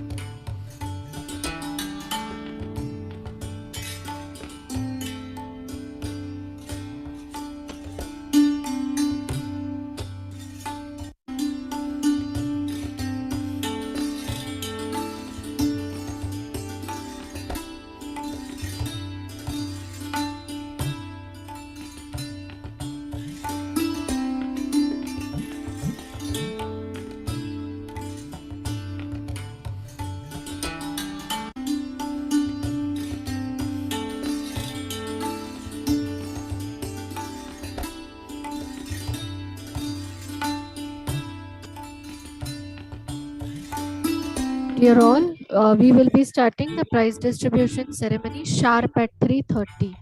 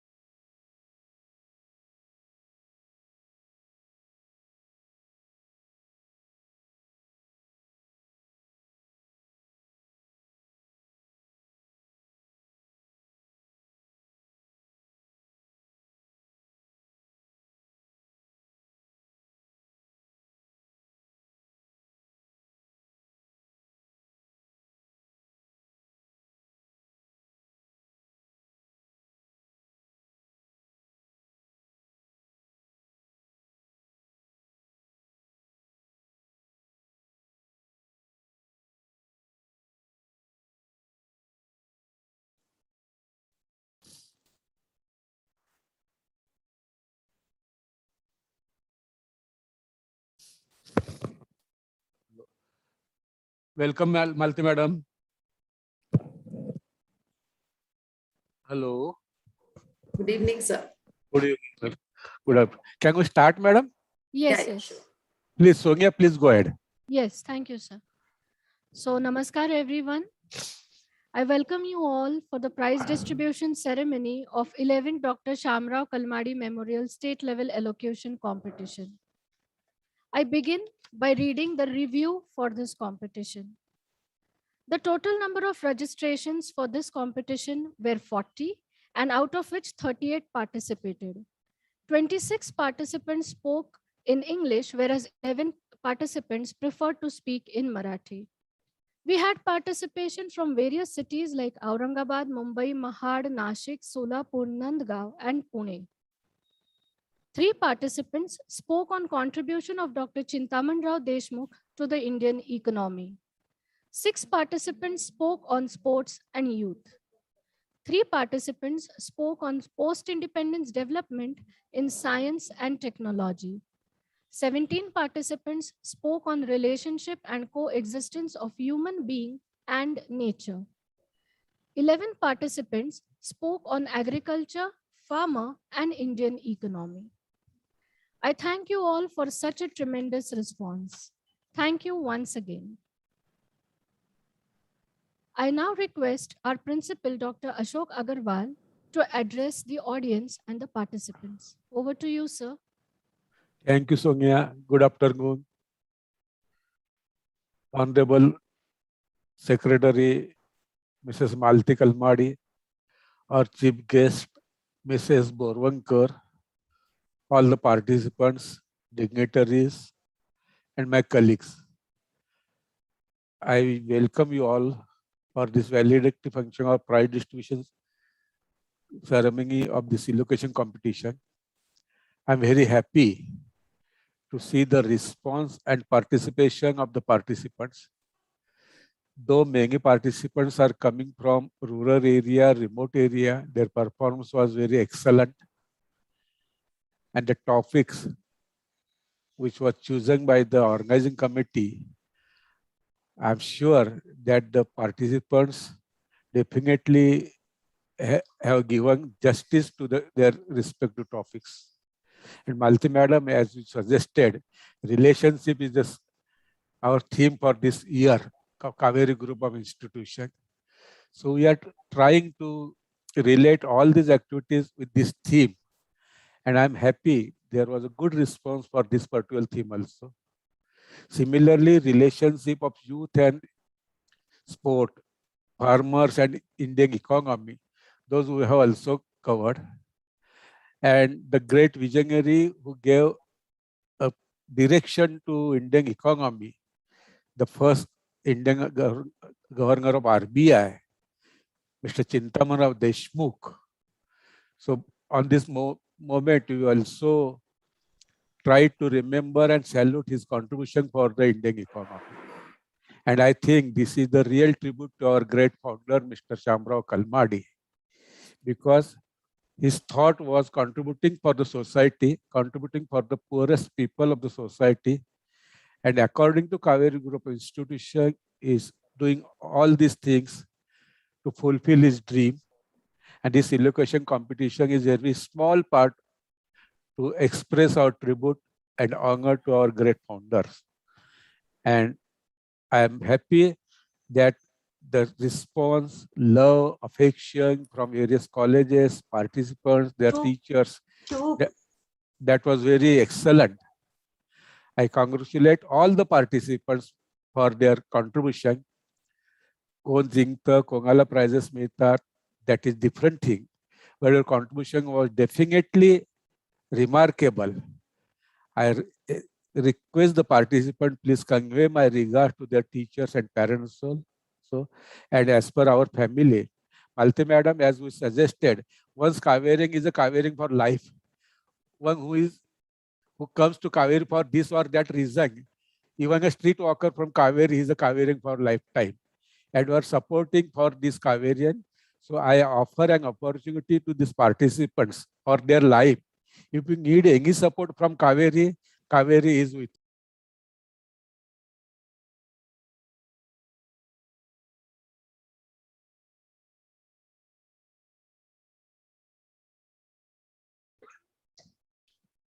Sir, you're muted.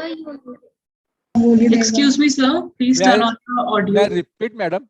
Yeah, you are muted actually. Yeah. Totally muted. Yeah. Oh, Not okay, totally. sorry. Not totally. Just So, a few seconds back. okay, madam. Thank you.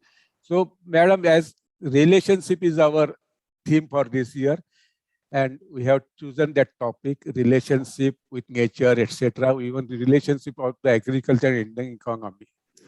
And the topic that is very close to my heart, Mr. Chintamanrao Deshmukh.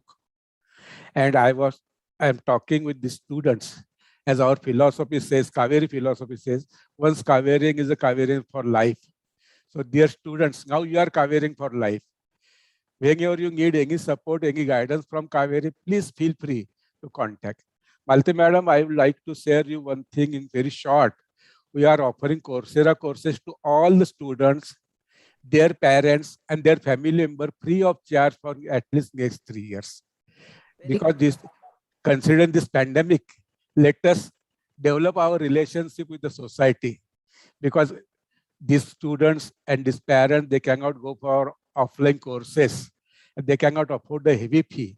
So with your support, with the support of Kannada Sangha, you are offering these courses. This is for students also. Those students who are joining this session, please convey this message to your teachers also.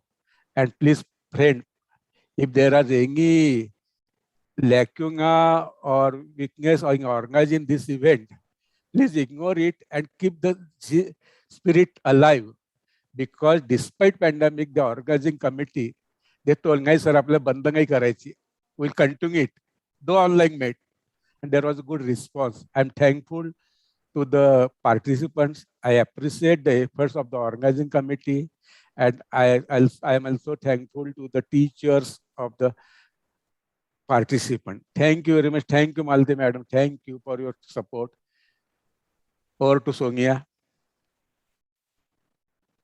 Thank you very much, sir. I take this opportunity to introduce our chief guest for today, Mrs. Nilima Borvankar. Mrs. Nilima Borvankar is a renowned writer and has authored several books in Marathi. She is also acknowledged with several awards in the same field. I also take this opportunity to introduce and felicitate our judges. Our first judge for today is Professor Rahul Punglia, who is a renowned English professor and has done a lot of contribution in the field of literature. Our second judge is Ms. Sonali Joshi. She is an assistant professor in English in Ferguson College. She has mentored many students for the elocution competition before, and she has a very strong association with Kaveri College for many years. Our third judge for today is Mrs. Vrishali Devdhar, who is a renowned Marathi teacher for past 25 years. She is a thorough academician and is associated with Kaveri College for many years. I welcome you all for the elocution competition. I now request our judges to give their remarks. Mr. Rahul Punglia, sir. Over to you.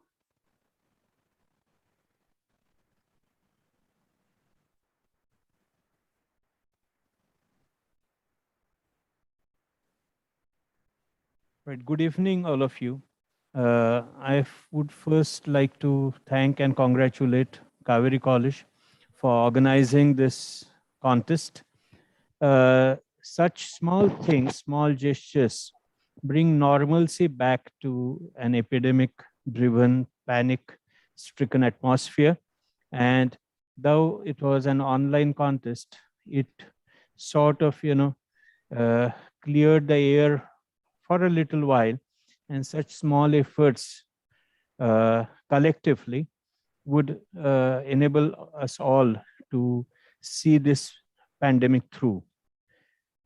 Second important reason why I would like to congratulate them is that in today's crisis kind of a situation of Indian polity and world polity in general, any kind of encouragement to elocution, debating is extremely necessary, because quite a few of us feel that there is a certain endangering of the democracy in our country as well as everywhere else.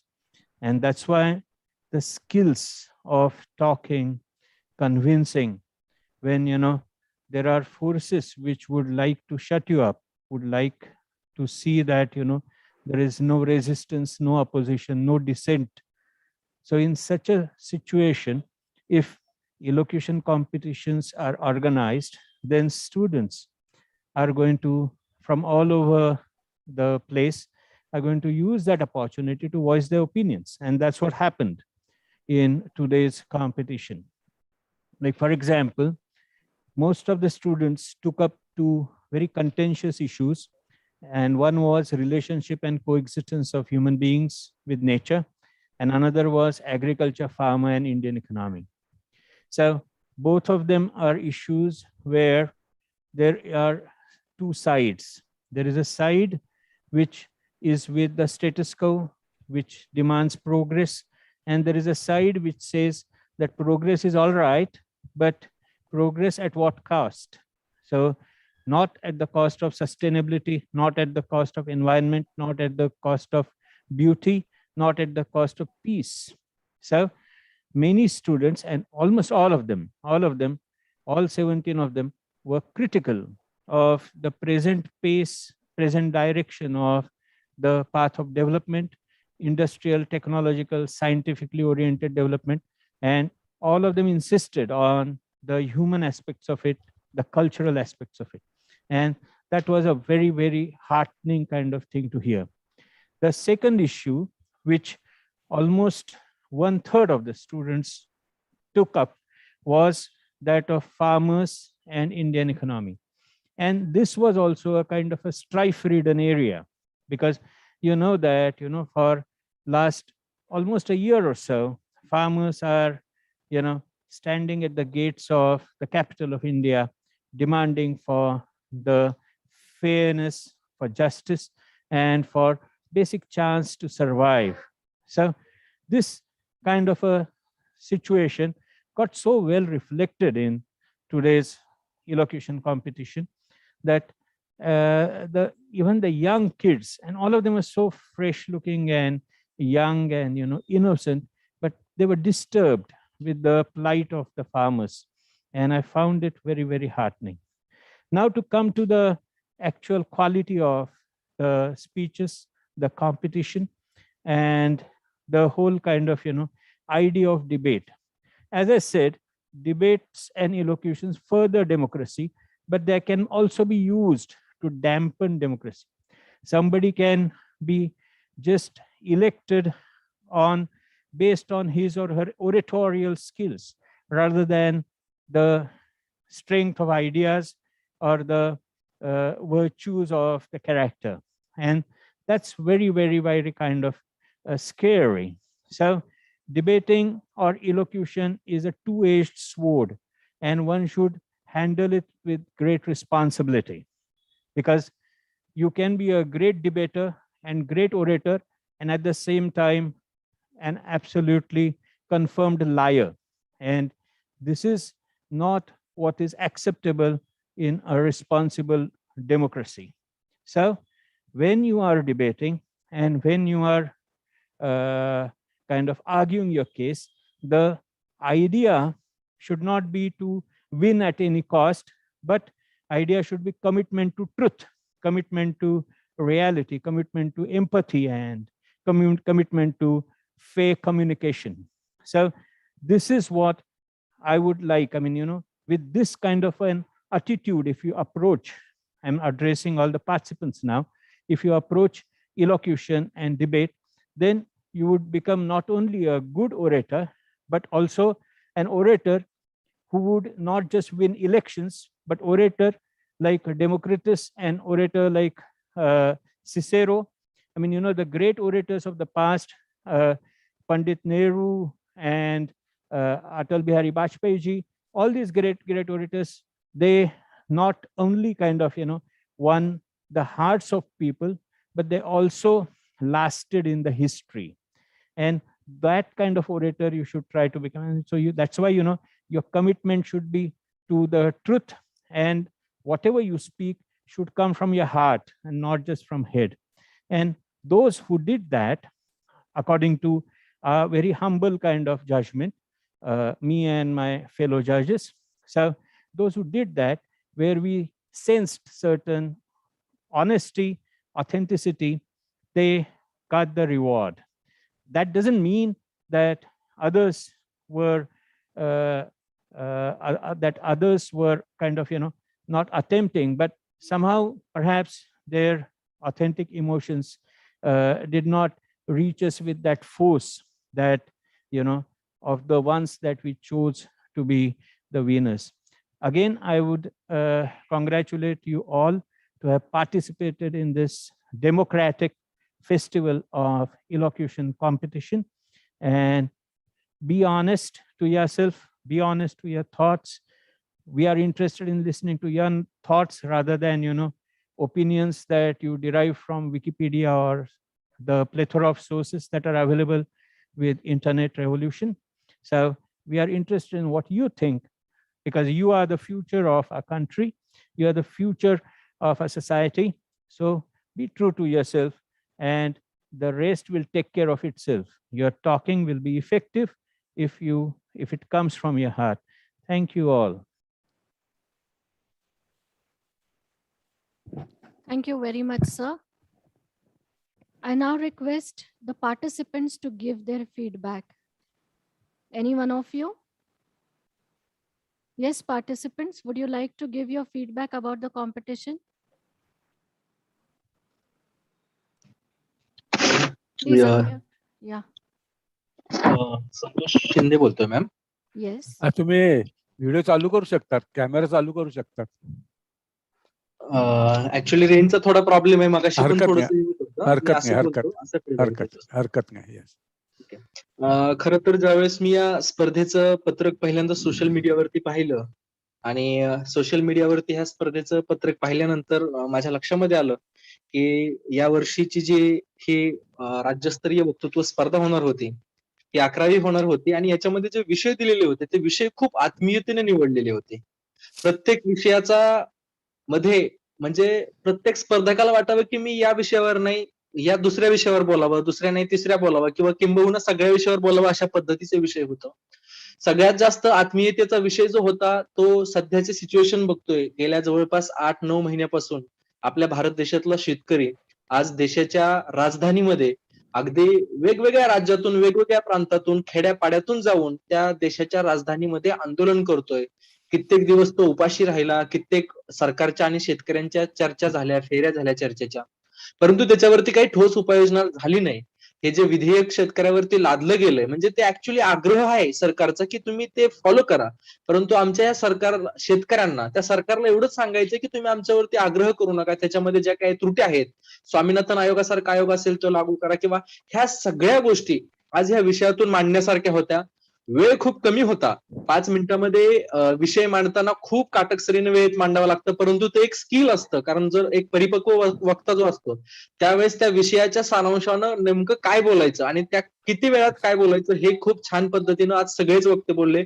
आज दिवसभरच्या स्पर्धेचं जे आपण नियोजन केलेलं आहे अत्यंत उत्कृष्टपणे हे नियोजन केलेलं होतं. म्हणजे प्रत्येक स्पर्धकाचं पीपीटीच्या स्लाइड असतील, कॉलेजची डिटेल्स मधील माहिती असेल, जजेसचे जे काही नियोजन केलेलं होतं, स्पर्धकांचे जे काही कोड क्रमांक दिलेलं होतं, आणि याच्या पाठीमागे जी तुमची काम करणारी टीम आहे त्या टीमला मला तर फार फार मनापासून धन्यवाद द्यावे वाटतात. कारण ही पहिली ऑनलाईन स्पर्धा मी पाहतोय ज्याच्यामध्ये एवढं टेक्निकली काम आपण केलेलं आहे, आणि खरोखरच ही स्पर्धा खूप छान होती. या स्पर्धेतला अनुभव हा खरंच छान होता. इथून पुढेही येणाऱ्या भविष्यामध्ये आपण असेच सखोल विचार करायला लावणारे विषय इथून पुढच्याही स्पर्धांमध्ये द्यावेत. आपण आता वक्तृत्व घेत आहात, कालांतरानं आपण वादविवाद स्पर्धाही घ्यावेत. कारण ज्यावेळेस वादविवाद, मगाशी तुम्ही सरांनी सांगितलं, प्रिन्सिपल सरांनी, वक्तृत्व हा एक भाग आहे, पण वादविवाद सुद्धा हा अजून एक भाग होऊ शकतो. तर ही एक माझी इच्छा राहील, आपल्या व्यासपीठाच्या माध्यमातून ती एक अपेक्षा राहील. आणि आजच्या या उत्कृष्ट नियोजनाबद्दल पुन्हा एकदा सर्व संयोजकाचं, आयोजकाचं, आपल्या कावेरी महाविद्यालयाचं, सर्वांचं, सगळ्या जे संयोजन टीम मध्ये ज्यांनी ज्यांनी काम केलं त्या सगळ्यांचं मनापासून पुन्हा एकदा आभार. धन्यवाद. Thank you very much. I now request Mrs. Malti Kalmadi, Honorable Secretary, Kannada Sangha, to address the audience. Over to you, Malti ma'am.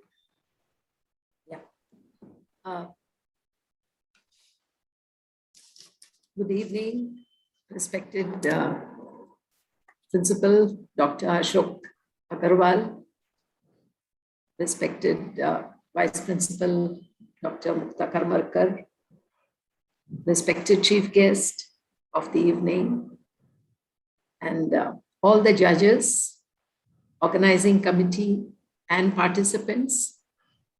Very happy to be with all of you and would love to see who has won the prizes.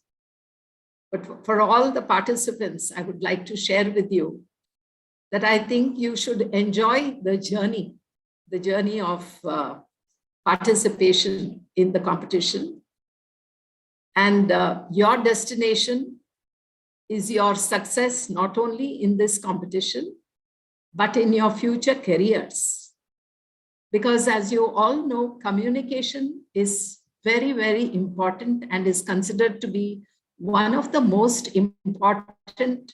Communication is supposed to be one of the most important 21st century skill. And your participation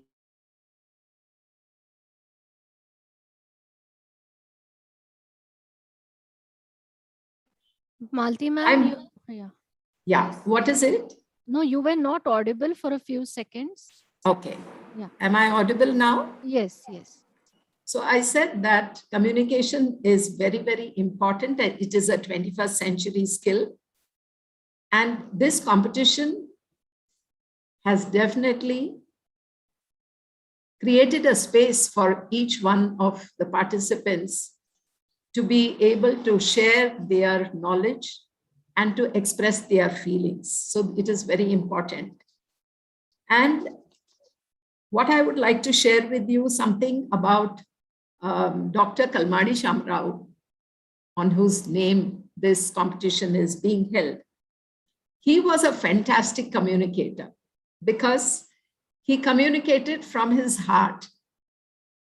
And because he was able to communicate from his heart, he was able to gain the support of many, many people. And they helped him realize Kannada Sangha's dream of starting educational institutes. So we owe a lot of gratitude to him. But what I must share with you participants, because all of you are so young, he had some other qualities too, other than communication. And that was grit and purpose and commitment towards a cause. Because when he started, we had about 35 students. And today we are having more than, I think, close to 9,000, if I'm not mistaken. So this is the way we have grown. And today, especially on this online platform, what I would like to share with the participants is, because all of you are in colleges, the responsibility of learning lies with you children. And so please don't waste your time. And also during the competition, you all were supposed to have just spoken, or really your delivery should have been free. But I saw some of you reading. So another thing is honesty. Because this online mode is something which allows you to be dishonest. But at this moment, since you're all very young, I would like to share with you that you need to be responsible for your learning, because you are here, you have participated in the competition, and this has given you an opportunity. So I wish you all the very best, all the participants who participated, because 40 of you have participated. I heard 40 registered and 38 had come. So congratulations to everybody, whether you have won the prize or whatever. And My sincere thanks to the judges, because it must have been really very difficult for you to judge. And I thank you for your remarks. And I look forward to our chief guest. I would like to hear, because literature is something very close to my heart. And I wish to thank the organizing committee, not only the people who have organized the program with such beautiful themes, but also the people who supported technically. My sincere gratitude and thanks to each one of you. Wishing you the very best. Thank you. Thank you, madam. Thank you, madam. Yesterday, father of our chairman of this organizing committee, he died yesterday at 7 p.m. And Mrs. Pallavi Joshi, she was in the college right from 7 up to 7 p.m. And when she heard that, and during this crisis, I'm very happy that my team that took it ahead very effectively. And that spirit we have developed. Thank you, madam. Thank you. Because crisis management we should learn. That is relationship, sir. Mansi Joshi's father died. Mansi Joshi. That is called relationships. That is relation that we have developed in the organization. Yeah. Thank you very much, both of you. I now request our chief guest for today, Mrs. Nilima Borvankar, to address the onlookers. Over to you, Nilima ma'am.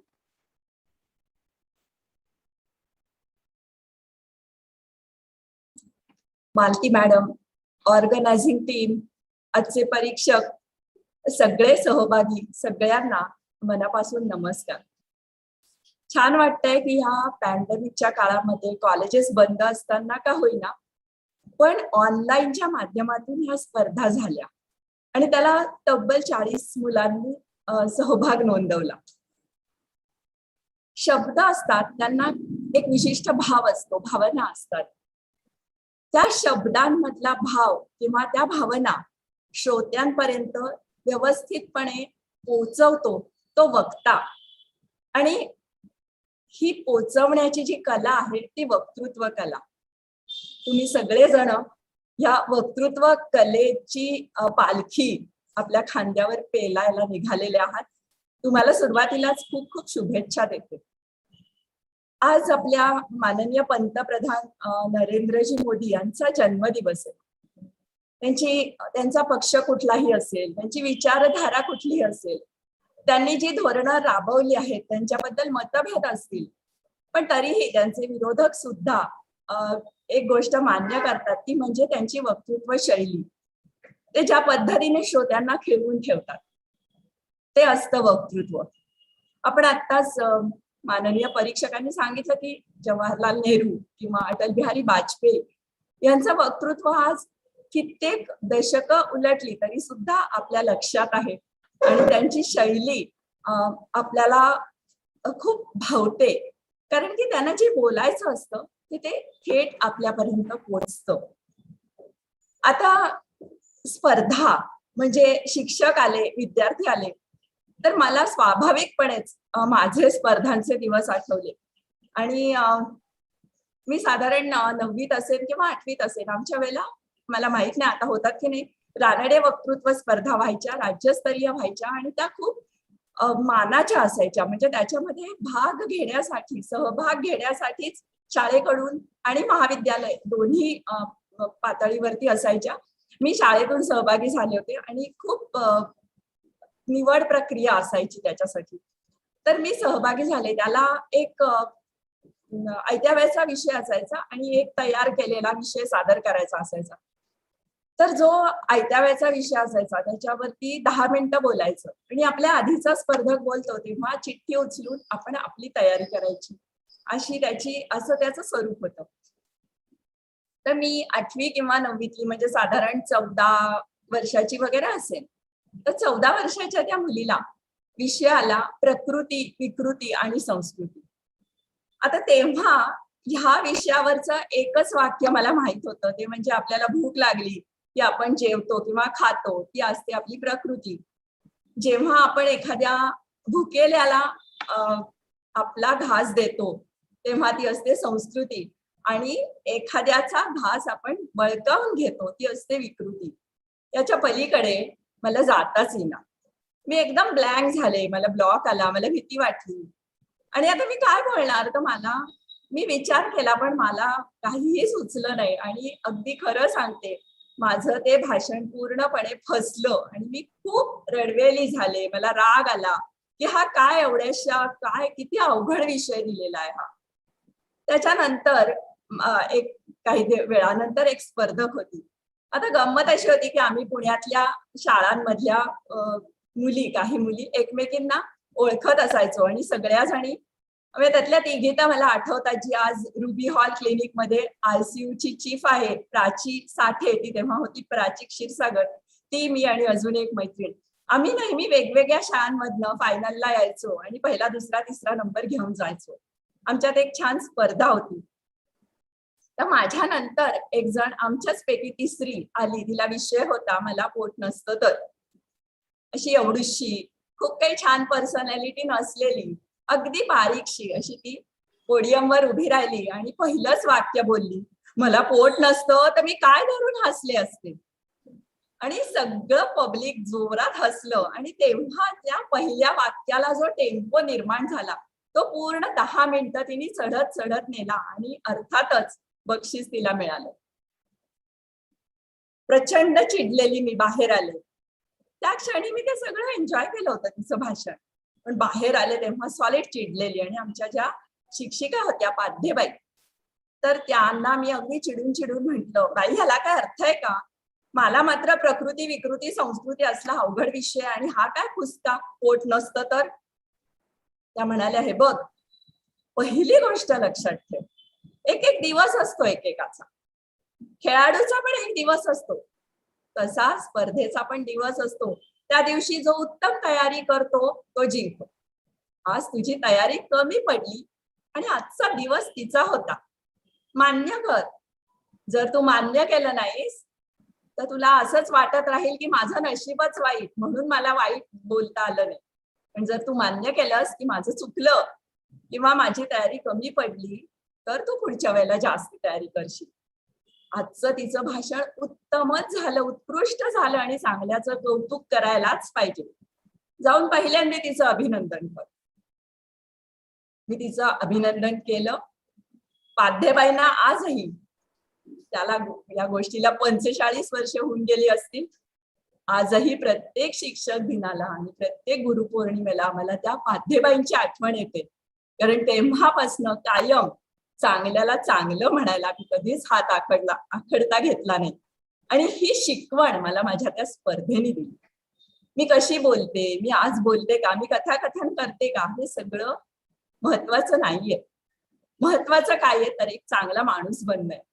आणि स्पर्धांच्या निमित्ताने आपल्याला आपले विचार तपासून बघता येतात. आपल्याला हे जे विषय मिळतात, समोर येतात, त्याचा आपण अभ्यास करतो. सर म्हणाले की इंटरनेटवरती आपल्याला खूप माहिती मिळते आणि परीक्षकांना बरोबर कळतं की कोण इंटरनेटवरची माहितीची पोपटपंची करतंय आणि कोण माहितीचा उपयोग करण्यात काहीच चूक नाही. माहिती तर आपण घेतोच, पुस्तकांमधनं घेतो, इंटरनेटवरनं घेतो, नाहीतर आपल्यापेक्षा ज्येष्ठ लोकांकडनं माहिती प्रत्यक्ष घेतो. माहिती तर घ्यायलाच पाहिजे, पण ती माहिती तुम्ही आतमध्ये कशी मुरवता, तुम्ही कशी ती त्याच्यावरती विचार करता आणि नंतर ती मांडता, ह्याला सर्वात जास्त महत्व आहे. आणि ह्या स्पर्धांच्या निमित्ताने हे करायला मिळतं. आणि जो स्वतः विचार करतो तो जिंकतो. म्हणजे जिंकतो म्हणजे त्याला प्रत्यक्ष पारितोषिक मिळतं असं नाही, तो आयुष्याच्या स्पर्धेत जिंकतो, कारण त्याला ती सवय लागते. कधी कोणाला, आम्हाला अनेक स्पर्धांचं परीक्षण केल्यावर अगदी लगेच कळतं की कोणाला त्यांच्या शिक्षकांनी लिहून दिलंय किंवा त्या क्षेत्रातल्या कोणीतरी लिहून दिलंय. आणि हा पोपटपंची सारखं ते पाठ म्हणतो. अर्थात पोपटपंची सारखं पाठ म्हणणं, त्याच्या शैलीमध्ये म्हणणं, ते चांगलं प्रेझेंट करणं, ह्याला सुद्धा पुष्कळच महत्व आहे. ते महत्व नाही ते नाकारत नाहीये मी, पण वक्तृत्व स्पर्धेमध्ये अर्थाला सुद्धा महत्व असतं. तुमचा विषय समजून घेण्याला सुद्धा महत्व असतं आणि ते व्हायला पाहिजे, ते करायला पाहिजे. बोलणं हा एक सराव आहे, तो हळूहळू जमतो. मी पण त्या दिवशी त्या स्पर्धेमध्ये हरले, पण त्यानंतर मी अनेक स्पर्धांमध्ये जिंकले. आणि स्पर्धांमध्ये जिंकणं महत्वाचं नाहीये, लोकांशी संवाद करता येणं हे खूप जास्ती महत्वाचं आहे. ते करता आलं की तुम्ही जिंकता. त्यामुळे स्पर्धा म्हटलं की हे सगळं येतं. त्यासाठी तुम्ही तयारी करायला पाहिजे, वाचन पाहिजे, हे सगळं आता तुम्हाला माहिती आहे, ते आम्ही सांगायची गरजच नाही. इतरांची भाषणं ऐकायला पाहिजे. जसं शास्त्रीय संगीत जो गातो तो खूप ऐकत असतो. नुसतं मी तंत्र शिकले, यमन रागामध्ये 7ही सूर असतात, म्हणजे मला यमन राग नाही गाता येत. मला खूप ऐकावं लागतं, त्यावर विचार करावा लागतो. आणि मग तेव्हा तंत्र शिकल्यानंतर सराव असतो आणि त्यानंतर विचार असतो, तो तुम्हाला मांडता येतो. त्यामुळे स्पर्धामध्ये जिंकणं हे सगळं तुम्हाला माहिती आहे की काय काय करायला पाहिजे, ते तुम्ही करत राहाल. तुमची पिढी खूप हुशार आहे. तुम्हाला आयत्या पण गोष्टी मिळतायत आणि त्यासाठी झगडणं पण तुम्हाला आहे. तुमची मेहनत, तुम्ही कधीच मेहनतीमध्ये कमी पडत नाही. तुमची नवीन पिढी खूप मेहनती आहे, सगळं मान्य आहे. त्यामुळे मी ते काही सांगणार नाही की तयारी कशी करायची. तयारी कशी करायची तुम्हाला माहिती आहे. फक्त आपण कुठे कमी पडतोय हे आपण ऍक्सेप्ट करायला शिकायला पाहिजे, स्वीकारायला पाहिजे. शब्दातल्या भावना मांडता येणं ही एक वेगळी कला आहे. त्यासाठी आधी ते समजून घ्यायला लागतं. आणि कसं ते असतं, तुम्हाला एक छोटीशी अगदी 5 वाक्यात एक गोष्ट सांगते.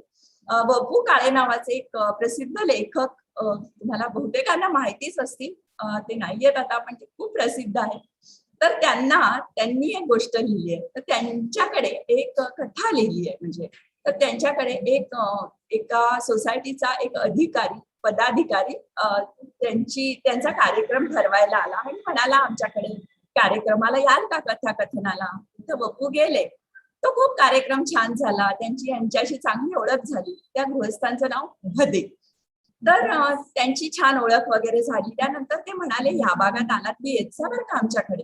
तसं एकदा वपू त्या भागात जाणार होते म्हणून त्यांनी फोन केला तर भद्यांच्या बायकोनी फोन उचलला आणि म्हणाले, तो लँडलाईनचा काळ होता. तर फोन बायकोनी घेतला आणि म्हणाले, हे जरा त्यांचा घसा खराब आहे, पण तुम्ही भेटायला येऊ शकता. मग हे गेले भेटायला. तर म्हणाले, 4 दिवस पुन्हा करून सांगितलं, 4 दिवस माझा घसा खराब. तर वपूंना कळे ना, तुम्हाला कसं कळलं की 4च दिवस तुमचा घसा खराब राहणार आहे? तर म्हणे, कारण मी 4 दिवसासाठी दुखणं घेतलंय ना. ते बाबूजी आहेत ना गायक, त्यांना कुठेतरी गाण्याचा कार्यक्रम करायला जायचंय, त्यांचा घसा खराब आहे, तो मी घेतलाय म्हणजे हा मला घेता येतो असा. मग त्यांनी असं एक 2 वेळेला पुढच्या गोष्टी कळल्या. एकदा त्यांचे गुडघे दुखत होते, कारण कुठल्या तरी वक्त्याला भाषण द्यायला गावाला जायचं होतं, त्यांचे गुडघे दुखत होते. मग त्यांचं गुडघ्याचं दुखणं भद्यांनी घेतलं. मग अजून एकदा त्यांची बायको अशी चिडली, भद्यांची बायको, बघा ना म्हणे, ती एक कोण अमुक तमुक कमला सोनटक्के, स्वतःचं लो बीपीचं दुखणं ह्यांना दिलं आणि म्हणाली, मी जरा दौऱ्यावर जाऊन येते. दौरा म्हणजे चक्क अमेरिकेला ती गेली. आता ती येणार कधी आणि ह्यांचं बीपी पुन्हा वर जाणार कधी? असं आपल्याला ते वपू काळे त्या भद्यांची गोष्ट सांगत ते शेवटाकडे येतात आणि सांगतात, काय झालं, मी त्या दिवशी त्यांच्याकडे गेलो, भद्यांकडे, तेव्हा ते सारखं त्यांना चक्कर येत होती आणि त्यांना उलट्या होत होत्या. तर मी म्हटलं, अहो किती उलट्या होत आहेत तुम्हाला आणि सारखी चक्कर येते, चला मी तुम्हाला डॉक्टरकडे घेऊन जातो. डॉक्टरकडे तुम्ही हसताय, त्यावरनं तुम्हाला कळलं.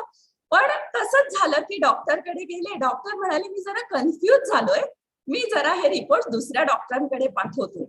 तर वपू म्हणाले, अहो तुम्ही एवढे हुशार डॉक्टर, तुम्ही कशाला दुसऱ्यांचे सल्ला घेता? Because mister Bhade is pregnant. तर बघा, म्हणजे तुम्ही सगळे हसलात, पण त्याच वेळेला आपल्याला आपलं मन सांगतंय की असं कसं होऊ शकतं. काही सांगतात बाबा हे वपू काळे. पण ही कथा जर तुम्ही नुसती वाचलीत ना, तर आपल्या मनामध्ये कदाचित असं येईल की काही सांगतात का हे वपू काळे. पण तुम्ही त्यांच्याकडनं जेव्हा ती ऐकली, म्हणजे आता तुम्ही ऐकू शकत नाही, पण मी ती ऐकलेली आहे. त्या काळामध्ये वपू काळे हे उत्तम कथाकथन करायचे आणि त्यांचं असं कुठल्या कुठल्या बुकमध्ये रेकॉर्ड वगैरे झालेलं होतं. इतके त्यांनी कथाकथनाचे प्रयोग केले. तर ते इतकी कन्व्हिन्सिंगली ही गोष्ट कथा सांगायचे ना, की आपल्या डोळ्यापुढे ते प्रेग्नंट मध्ये अक्षरशः उभे राहायचे. तर म्हणजे शब्द मांडणं, विचार मांडणं ही एक वक्तृत्वामध्ये एक भाग आहे आणि त्याबरोबरच ते सादर करणं हा त्याहूनही महत्वाचा भाग आहे. कुणी मध्ये कविता वापरतं, कुणी म्हणी वापरतं, कुणी फक्त मी असं सांगेन, आत्ता जो विद्यार्थी बोलला त्याची मी क्षमा मागते, कारण की त्यांनी असं समजू नये की मी त्याची चूक काढते. पण मला एक गोष्ट पटकन जाणवली म्हणून सांगते. हल्लीची सगळीच मुलं फ म्हणतात, फ, फार, फार. मराठीमध्ये फ. तर ह्या जेव्हा आपण वक्तृत्व स्पर्धेमध्ये भाग घेतो तेव्हा आपण उच्चारांना खूप महत्व देतो, द्यायला हवं. म्हणजे कोल्हापूर साईडला वेगळी भाषा बोलतात, विदर्भात वेगळी बोलतात, मराठवाड्यात वेगळी बोलतात. मला मान्य आहे, त्या लहेजामध्ये तुम्ही बोला, पण तरी फ हा फच असतो, कारण आपल्या मराठीमध्ये फ ला ओष्ठ्य वर्ण म्हणतात. तर त्यामुळे ह्या गोष्टी मात्र नक्कीच लक्षात घ्यायला पाहिजे. त्या विद्यार्थ्याला मी हे सांगतेय, त्याचं वाईट नको वाटून घ्यायला, पण हे सगळ्यांनाच आहे, कारण की हे हल्ली बहुतेक मुलं फ म्हणतात. तर अशा गोष्टी आपण लक्षात घ्यायला पाहिजेत आणि आपले हे जे काय वक्तृत्वाची कला आहे ती जोपासायला पाहिजे. त्याच्यासाठी अर्थातच तुम्ही खूप सगळं वाचत असाल, माहिती गोळा करत असाल, एकमेकांशी चर्चा करत असाल. त्यांनी असं म्हटलं तसं वादविवाद स्पर्धा सुद्धा काही काळामध्ये घेतली जाईल. त्यासाठी आतापासून तुम्ही मित्र जरूर तावातावानी वाद घाला एकमेकांबरोबर. आईबाबांबरोबर मात्र घालू नका फार, तसे तुम्ही फार घालता आईबाबांबरोबर वाद, तेवढे घालू नका. पण त्याचीही तयारी करा. आणि शेवटाकडे येते. सुधीर मोघेंचे अगदी 4 ओळी आहेत छोट्याशा, त्या शब्दाबद्दल सांगतात आणि त्यांनी आपण आजचा समारोप करूया. त्याआधी मी या महाविद्यालयाचे स्पर्धा आयोजन केलं त्याबद्दल आणि मला बोलवलं त्या दोन्ही बद्दल मी खूप मनपूर्वक त्यांना धन्यवाद देते. तुम्ही सगळ्यांनी ऐकून घेतलं. परीक्षक माझ्या शेजारी बसलेत. सगळ्यांना खूप मनपूर्वक धन्यवाद. आणि सुधीर मोघेंच्या अगदी छोटीशी शब्द धून म्हणून त्यांचा एक कविता संग्रह आहे, त्याच्यामधल्या 4 छोट्या ओळी आहेत. एवढं सगळं बोलताना त्याच विसरले की काय मी. शब्दांची पेरणी करण्या, शब्दांचे शब्दांची पेरणी करण्या, शब्दांचे ऋण वेचावे, शब्दांच्या धरणीवरती शब्दांचे घर बांधावे. तर असे शब्दांची पेरणी करा, शब्दांच्या धरणीवरती नुसतं घर नाही, मोठा राजवाडा उभा करा. त्यासाठी तुम्हा सगळ्यांना खूप खूप मनापासून शुभेच्छा. धन्यवाद.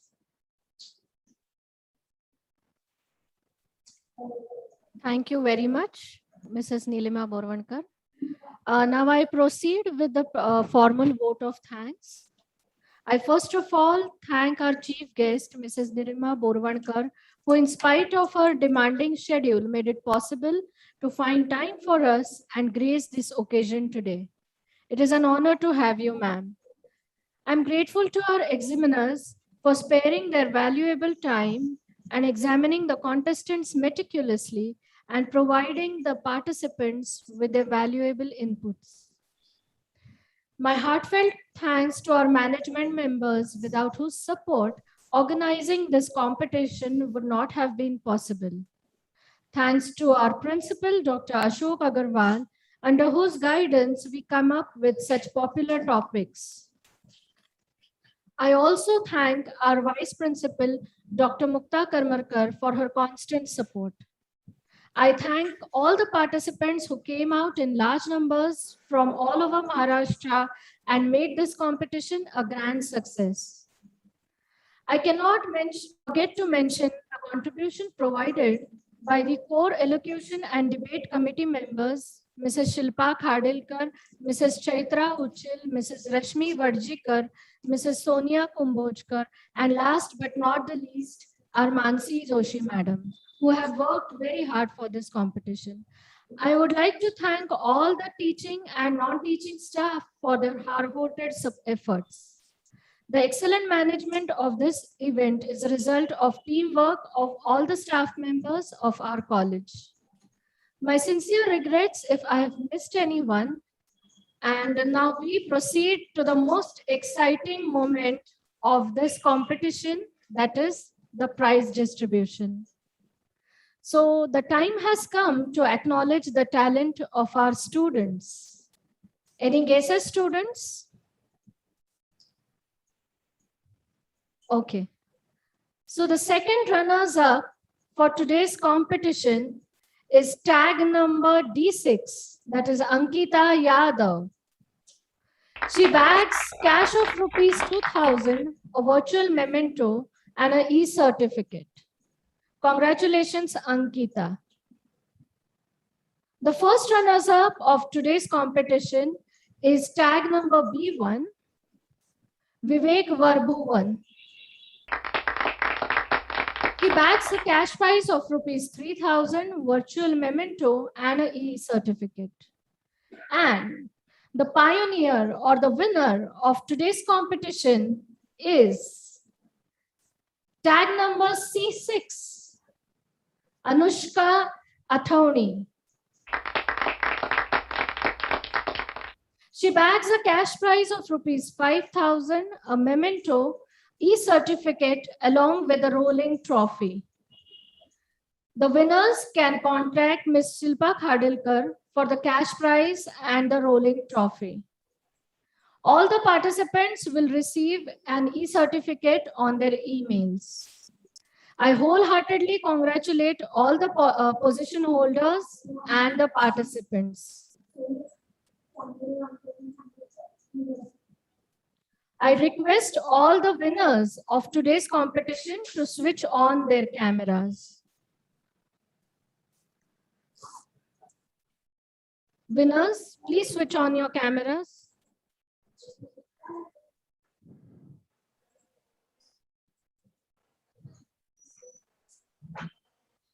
Winners, can you please switch on your cameras? Should I repeat the winners? Second runners up, G6. First runners up, B1. And the winner, C6. Tag number C6 is the winner. Can you switch on your cameras?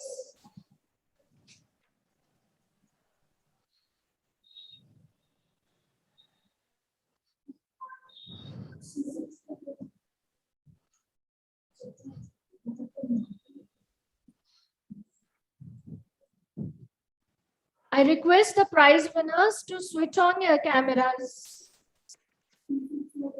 C6, B1, and D6.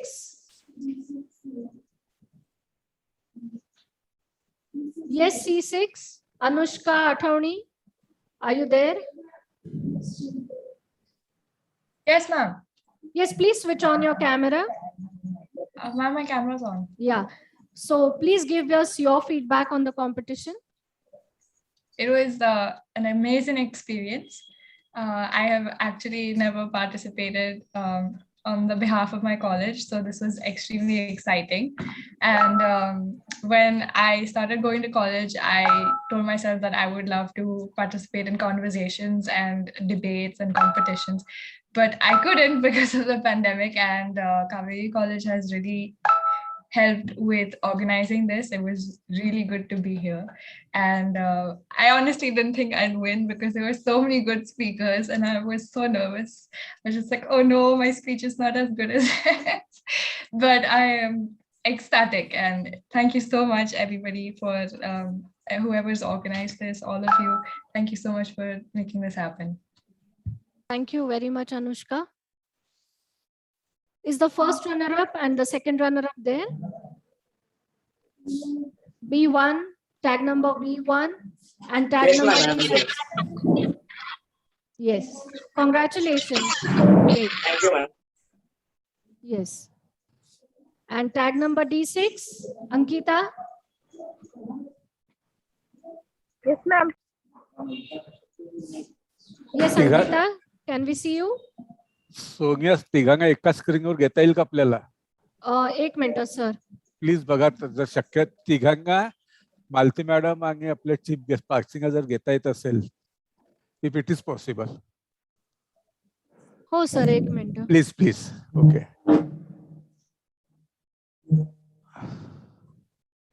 येतंय? Parties, wingers, please switch on your camera. Sorry, I'm outside right now. Yeah. Good. Thank you, sir. Congratulations, Anushka.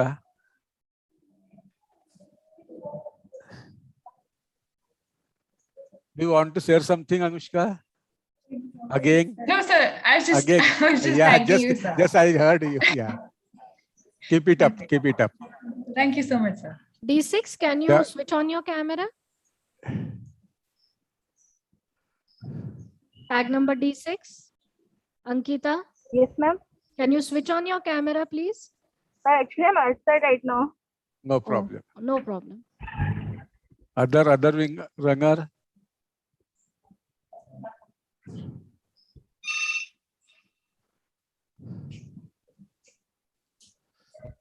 Yeah.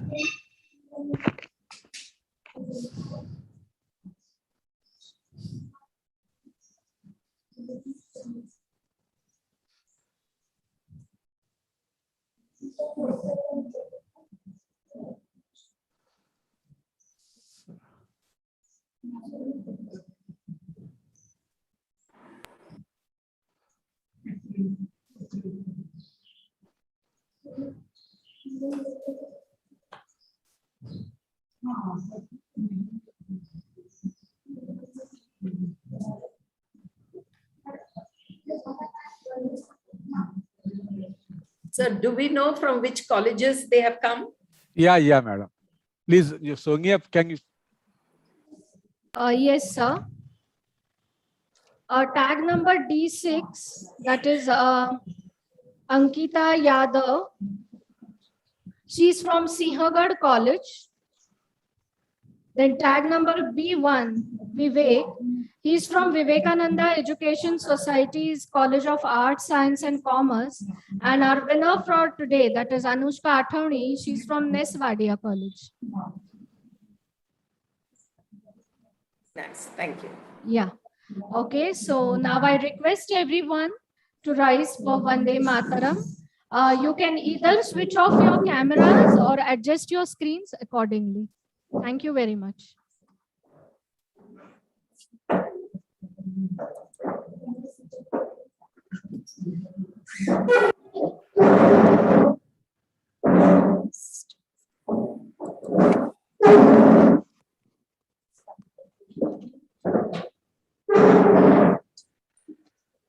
Vande Mataram, Vande Mataram, Sujalam Sufalam, Malayaj Sheetalam, Shasya Shamalam Mataram, Vande Mataram.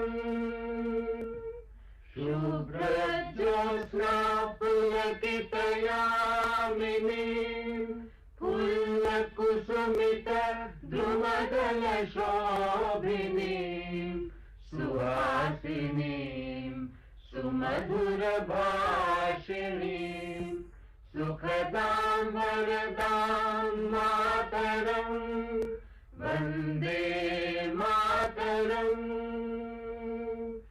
Vande Mataram.